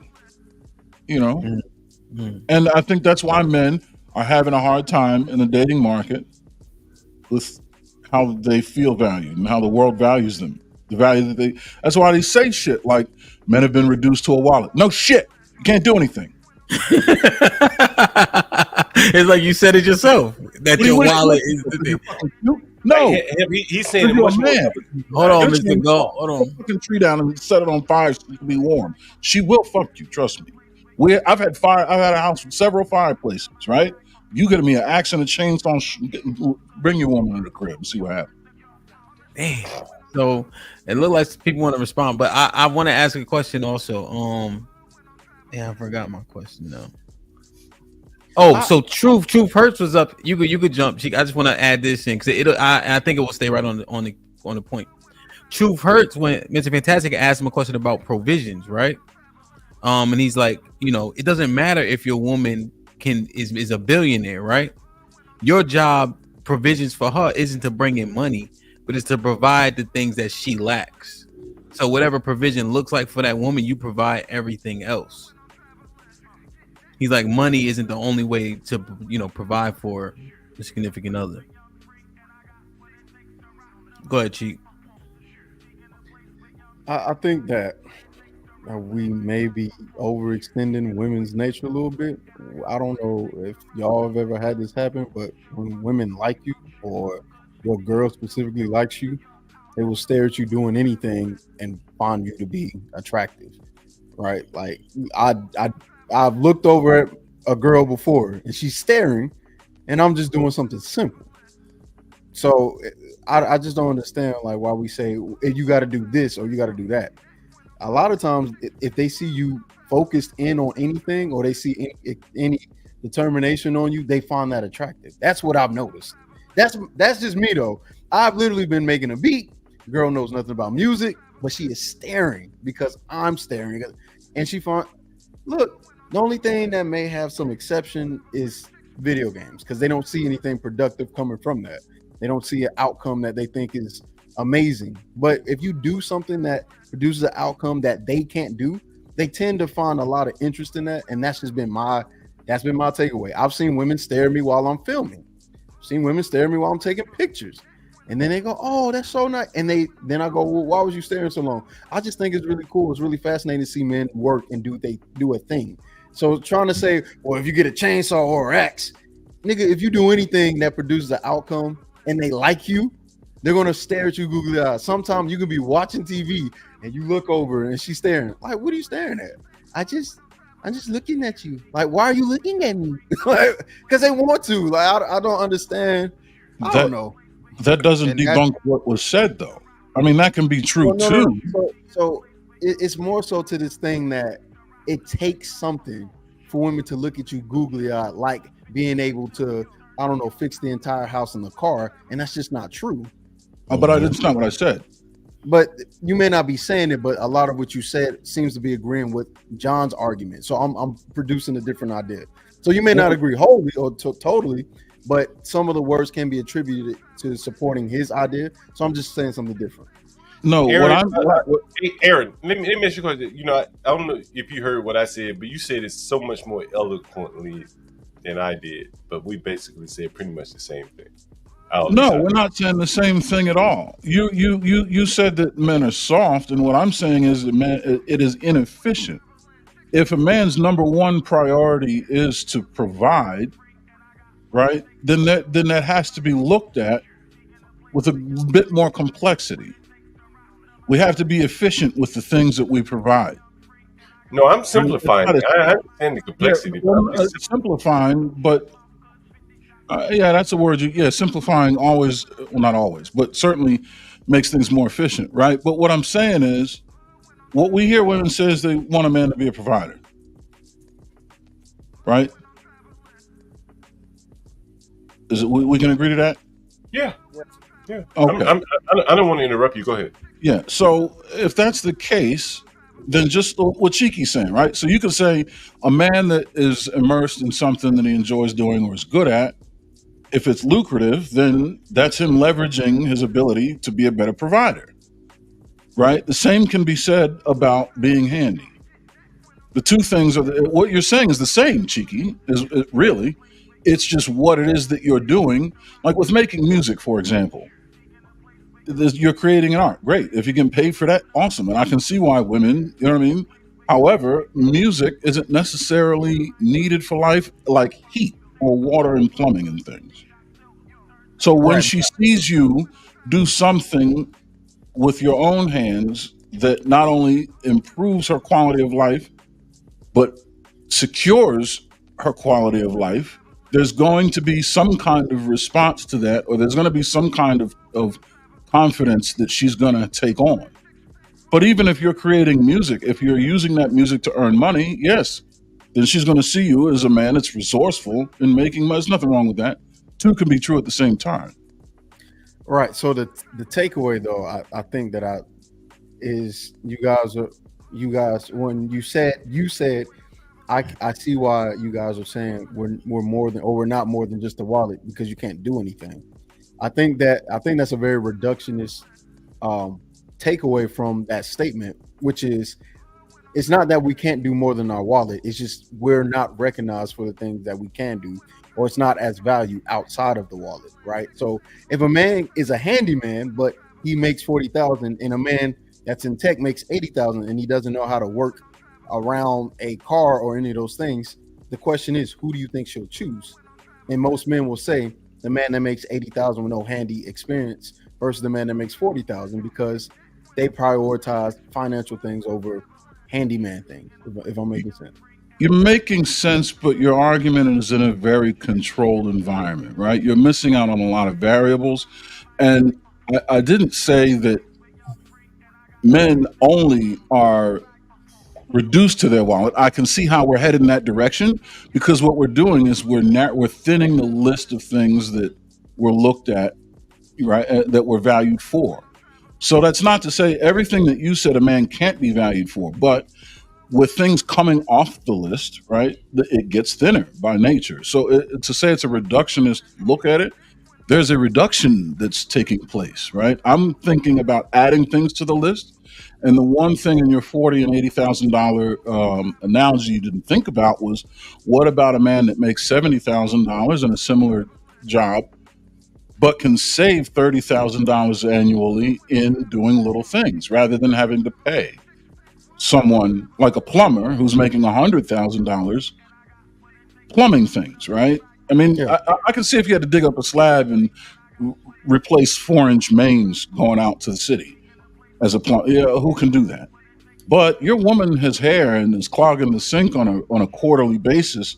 That $100,000 plumbing's getting paid to rectify a situation that you, my man, and it's a recurring situation, right? So I'd rather, if you're going to make $80,000, appreciate the $80,000 by being efficient with the expenditure of it. That's all I'm saying. No, for sure. I don't think we're disagreeing on the practicality of learning these things. That's all I'm saying. Right, right. So I thought we was, and I could be my mistake, but I thought we were speaking on, is this desirable to women? Is this such a big deal to women? And in my encounter and experience, it's not, because they don't even pay attention to when shit get paid around the house. To be honest with you, they don't really know the cost of anything. They just know it be there. It don't be there, and then it be there when you want it. Exactly. But I think the argument is this though, Cheeky. It's in their nature.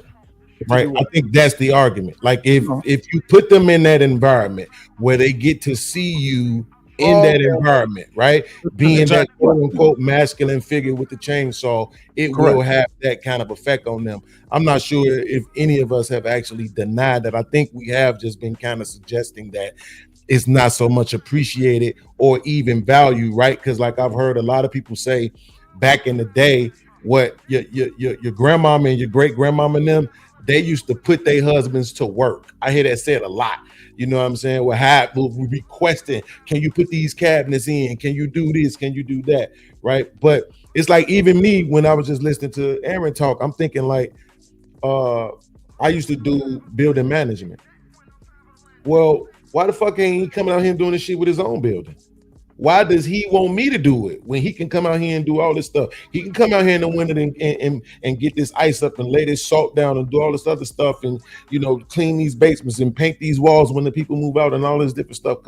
But he paid me to do it, right? Because his time was more valuable to go do all these other things that he had going on, right? And so now if I hear people say all the time, man, you want to get into real estate, you get you some property, then you can get property managers. You can pay them $100 a door, whatever they always say, right? To have them take care of the property. This thing that you could do yourself, but you're looking at it from a business aspect. And I think that's the thing about young folks now, where all of the different things that have happened, including COVID, I think they just value their time. I think that's the component that we really don't give them that much credit for. They value their time and they don't want to spend their time being laborious, even if that comes off as less masculine. Yeah, and like you said, sister women don't have they don't have a connection to it. There's no value in it. So it's a combination of what we were saying earlier as to where the younger women now, anybody, especially I say under 30s, more so under 25, that's no correlation. It doesn't even register. You can chop all the wood you want to, Aaron, and that pussy gonna be dry as a motherfucker. Dry. No, but see, you got to ask the question, and it was just said. Is it that way because they weren't exposed to it, or are they even unaware? Like, how do you know that would be the case? Wait, Mr. Fantastic, please. You have patience, please. How do you know unless you have a woman that is sitting in front of a fireplace that's burning wood that she watched you out the window chop in the snow? You trust me, I'm telling you from anecdotal experience.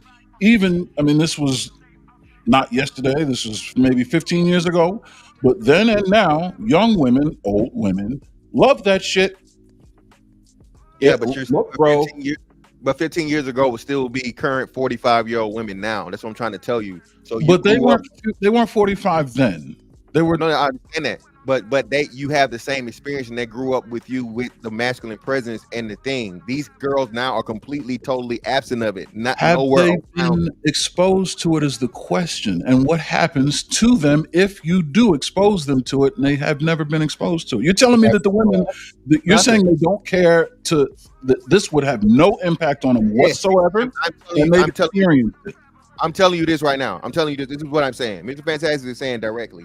If you were to bring a woman that's 25 years or younger and cut wood in front of her, if she's not already on her cell phone looking on Instagram, Twitter, or YouTube or whatever the fuck, she's not going to be sexually aroused at all. Okay? Has she been exposed to it? That's irrelevant. No, it isn't. No, it's not irrelevant. No, it's not irrelevant. No, it's not irrelevant. I said, no, you're right. No, that's what I'm saying. Hold on, let me fix it. No, Aaron, you're right. That's what I'm saying. No, that's what I'm saying.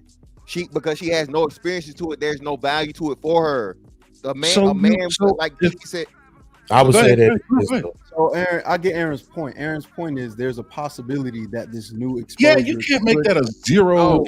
I agree. Well, he's right. I can't ignore that. Like if I'm having a logical conversation and debate, I can't say that wouldn't be the case. I just doubt it. I instead of saying that it wouldn't be there, my thoughts would be, I don't really know. All right, where we at? Likely, you gotta put it. Thank you, majority Fantastic. or minority? Wait, no, I'm majority, and I'm gonna tell you minority. Wait. There's context. Does the girl already like me? She already found me attractive?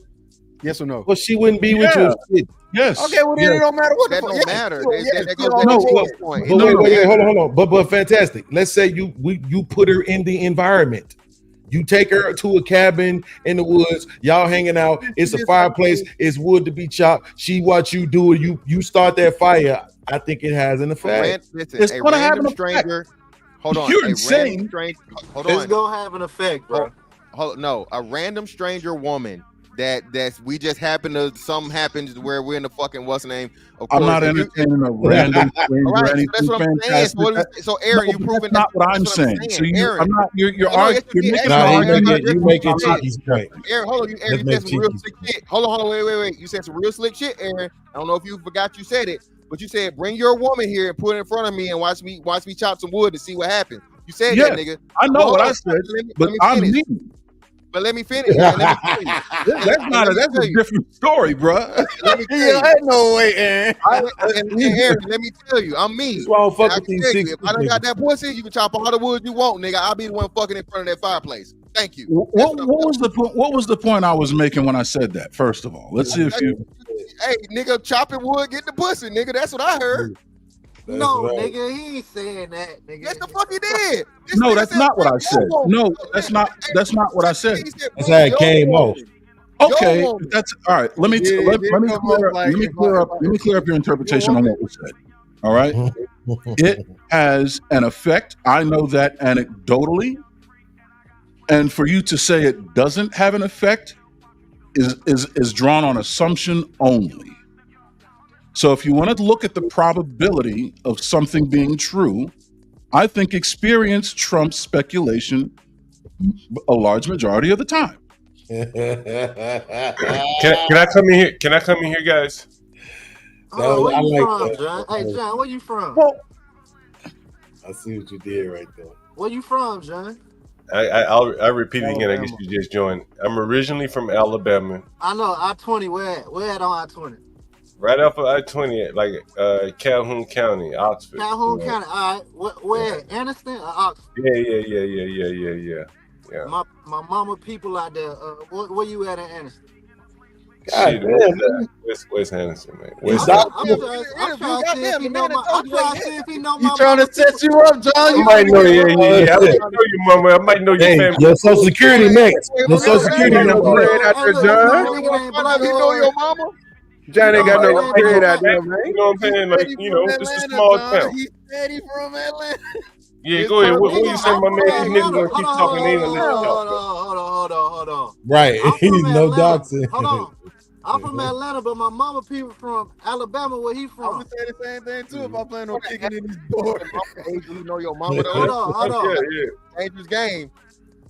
John. Dangerous game, brother. We buying up all the real estate out there, bro. Put him in the fucking bedroom. Get him out of here. Come on. Wait a minute. Whoa, my money here. Get the fuck out of here. Get him the fuck out of here. Put him in the bedroom.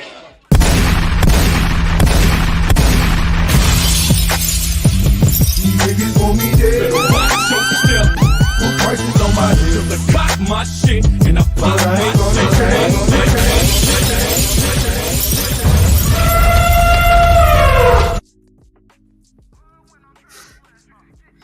Man, anyway, I like talking to you guys, man. Go ahead. What were you saying, my man? Nah, He said, "What's your social?" My mama people from out there, like dead ass Calhoun County. But we Yeah. buying up all the real estate out there. That's why I was trying to see where you from. Yeah, that shit cheap out there for sure. Yeah. I bet it is. I'm buying all that shit up out there, nigga. Y'all the ones chopping it up. Yeah. Oh no, go ahead, y'all got. Now I'm talking about the property. Y'all out there chopping up the wood. That shit better be cheap. I'm doing all that. What I don't do, the migrants do. What I don't do, the migrants do. Chainsaw, nigga. Listen, baby. I If gotta you shoot and you shoot What I well, a don't woman's do, gonna the feel migrants will protected. do, nigga. What about cooking? about Did we having talk a about bad- cooking on that list? If you can shoot and you shoot well, a woman is gonna feel protected. If you can bust a nigga's shit with your bare hands, she's really gonna feel protected. If you can shoot and rearrange a motherfucker's furniture with your bare hands, she's gonna feel the most protected. Yeah, but What if you could talk shit real good? That's not going to make her feel more protected than a man that can shoot well and push his fucking teeth out the back. I actually it's gonna make her feel more. I'm just asking, will it work? it would. Not against a man that can shoot. This might be risky. Matt kicked. Eddie always gonna get me, dog. Matt kicked 10-15 for 5 minutes. He said, "I'm bored. Kick 10-15." That nigga always in the car. John, you next. Go ahead. What about cooking, Aaron? Oh, yeah. No, look, cooking. You want to go down that path? I'm just saying. Used to Salt Bay was around this month. Listen, man, Yeah, I mean, there's a school called. If it's a woman that obviously, I think Cheeky wrapped it up a lot more. What's her name? The woman's already attracted to you, bro. It's pretty much nothing you can't do that's gonna, put her in a thing. That's what. That's why I'm saying. Just a random woman random woman's not gonna be turned on by just manly acts if she has no other knowledge of you or what's her name and so on and so forth. I can't just motherfucking change the oil in my car. Yes, I'm dead ass serious. Wait, fantastic. Hold on, let me help you out, Aaron. I'll give you labor and shit. I'm talking labor, Ham. I ain't talking about like gym is working out is different. Like if you're in the gym or some shit is that's different. But a bitch not. All right. A bitch not gonna walk by you in the driveway and she wanna fuck. Wait, let's compare real quick, Aaron. So let's take the chopping up the wood, right? Wow. Let's take chopping up the wood. And let's compare that to performing. And I'm talking about rocking the crowd. Which one do you think for the younger generation? Which one do you think is going to just about any generation rocking the crowd? There's going to be more. Every generation rocking the crowd. Yeah, rocking the crowd. That's not even a question. Hey, Ham, let me ask you a question. I don't understand how that. Are you familiar with what? Because nobody looks at that and thinks that it's manly. Right, no, rocking the crowd that's entertainment. That's not even. That's a lousy. Yeah. No. John, what's your question, John? Ham, are you familiar with mad 'cause you can't do pheromones? it. Huh? Yeah, pheromones. Yeah, pheromones. Yes.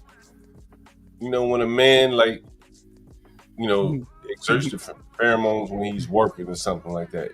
We're all familiar with that, right? Yeah. Yeah. And you know, you've probably heard that women are attracted to that male, whatever is coming off of his body after having worked up a sweat, be it from lifting weights or hauling bricks. Have you heard of that? Yeah, I heard of that. Yep. And so I think, you know, the man, let's say he's working around his home. Mm-hmm. He's coming in from the front yard, exuding those pheromones. Yeah. Naturally, a woman is attracted to that. I truly believe that. I could be wrong, right? Yeah. I think it's natural. It's God's way of attracting a man to a woman. That you exert those type of pheromones. The key word, So- though, you coming in the house. That means she already in the house. That means she already fucking with you. Y'all acting like just doing. But how do you maintain that over a long period of time? Hold How, on. like how do you maintain that over a long period of time? I'm not arguing that. Okay, I'm arguing the fact. This might be risky. John been booted for 5 minutes. He'll be back at 3:30. What the fuck is that? 9. Yeah, I don't know. Kiki, I would ask you ever performed before any of your music? You ever performed any of your music? You asking me? No. Oh. I just do like the I gotta get a bigger presence on social media. Yeah. Yeah. I mean, even the ain't making no money with it guys. They just being able to pop that crowd. Me and the homies perform. I mean, but they all got girls. But even still, they come with his own shit. Like if a girl don't know that you got a girl and she just seen you perform a song that she like, absolutely, it's what I'm saying. Like when it comes to attraction, it seems like anything. If they like you, anything works. If they don't like you, no matter what you do. Saying, man, y'all acting like a nigga can be out in the driveway changing the oil, and now just to pussy a girl walking by and she don't get off the pussy. No, that's not happening. Bro. Hey man, what I don't understand is what is the difficulty in comprehending what's said? No one said to replace anything. No one said that these individual things are going to be guaranteed successes. But what I am saying is you're limiting the amount of cards you have in your hand to play with by taking these away. And that's what I'm saying. And these are pretty powerful cards. I know because I've played them. Yeah, but again, now you have to put the context in it, bro. You're 40. I'm 40. What does that have to do with what I just said? Everything. That's every fucking thing. A 40-year-old woman or a woman that grew up 40 fucking years ago is totally different than a woman that's only been on this earth for 25 or less. They don't have the same interests. They don't have the same respects. They don't have the same values. So I'm talking about, and that's why I specifically said, and I said it several times, women under 30 and especially under 25. That's what we're talking about. The whole so guy you know that this is completely ineffectual with these women. I don't think it's ineffective. I don't. You can stand that though, Cheeky. We're not even on the same page no more. I am saying. Oh, okay. Well, then, fantastic is absolutely Cheeky. That's all I'm saying. You get what I'm saying, Cheeky? Like that's crazy. Explain it. You have I agree with you. I get what you're saying, bro. I've been getting it from the start. So again, what I'm trying to tell you is because there's no value there, they've never seen it as value. You doing that act is nothing to them. They can't correlate if you it. ain't never did it, then you don't know. Yeah, you don't know. That's exactly correct. Aaron, you said that earlier about speculation and speculation is not speculation. It's not speculation. I know it's not speculation because I do it, nigga. It's not speculation, bro. That's experience, right? It's not speculation. What I'm telling you is this, bro. If you are dealing with a woman that's over, why didn't I want 10-15 to talk? She can come forward with your boy. I'm in an A, nigga. You need to do some shows, whatever. Holla at me. But I'm telling y'all that handyman shit work, bro. Them bitches gonna hit you up, especially if it's some car shit. Like, it ain't even about having the bag. You feel me? It's about saving your money and not getting cheated. You feel me? Nigga ain't finna charge me $200 to change a spark plug or some breaks or some shit like that. You know what I'm saying? Like, it's about not getting cheated. But women love that shit, especially if you can do a service for their ass. You feel me? They gonna be in your line 24/7. It's up for y'all niggas to play how y'all play. I'm married. You know what I'm saying? So I gotta do it how I do it. But if you had the skills I had as far as fixing cars and shit like that, you gonna have to run your game how you run your game. But they gonna be on your line though. They gonna be on your line for sure. Yeah, for service. So is it? Wait. Nigga, that's a way in, nigga. Like, come on, bro. Everybody For service, nigga. Everybody For gotta service. wiggle their way in. For bro. service. On, That's bro. what and now y'all missing me. I'm talking about that genuine. give her a reason to call you, nigga. Like, come on now, but, play bro, the okay, game so how it's can supposed we- to be played, nigga. That's good. can we- They give her a reason to give her homegirl your number. If you that nigga, one of them don't like you, nigga. Are you pandering your resources to? Yeah, of course. Nigga. Yeah, of course. Yeah. Of course. Yep. Of course. Yes, sir. Oh, hey, shit. You got to. Hey, if you that nigga, one of them gonna fuck with you, bro. Like dead ass. Sooner or later, I'm one of not- them gonna this- fuck with yeah, that's something totally different, bro. I'm saying No, that it's not. That's outside- handyman shit. That's hold what's on. been said. I'll keep cutting me the fuck off, bro. Jesus Christ! Like every time I say Snap on something, these niggas, I'm man. shutting the fuck up. I'm shutting the fuck up. Every time I get to say something, I try to explain to y'all niggas jump in. Okay. Cut these niggas out. Oh my god, man. Well, no, I'm trying to be cool because he every time Aaron said, he said, "Hey, be patient." I shut the fuck up. I would like the same fucking courtesy. So what I'm trying to say to you is this: you guys are making this shit like this is a magical fucking key to where if a woman sees you doing it, oh, my pussy is wet, I want to give him some of it. I'm telling you that's bullshit. Okay. That's why we cut you off because no one said that. You can't start with that. That's what you're saying. That is what you're. Hold on. Finish. For one, hold on. For one, Aaron, I can't let your light skinned ass get away with the slick shit you said, nigga, about fucking bring your woman around me chopping some wood. She giving up that pussy. You don't know what hyperbole and shit talking is. Can we? All right, I'll tell you what. I'll concede to that. I'll concede to that. And can we remove that from the conversation? Because I said a lot more than that. If we remove that, if we remove that from the conversation, cool. If we remove that from the conversation, I'm still telling you that. And you agreed to this premise already. If a woman has no correlation, she has no experience, she has never ever seen this thing, there's no way for her to put value upon it. You magically fucking showing her this act for the first time is not going to somehow activate her feminine fucking woes or whatever. And now she's, oh my god. Let me. How you know that? How you I know live with them right, and I done escaped 4 raids and 3 indictments. I'm excited. Salute the Beans with the $5 super. He said, "Boot podcast because I had to go." Damn jailbird game. Come on, man. Podcast ain't never. He only been in jail once. He'll be back in 5 minutes. Go ahead, Mr. Fantastic. Yeah, man. All I'm saying is, bro, like I said, y'all making this shit to and y'all.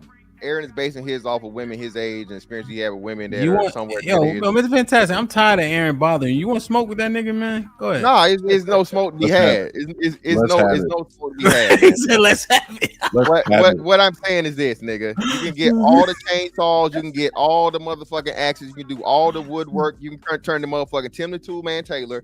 And again, if a woman just randomly fucking shows up and she does not know you, okay, she's not going to be certainly sexually aroused to the fact of you doing manly, quote unquote, manly shit. That's what I'm saying. It's not that especially to a woman again that's under an age group that has no correlation to that of manliness. It doesn't do anything for her. She actually gets turned on by the nigga that pull up in the Hellcat in a fucking SRT Trackhawk. That's what gets her pussy wet. That's what motherfucker makes her sexually aroused. And she's gonna go to that nigga before any nigga that's fucking standing out chopping wood, because again, they look down on niggas that gotta do manual labor. They done said this shit. They don't want Ernest the electrician. You know, they want the dope boy. They want the nigga with the fast money. They want the scammer. So that's what I'm trying to tell y'all. I'm going by what literal women have said of that age group thousands of times. It's all out here. These are what the women are saying. So it's not just my anecdotal experience or my assumption. I'm going by what the women say and seeing what they do. Now, what did I say?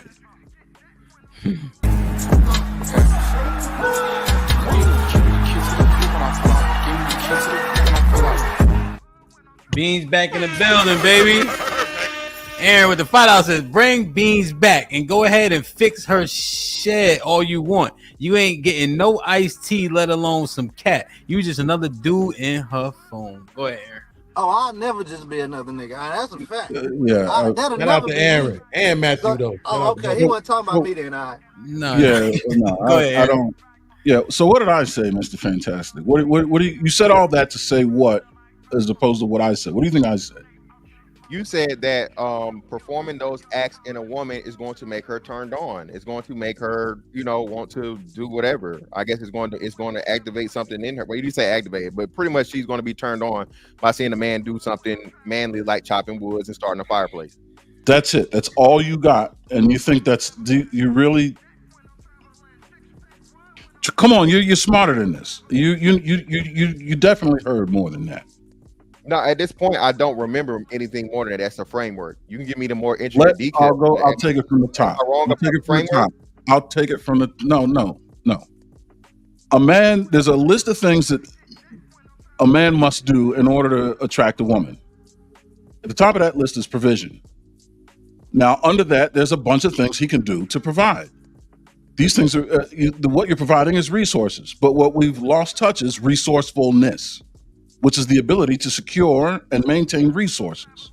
The more a man can display that ability, the greater potential he has for a woman to see value in him. Just like in the realm of protection, which is the number 2 requirement of a man. If a man can shoot, she'll feel safe. If a man can punch a nigga's lights out, she'll feel safer. If a man can do both, she'll feel safest. The same principle applied there can be applied to the difference between resourceful and the resources he's providing.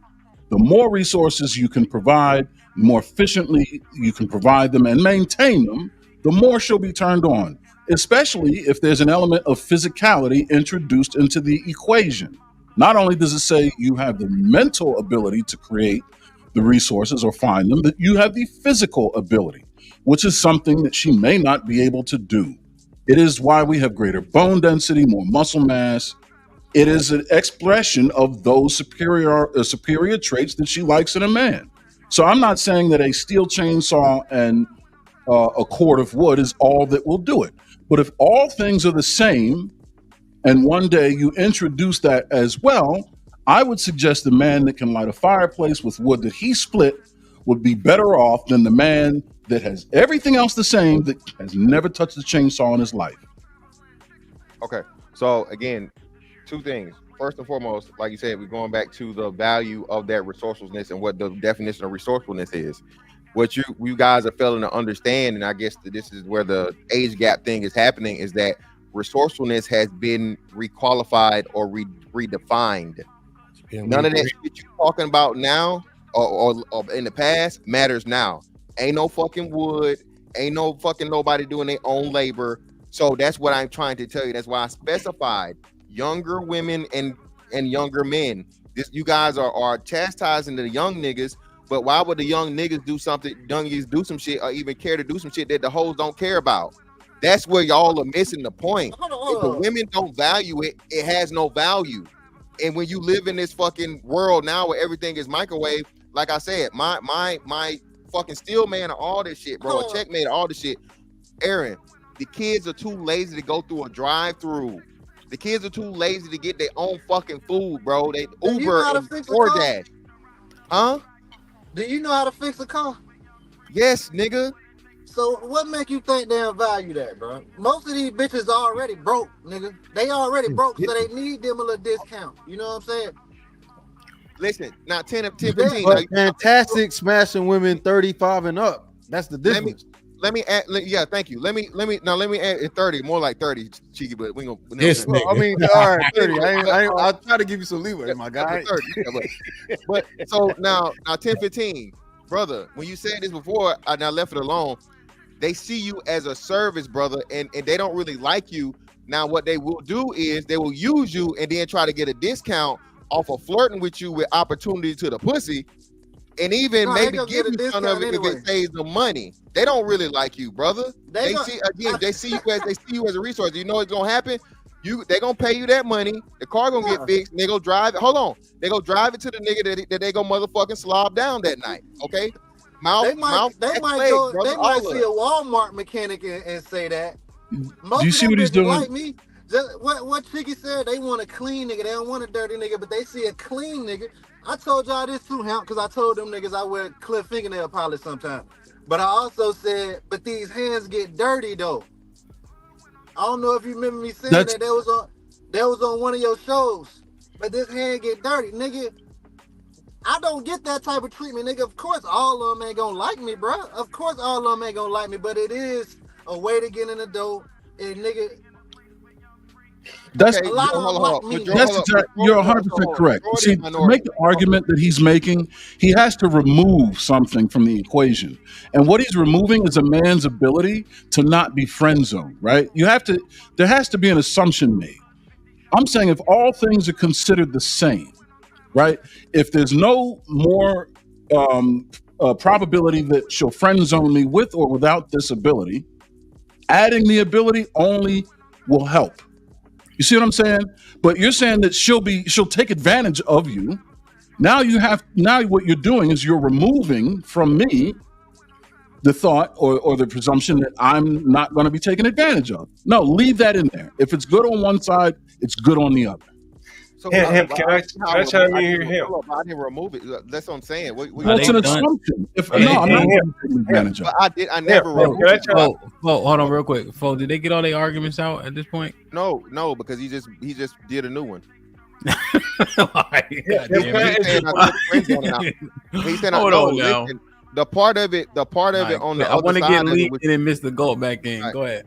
Well, again, man, all I'm saying, bro, like I said, chopping wood and fixing cars and all that shit, bro, ain't the key to getting no motherfucking young pussy. I'm gonna tell you that right now. Okay, it's not even a factor. You're right, Aaron. Let me correct myself. Ain't It's not even nobody a factor. say that though, bro. It's not 10-15. What's the average woman in the car you fixing, brother?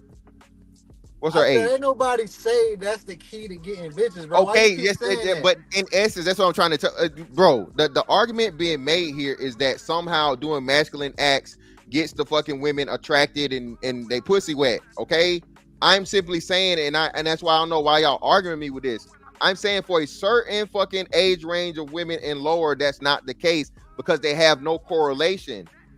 They don't. It means nothing to them. It's like you speaking German or motherfucking Chinese. It's just it's to them. It's just some shit that's done. If you do it, cool. If you don't do it, cool. Can I chime in? I mean, I ain't saying I that's just gonna wanna get ask you- you a woman. Just put it like this: if me and one of you niggas on the panel was fucking with the same chick, and she don't know who to choose from, the nigga that fixed that car probably gonna get choose. You crazy? Hold on. I'm glad you said that. Hold on, John. Wait. I gotta say this. Hold on. And again, this is why you have, and 10-15. This is who you would be. You would be the car fixing nigga. She got a food nigga. She got a motherfucking. She got no one. Y'all know why take your head here. Y'all are out of touch. How do y'all know this? We already made that. Women All right, we getting redundant now, man. My bad. I put the poll up. I put the poll up right now. Go look at the poll, man. Jiffy Lube. They turn 10-15 to be Jiffy Lube. All right, real quick, Mr. Galt, and then I'm going to Lee because he's been chilling. I don't have much to say. I just have more than a suggestion for you. I think what you should do is get some women on the panel. I see a lot of women in the comments here, but I really think you should get some women and just do a show with them and ask them deep, probing questions about what, as Aaron says, everything being equal, what would they prefer? And I think you will find some wildly different thoughts than what you hear in a lot of men up here on the panel are saying. And when I listen, it just seems like Aaron is speaking with a bit more experience. And I think it'll be a good show for you to get some women on here and see what they say. Or look at your chats. Yeah, now we do that show on Tuesdays. It's called the Women's POV, so it'd be all women. So yeah, we can ask them. I feel like I haven't vetted it. I think we had this conversation before.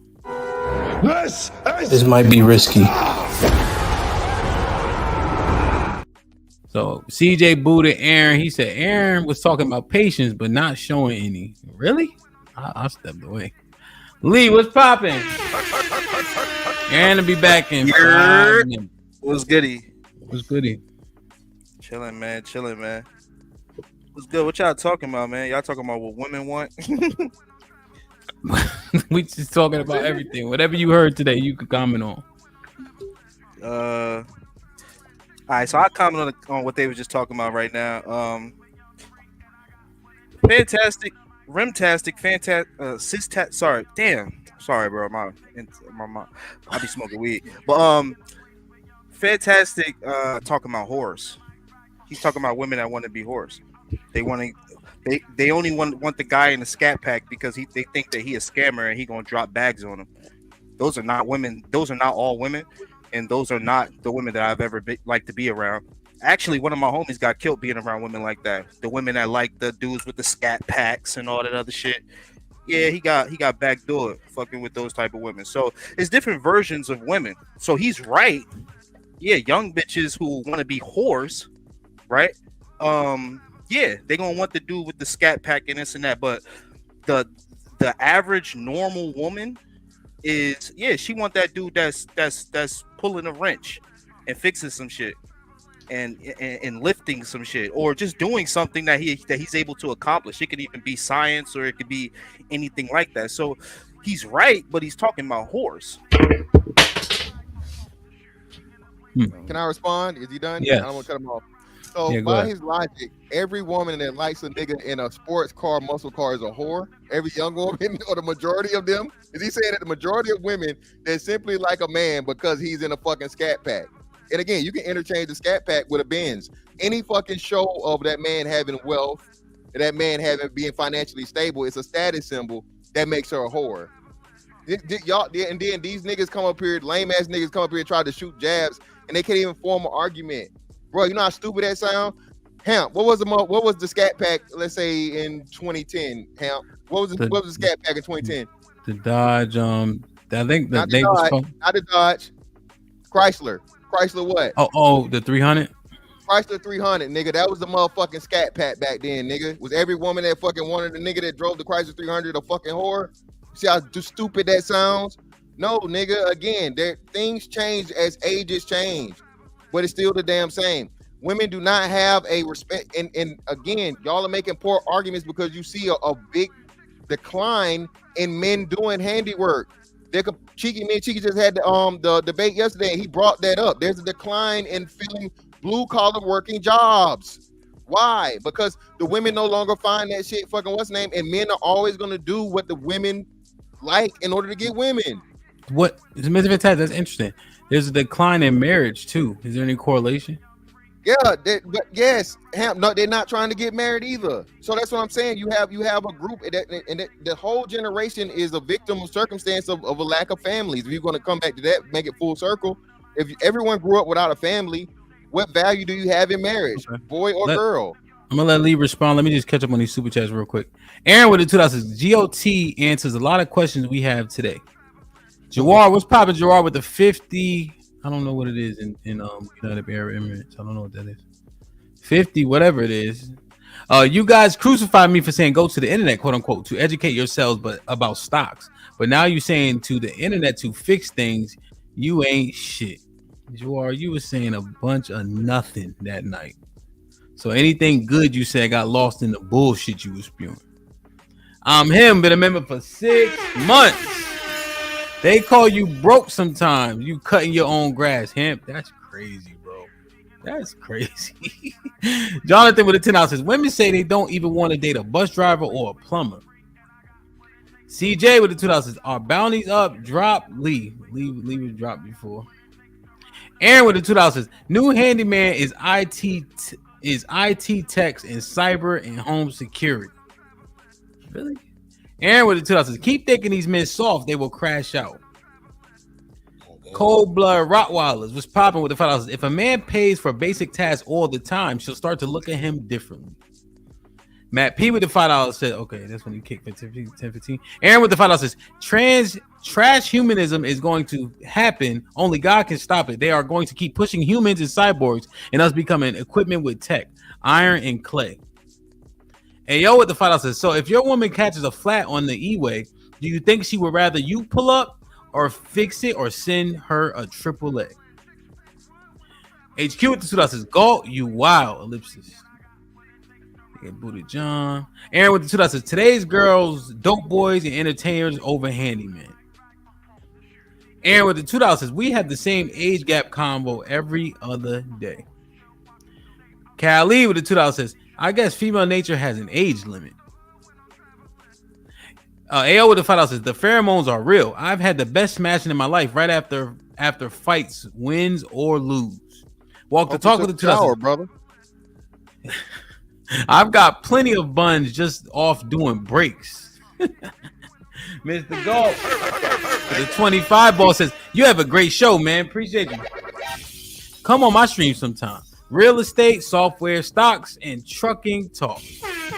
The urban landlord. Somebody find Mr. Gold channel, drop it in the chat. Aaron with the $5 says, bring beans back. I read this one, right? Yeah.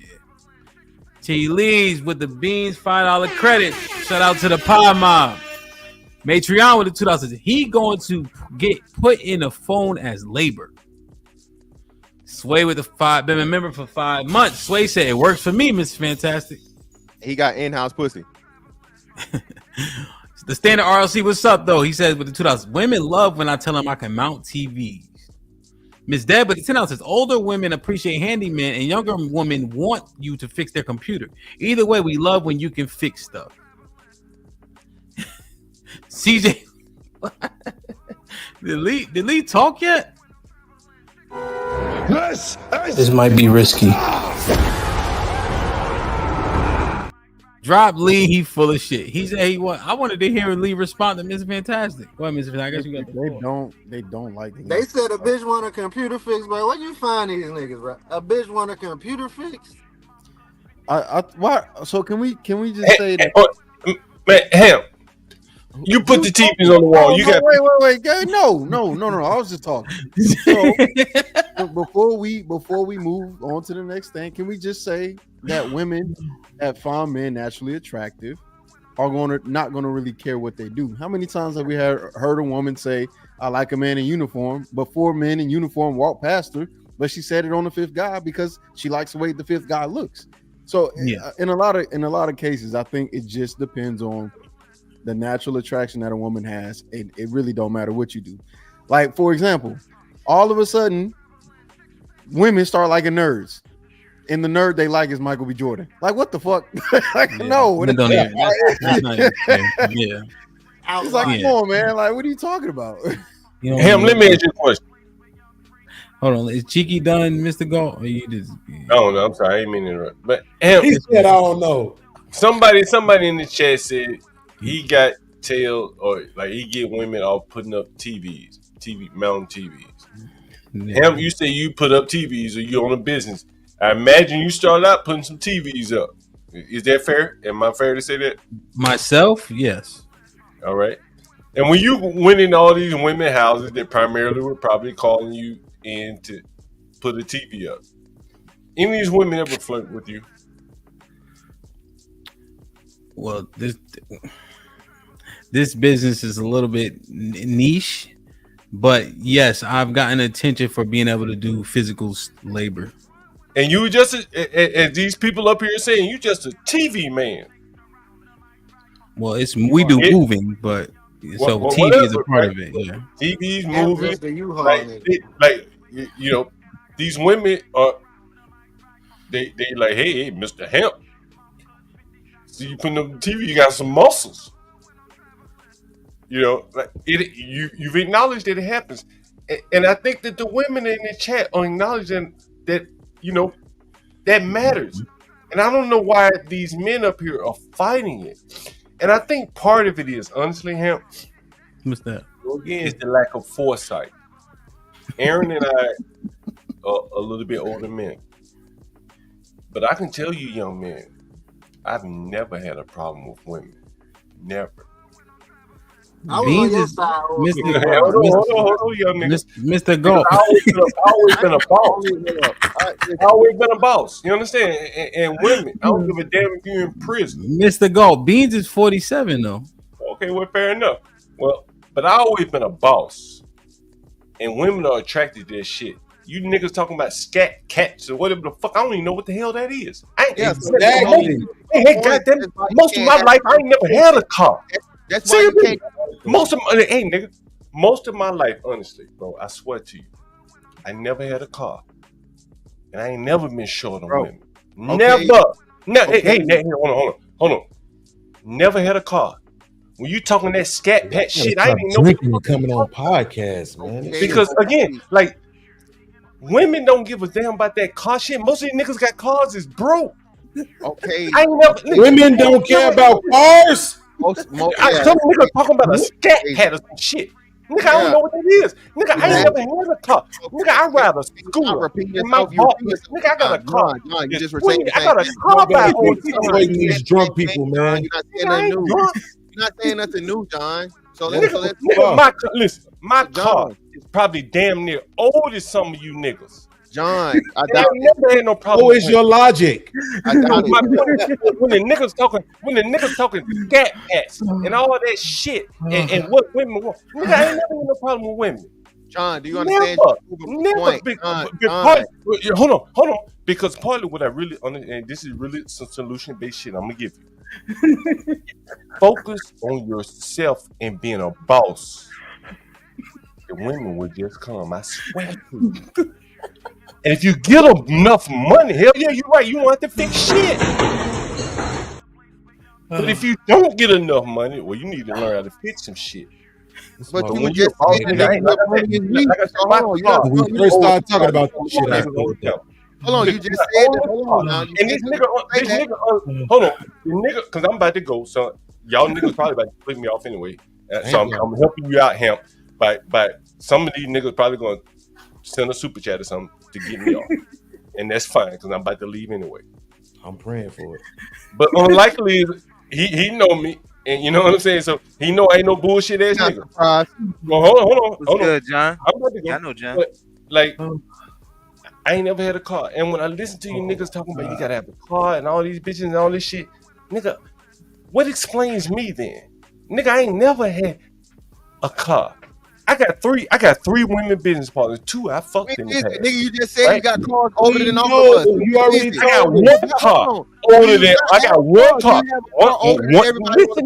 Listen, Can I respond, yo? I got one car. Y'all forgot he the motherfucking landlord, nigga. Exactly. Fo, I was just about to say that. Like, when you talk about campus, all this shit you need to get women, bro. Like, I promise you, if you read the women in the chat, they don't give a damn about all this shit.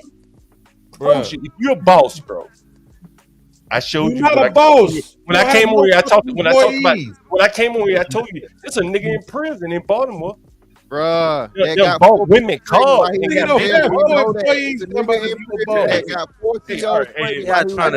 you just made my argument earlier when I said if you had a bag, it don't matter. Why he can't talk to one man at a time? Like, why he got to talk to both of y'all at the same time? Like, he definitely did. He made smoking and drinking. That's what I'm saying. What he doing, Means? What he doing, Means? What he doing? Smoking and drinking and drinking and smoking. Looking ass boy. Get up out of here, bro. Hey, Mr. Go, I appreciate you, man. Be safe out here. Hey, man, you run a great show, man. I just want to say I appreciate it. All you fellas. Look, I ain't coming to troll you or anything. You know, I'm just giving you a little advice. But I ain't as smooth as Aaron, but you know, I appreciate cut it down to 3 beers next time, bro. Hey, John. Down to 3 beers. What you niggas need to be asking yourself is, I say here all day on a work day. Right, so do we. Hey, hold on, niggas, because I'm about to go.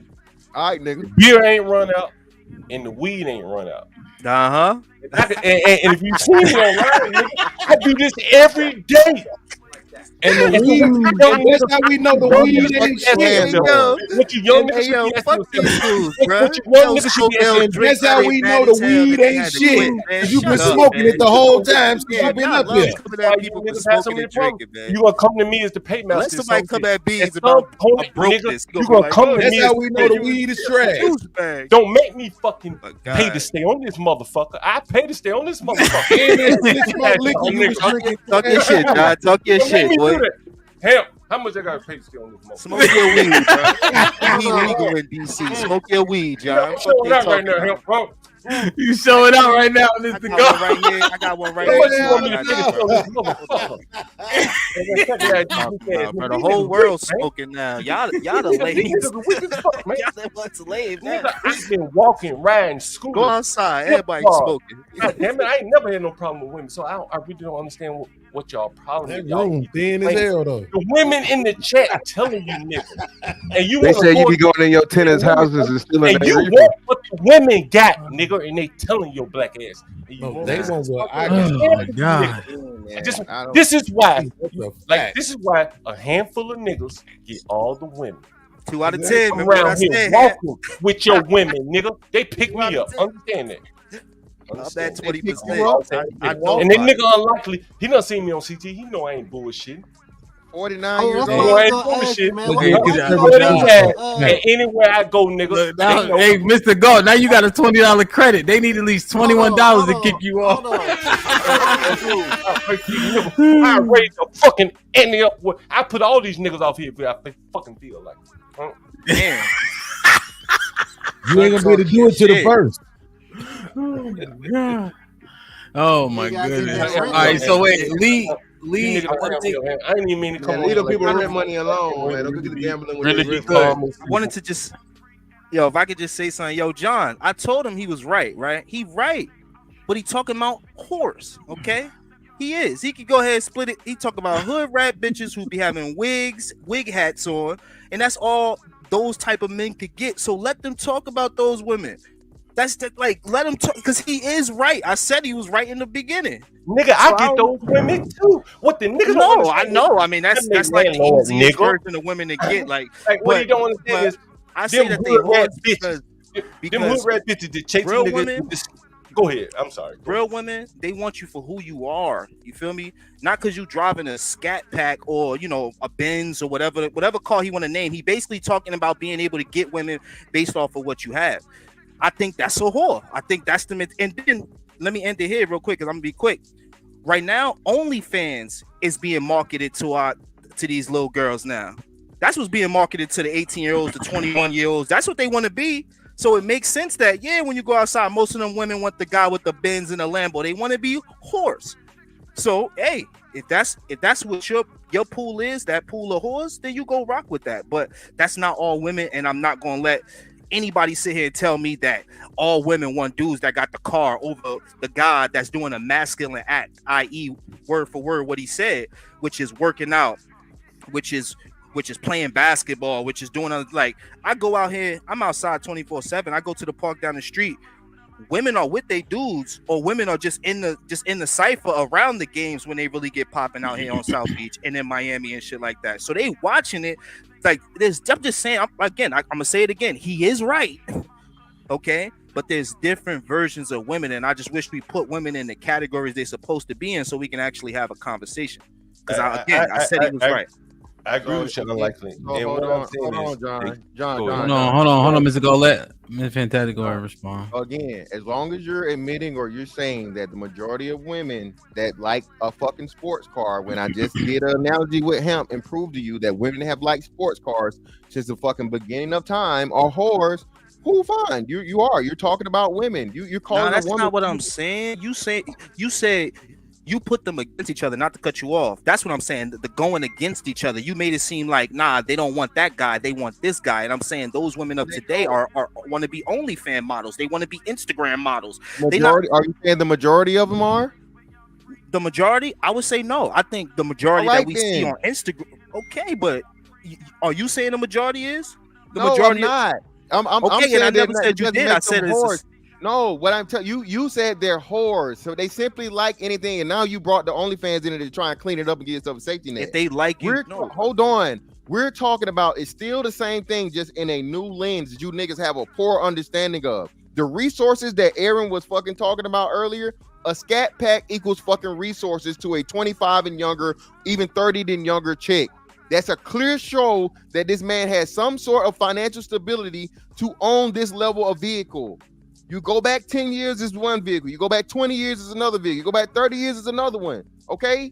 That's all I'm saying. And y'all are trying to force onto them a value system of acts that don't register to them and is never going to register. It's not going to matter because they didn't grow up around it. It's never been in their culture. It's never been introduced to them or them exposed to it. So you can't just do something one day and now all the women are like, "Ooh, I like that." No, that's not how it happened. And then I gave you stats. I gave you stats to support what I'm saying because you have the younger men not doing these blue collar jobs because there's no need for them to do it in order to get access to the fucking women, and the women don't value it. I'm just gonna jump in. I'm not all. Go ahead. No, I was just saying that's clear, nigga. We know that. I know that's what I'm saying. So what are y'all arguing me for? You don't listen, bro. I don't think you understand it, but I said you was right like 7 times. I didn't see niggas. Honestly, like I'm telling you and I know you probably gonna say, well, that's an anecdotal experience. 25 years in the number of properties tenants I've had. I done seen broke ass niggas with swag fuck more women than niggas with good ass jobs. I can give you a real good example. I brought my motherfucking cousin up here from Alabama. This nigga was making $130,000 driving a bus. And a nigga was fucking his girl who was working in Rody. He didn't have no swag. Like, all that money shit, it matters. Like, I'm not gonna get you wrong. Like, you can get laid the more money you make. But women are looking for like innate like characteristics for a man. Now, in the short run, what you're talking about, that scat pat might get you a one night stand over and over and over again. But what Aaron is talking about, when I'm talking about like the foresight to sustain something, right? Like, bro, that's the business I'm in, sustainability. I got to keep shit going. Okay, because you're 49. That's what you niggas. That's what I keep telling you, nigga. Hey, nigga, women are wired differently from you, from men. Nigga, obviously, what are you saying? Right. And so what you talking about, that scat pat, nigga, they might think, well, this nigga done stole this motherfucking scat pat. Yeah, okay, it'd be a good night riding around. Hold on, nigga. You might be a good night tonight riding around with your scat pat, but she don't see no fucking stability in no damn scat pat. She can't. Bro, I don't give a fuck about her stability. Bro, you gotta give somebody time to. Hold on, you gotta let somebody brother. You've been going for so long. You gotta let me reply. Like, you keep talking about scat pats, but you ain't mentioning a big ass house, bro. I bet you if you goddamn showed up at the club by Uber and you had a big ass motherfucking house, you fucked that woman a long time than if you had an apartment with a scat pad. Mr. Ball, let him give a response. Again, bro, you keep bringing up the scat pack. You say yourself, you know what the fuck it is. You mentioned it. It's a car. Whatever kind of car it is. It's a car, right? Exactly. You're still proving my point, and you're interrupting me. I didn't do that to you until you kept running on. Sorry, so you are what we call out of touch. You're a 49-year-old man, okay, that said he never had a fucking car, okay, that gets to do whatever the fuck you get to do, and you talking about all the bitches you done fucked. Bitches can be fucking 0s to 10s, nigga. I doubt you fucked all 10s. Every nigga get pussy, and who cares? Okay? I am simply talking about you're trying to force the value, and now you done went full circle and talk about, oh, if a man gets some money, he gets some pussy. But you were saying before, if the nigga just got the money, he weak. So you done drunk yourself into a corner and smoked yourself into a corner, brother, where you even counter your own argument. My point is what you're saying had value has no value. The foresight you're talking about is, like you say, forward for your age group, forward for people close to your age. I'm talking about from 18 and up, brother. That's a totally different world that you know nothing about. You have no connection to it. That's what I've been talking about the whole time. That's why I kept emphasizing that. That shit y'all talking about, these women do not give a fuck. It don't mean nothing to them. Well, fantastic. I'll tell you the truth. You won this debate, unlike yesterday. So I agree with you. Man, it's different versions. Nigga wrong, but he can it's different subsects of women, man. Like, it's so crazy that whatever. Now, well, I think what it is when we having a conversation, you can find a woman that'll fit you can find a woman that'll fit each situation that we're discussing. However, the argument is in the majority of them. Right, so the argument, in your opinion, yet on 25, just on 25 and down, what you think? In terms of the discussion here. Would they be impacted by this old kind of old standard of masculinity? Well, I guess I would lean into what do women see and do naturally. So do they see strength in men as attractive naturally? Like, has it always been like that since time immemorial, or have these younger women just absolutely changed where they don't see they're not attracted to strength?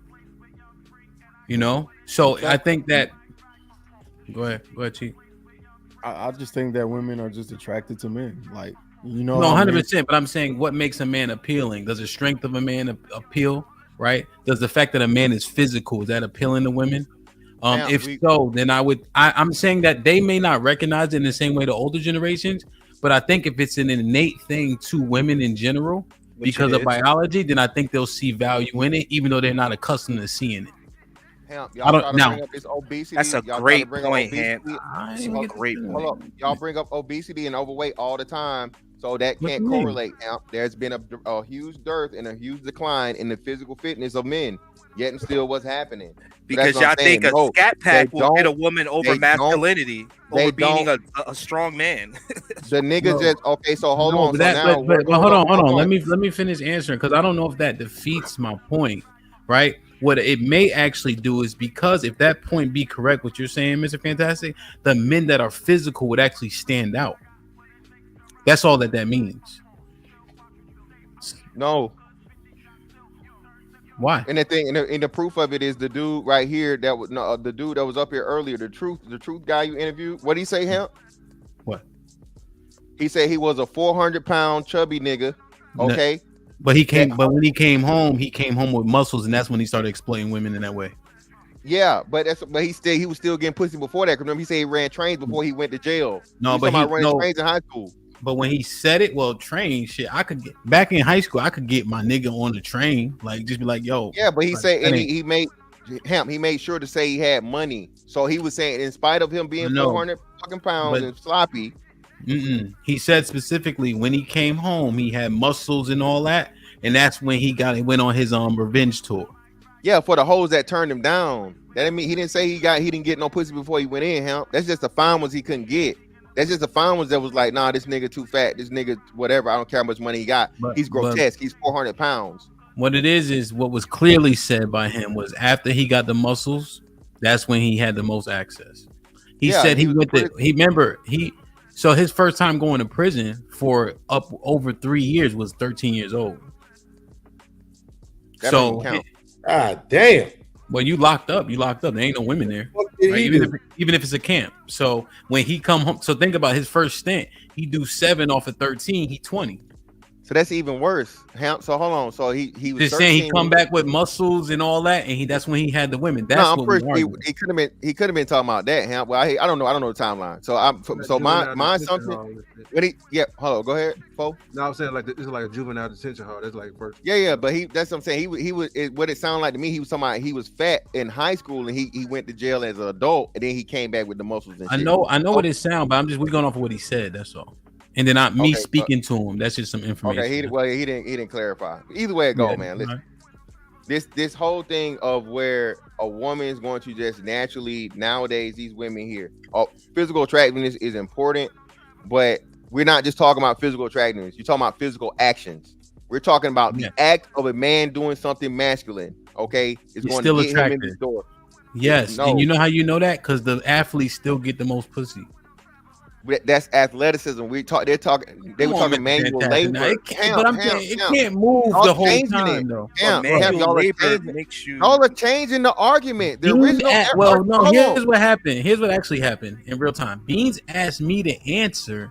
I was 80% through my answer, and then you jumped on my answer. I didn't even get to finish it. So now we going back and forth because you think I'm arguing with you. I was answering the question cleanly. And you was making a great point. I kind of wanted to hear you finish. So why did the athlete get why do you eliminate the athlete? It's physical, it's masculine. And that's why I say it. Physical attribute and remember, I agree with you on that. I already gave you that. I simply said working out in the gym is different than what? Changing oil in a car or chopping wood, Hamp. That's what I said.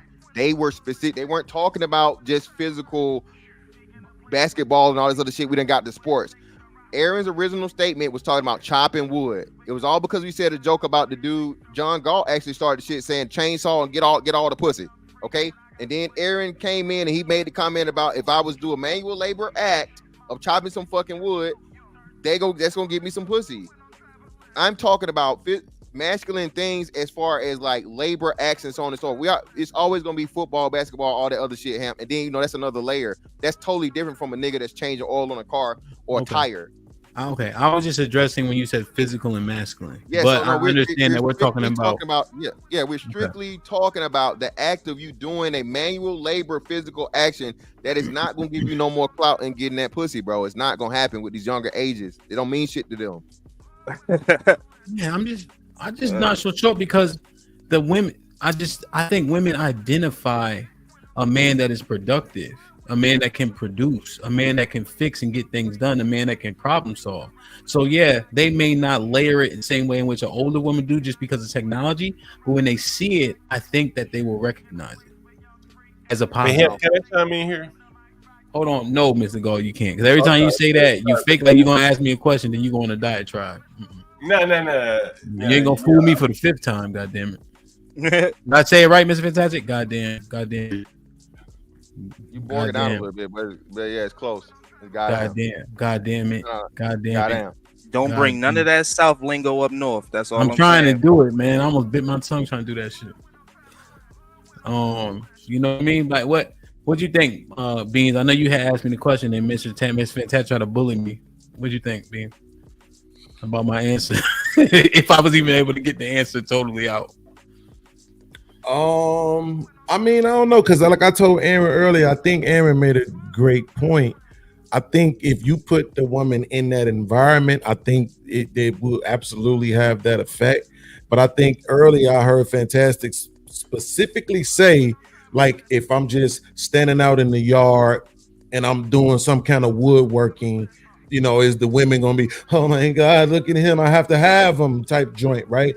And I think he's specifically saying that the demographic of 25 and down, if he don't have that athletic masculinity, NBA, NFL type of build and the ambiance of the scat pack in the driveway and all that other extra shit, they gonna keep walking. Their head gonna be in the phone. And they gonna each other. They gonna give a shit about him over there chopping no damn wood.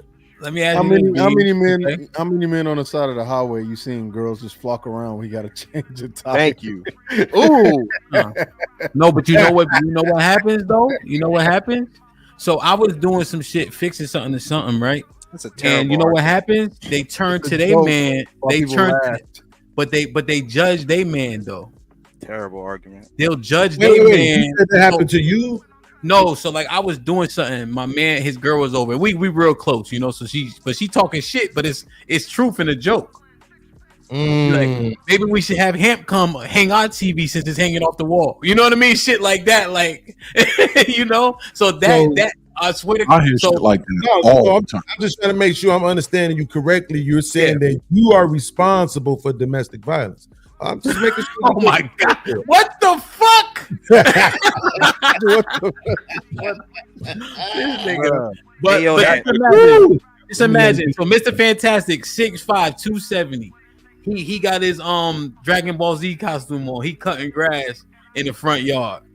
The neighbor, let's say he aesthetically pleasing to his wife, but what's she gonna do now? He waiting for the essays to come and cut the same wood. Pause, Mr. Fantastic cutting. You don't think she gonna look at him? Damn, Fantastic over there cutting his logs up. I guess we gotta call Jose and them, huh? And yeah, I think you are right that she will. But I think that's why you choke women during sex. No. What? That's why you. What That's did why you go with that? Yo, let me just say something. Let me just What? Go Y'all ahead. don't know how to deal with women. I y'all see that now. I basically see that. making the point that they are whores, okay? Because if she's attracted to the guy, if she's attracted to the guy that's cutting the lawn, if she's attracted to the guy in the scat pad, then yeah, she's gonna go with him whether he's in a scat pad or a goddamn suburban or out there cutting grass. The only time they don't just hold up, wait, I'm about to make the point right here. Look. The only time she goes with him for a different reason is if he's not attractive. She'll go with him if he has something that she can get from him. I.e., now the scat pat means, like Mr. Fantastic said, it means that he has some form of wealth, or having the house, like John said, means he has some form of wealth. So you're talking about two different versions of women: a woman that wants that guy and a woman that wants to use that guy. So again, you're talking about whores. But that sounds like, without the whores part, that sounds like the same thing Cheeky said earlier. If they like you, they like you. If they don't, they don't. No, I've been agreeing with him the whole time. If they like you, they like you. It really don't matter about like what you in. Now, the guy that's in the scat pack, but the dude look crazy and he can only get her because he got the scat pack, or he can only get her because he got the car or the motorcycle or the diamonds. That dude is usually a trick. So Usually a trick. That's what I'm saying. They usually, I'm not saying they actual whores, but they're living like that type of mentality where like, yo, I want to get something from him. Go ahead, Chief. How old were the guys that the girl that made the joke at the guy? How old was he? I think this was some years back. So the specific one I was recollecting, I think I was maybe like 34. Okay, so we were all around the same age. Again, I can see a joke coming from somebody that age at that time, because that suits for the men in expectation at that time. I'm not gonna, if one of your homies or homeboys can do something you can't, and your girl in today's time, your girl do something like that, there's plenty of jokes you can make back. Oh yeah, and maybe I should go to the church and go get a virgin because you a fucking slut. So it's like, what kind of jokes are we gonna start doing? You get what I'm saying? Like, we don't want to play those games, and nobody's doing that because in most cases, I feel like there's an understanding. Ham, can I ask you a question? Hold on, Mr. Galt. I'm trying to hear what Cheeky's saying. Oh, I'm sorry about that, Cheeky. No, you're not. What I'm saying I don't want to interrupt. Is that there's a different societal expectation from both men and women, and they don't make jokes like that. Okay. Because if they make jokes like that, guess what? They can get it full force, and they already know we sassy enough to say it to their fucking face. That is true. It's like, look, if you want to get mad at me because I don't know how to mount a TV and we're in 2024, and you want to go, oh, I guess we should call him over. And I say, well, I guess we should go get the other girl that you like since you're bi. You like these jokes. These jokes wouldn't happen. I think there's an understanding amongst each generation that the standard is very different. So of course I can expect a joke like that coming from a woman that's 34, however many years ago, versus now. Now she make a joke about, I don't know, something different, but I don't know about that. No, I can see that playing. I could see how it played. This girl that I used to like mess with, right? We was at a party, and she said something. It was like a playing, what's it, like a kickback. And she said something stupid to me, like, try like an insult like that, like a deeper one. I'm like, well, I had sex with your sister after you, right? And instantly the whole thing just shut down. Like there was nothing else she could say. So I see how that could play out. Yes, that's fair. Okay. Mr. Fantastic, are you done bothering me, or can Mr. Galt talk, or what? Brother, listen, man. I'm almost tapped out. Listen, you niggas chop all the wood, go by, listen, get all the pussy with the goddamn chainsaw and axe that you can. You Paul Bunyan ass niggas from here on out. Aaron is Paul Bunyan like, okay. Y'all niggas killing me with it like a nigga that never swung. Niggas don't even own axes. Niggas don't own no axes. Yo, that is true. That's true, man. Is that just an analogy though? Like the chopping wood, was that just like an analogy to saying we were talking about using a saw? No, he's talking about physically chopping. The chainsaw. We were talking about using a chainsaw. I thought if she attracted to him, she gonna like it. So it's the same conversation. Like it's like a circular conversation at that point. Oh no, She don't like everything he doing. He could be fucking playing with a Rubik's cube. If she think he look good, she gonna be staring at him the whole damn time. I wonder if he can sustain it though. I think you're right initially upon impact, like the sex and the thing of that nature, getting access to her. But the sustainability gotta come with a level of resourcefulness. Nah, well, yeah. Well, if you're talking about younger chicks, I mean, I guess so. If you think that, Say it. What is a young chick not looking for? She not looking for nothing fucking longevity. No young motherfucker is not. Listen, Again, man, I'm gonna tell you this right now, bro. These young chicks be getting popped in Miami though. Like so, and then it's like all these dudes to show is like, yo, I live in a condo. I'm on the 23rd floor. You know, if you say showing them luxury will get you to be able to have sex with them, then yeah. But keeping them is a whole different story because most of these dudes don't really do that. They just really don't care. That's what I'm telling y'all. Why are we acting like the game has changed at all, bro? The shit is different, but it's not that different. Young people, men and women, are not looking for shit long term. They're not thinking about getting married at fucking 25. The average fucking marriage age in the country is fucking 30 years old, and for niggas it's like 31. Okay, nobody's thinking about marriage at 25. That's why I said y'all. I don't know why y'all talking about this shit where they don't care. They have no reason to care. Well, I want to have fun now. I want to get whatever I want right now. If the shit lasts a day, good. If it lasts a week, good. If it don't, I don't give a fuck. On to the next. Both men and women. Okay. Okay. Well, I agree with you on that, though, here. I'm finna get ready to get up out of here. I just want to ask you one question, what you know about this goes out to my Brooklyn crew. Put your hands up in the air if you feel me. Fuck them all day, fuck them all night. We don't love these hoes. Do you play that? Nah. This nigga here. I knew you weren't no real DJ. I was just trying to figure it out because I was just trying to figure out if your name was like Derek Johnson Hamp or if you really a DJ.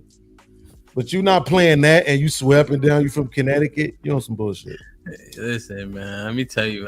One time I looked up, they were throwing panties at me. I was going so crazy. This DJ nigga here.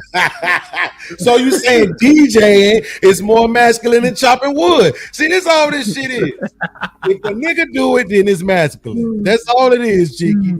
If they do it, then it's the most masculine shit on earth. So for me and Cheeky, we rappers. So that rapping shit is better than chopping wood. I play a lot of Hove though, but I don't. What? To be honest, like I don't. But that shit. But that's something I'll put in my set tomorrow. Whoa. You know, for real, That for shit real. go hard. Hey man, man, I love you, bro. Aaron, love you, man. Kiki, fantastic, love y'all. Unlikely, Foe, 1015, John. Catch y'all on the next one, man. You already, man. Be safe. Absolutely. Yeah, I'm about to eat my damn self. Damn, man. Mr. Gall, what you was trying to say when you was cutting everybody off? Go ahead. I'm sorry, man. I ain't mean to cut anyone off. You know, I smoke weed, man. Sometimes I forget my thought that I have to jump in so I don't forget it. I got you. But you know, I will say this: the one thing that I've learned over years, and it took me quite a bit of time to really figure it out, was abstract and concrete thinking. And I'm not sure if you know what that is, but I'm a software developer. And it was one of the things that when writing software, it's very important to understand, like to scale. You can build a website with strictly concrete concepts. But if you want to build Amazon, you have to think abstractly. And I think one of the reasons why a lot of black people are not in software and why, you know, you can extrapolate why they don't excel in other aspects of life is that when I listen to the arguments, they can't think abstractly. They can think concretely. They can give you very concrete examples about things, but abstractly they can't. And so when I'm talking to you guys, a lot of times I'm talking to you abstractly from a software developer standpoint. And most of you niggas probably think I'm drunk, but I don't get drunk. I'm drinking Miller Lite over here. And I think that's really a big part of the problem. And I've talked about that a lot. And I'll end it with that. The great I really appreciate it. No doubt, man. 10-15, man. I Go just want to ahead, let go you ahead, know man. that Miller Lite can get you drunk. Just want to let you know that tidbit there. But go ahead. Yeah, what you left out is you on your 9th one, Mr. Galt. That'll do it. Yeah, especially if you're on your 12th one. Unlikely you seen me before, man. You ever seen me drunk? Yes. Yes, bro. We all been drunk on this motherfucker. Nothing wrong with it. When the last time you seen me drunk? But don't sit here and Right lie and now. act like Miller Lite don't Presently. get you fucked up, bro. Brother, your eyes are yellow, not yellow. Corona. Shit. Man, you got sickle cell. Miller Lite water. Man. Jaundice, man. Yeah, man. Sid 15, man. I know they wouldn't let you talk, man. What's popping, man?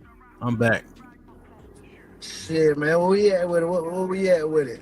They done deaded the conversation now. Yeah, man. I think we about to get up out of here, man. Mr. Fantastic. Any final thoughts? Buy a chainsaw and an axe, nigga. I'm out. Make sure you got a strap too, man. Niggas need to go to the range and all types of shit. 10-15. Any final thoughts?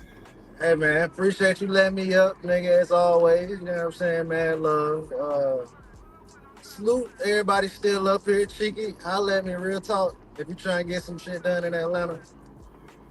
Hey, and that's about it. Appreciate it, bro. That's key, man. That's key. How you gonna get in contact with you? I could put my number or something like that in the back here. Yeah. I think I follow you on IG. What's your IG? C.Bance. I think I gotta follow a lot of people.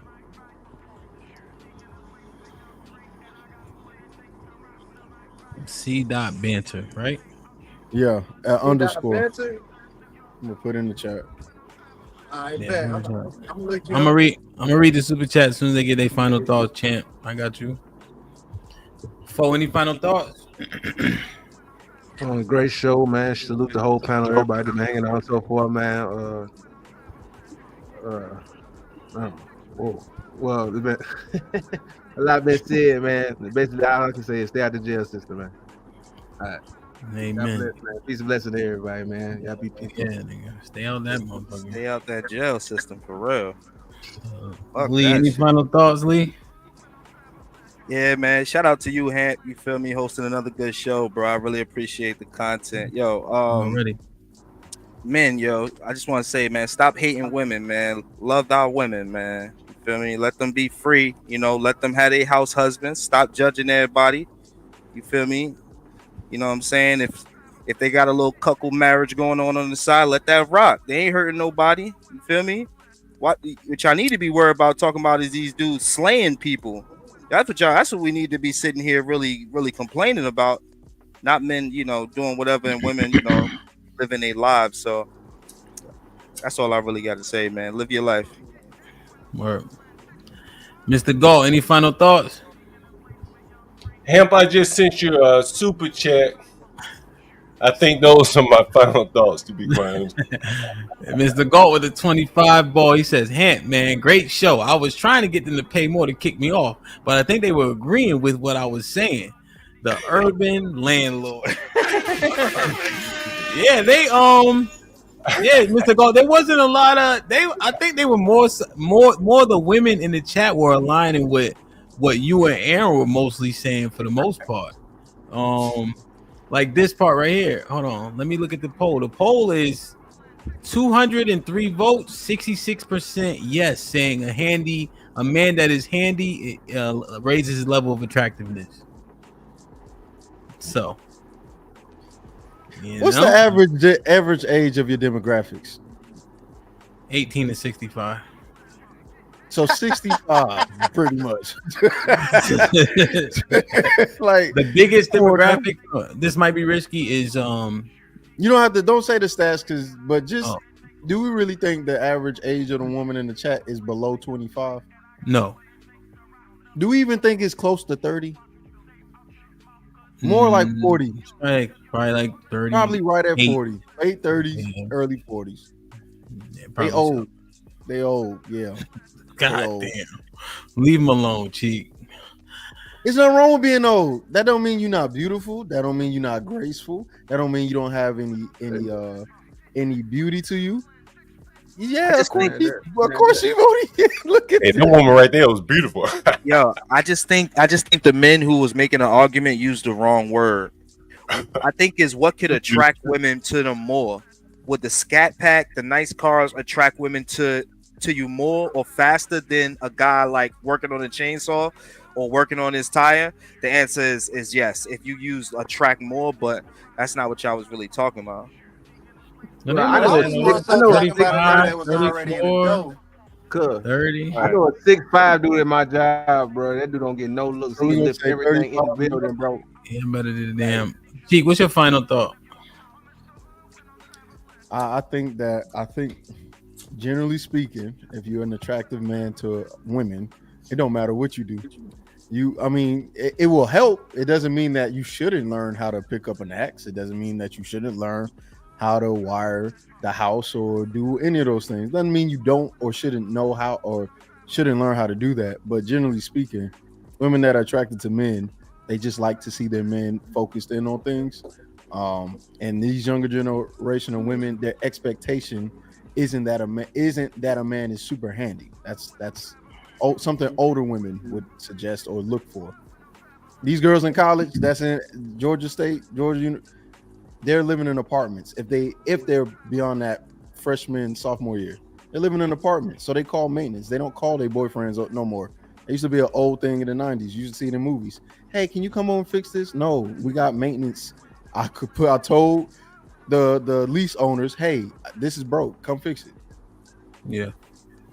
Word. Okay. Hold on, let me say this here. I wasn't necessarily talking about use those skills to get a woman. I was talking about a nigga that was pretty much already through the door.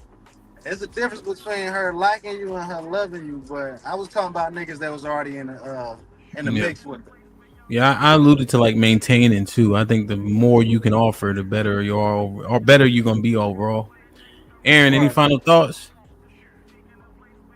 Yes, and I'm going to be very clear. My mindset is in abundance, not reductionist.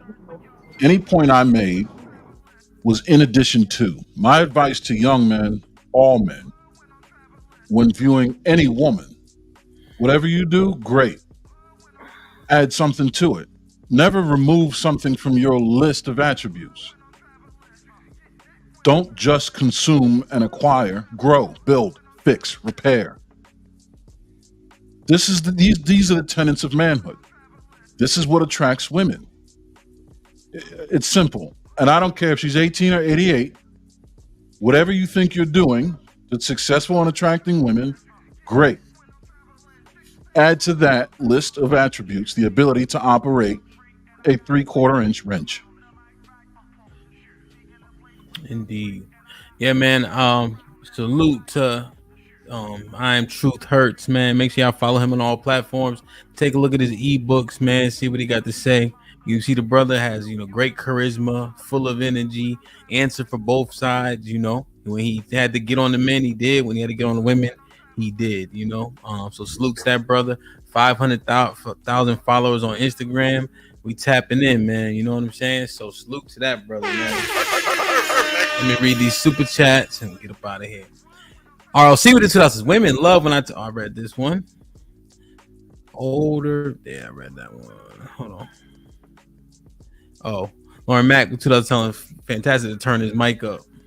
Black Tie with the 2000s. John off Wild Irish Whiskey. He tweaking. Black Shadow Dragon with the 2000s. John said I got 5 on it. Damn, man.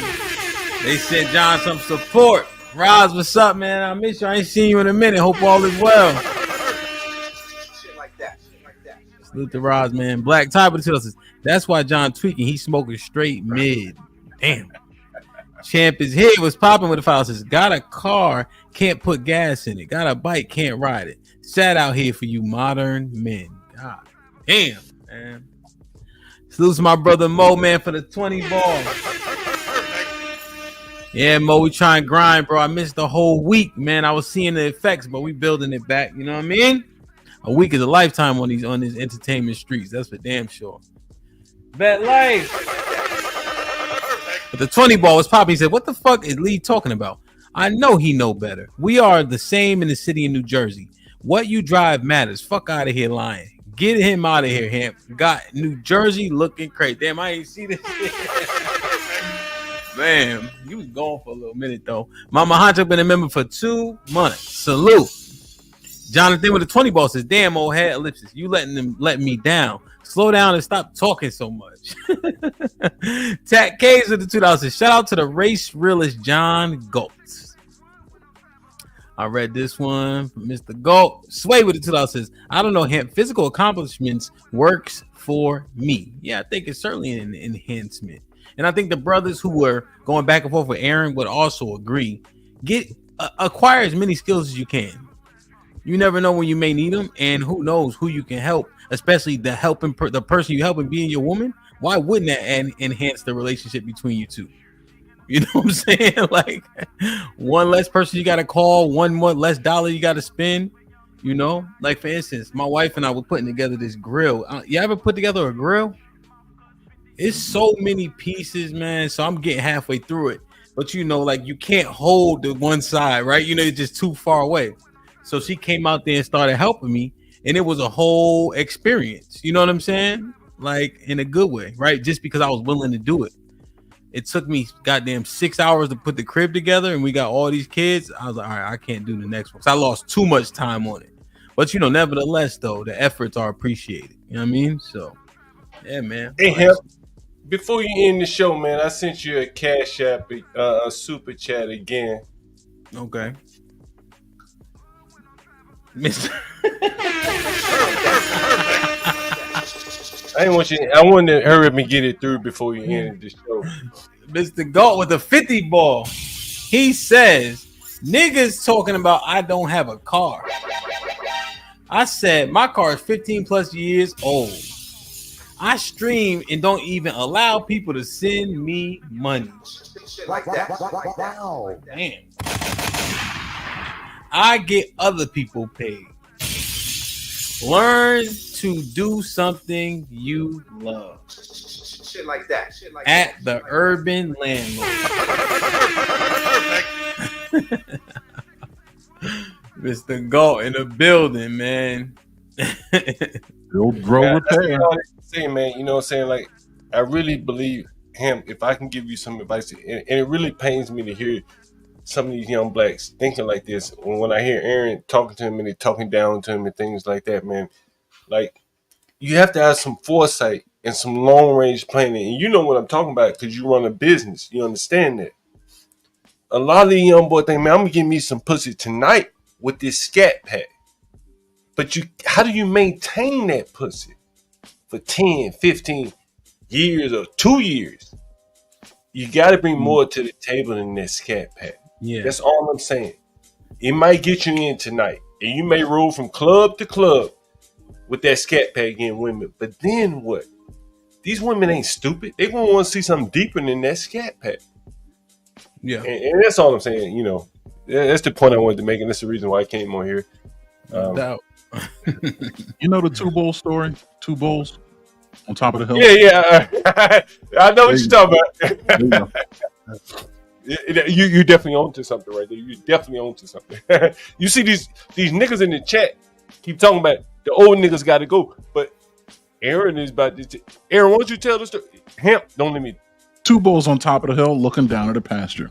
In the pasture is nothing but heifers. One bull's older than the other. The young bull says, "Hey man, look at all them women down there. Why don't we run down there and fuck one of them?" Old bull says, "No. Why don't we walk down and fuck them all?" Let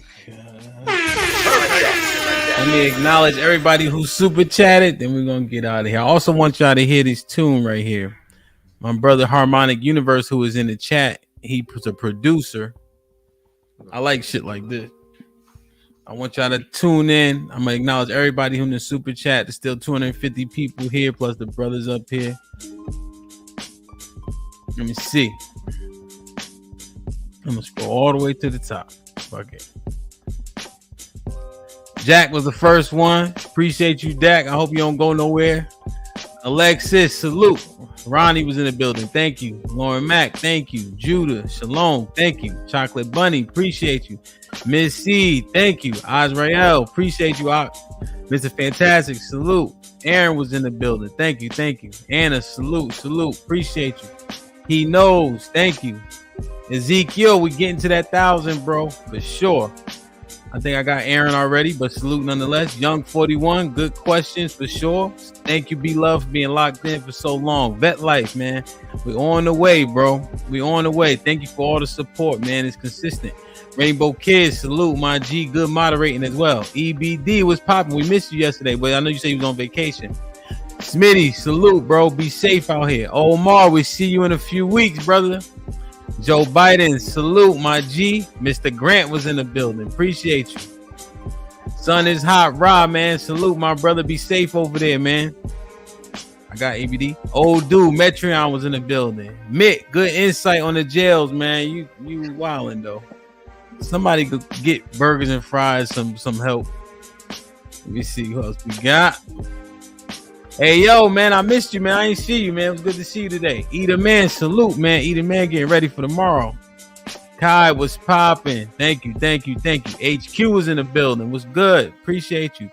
Queen Vicky was wilding. Let me see. Robert Platinum. Appreciate you. Cured, right? Is that how you say that? Salute. Appreciate you. Let it play again. Matt was good. You ain't shit, Matt. Ed was popping. Thank you. It's whatever. Salute, my G. My brother John was in the building. Hopefully we see you on the 11th, John. We're gonna lock in. That whole weekend should be dope. Bravo Tech, the OG. Thank you for all the support. AC, I think AC upgraded, man. CJ, we see you in a few weeks, bro.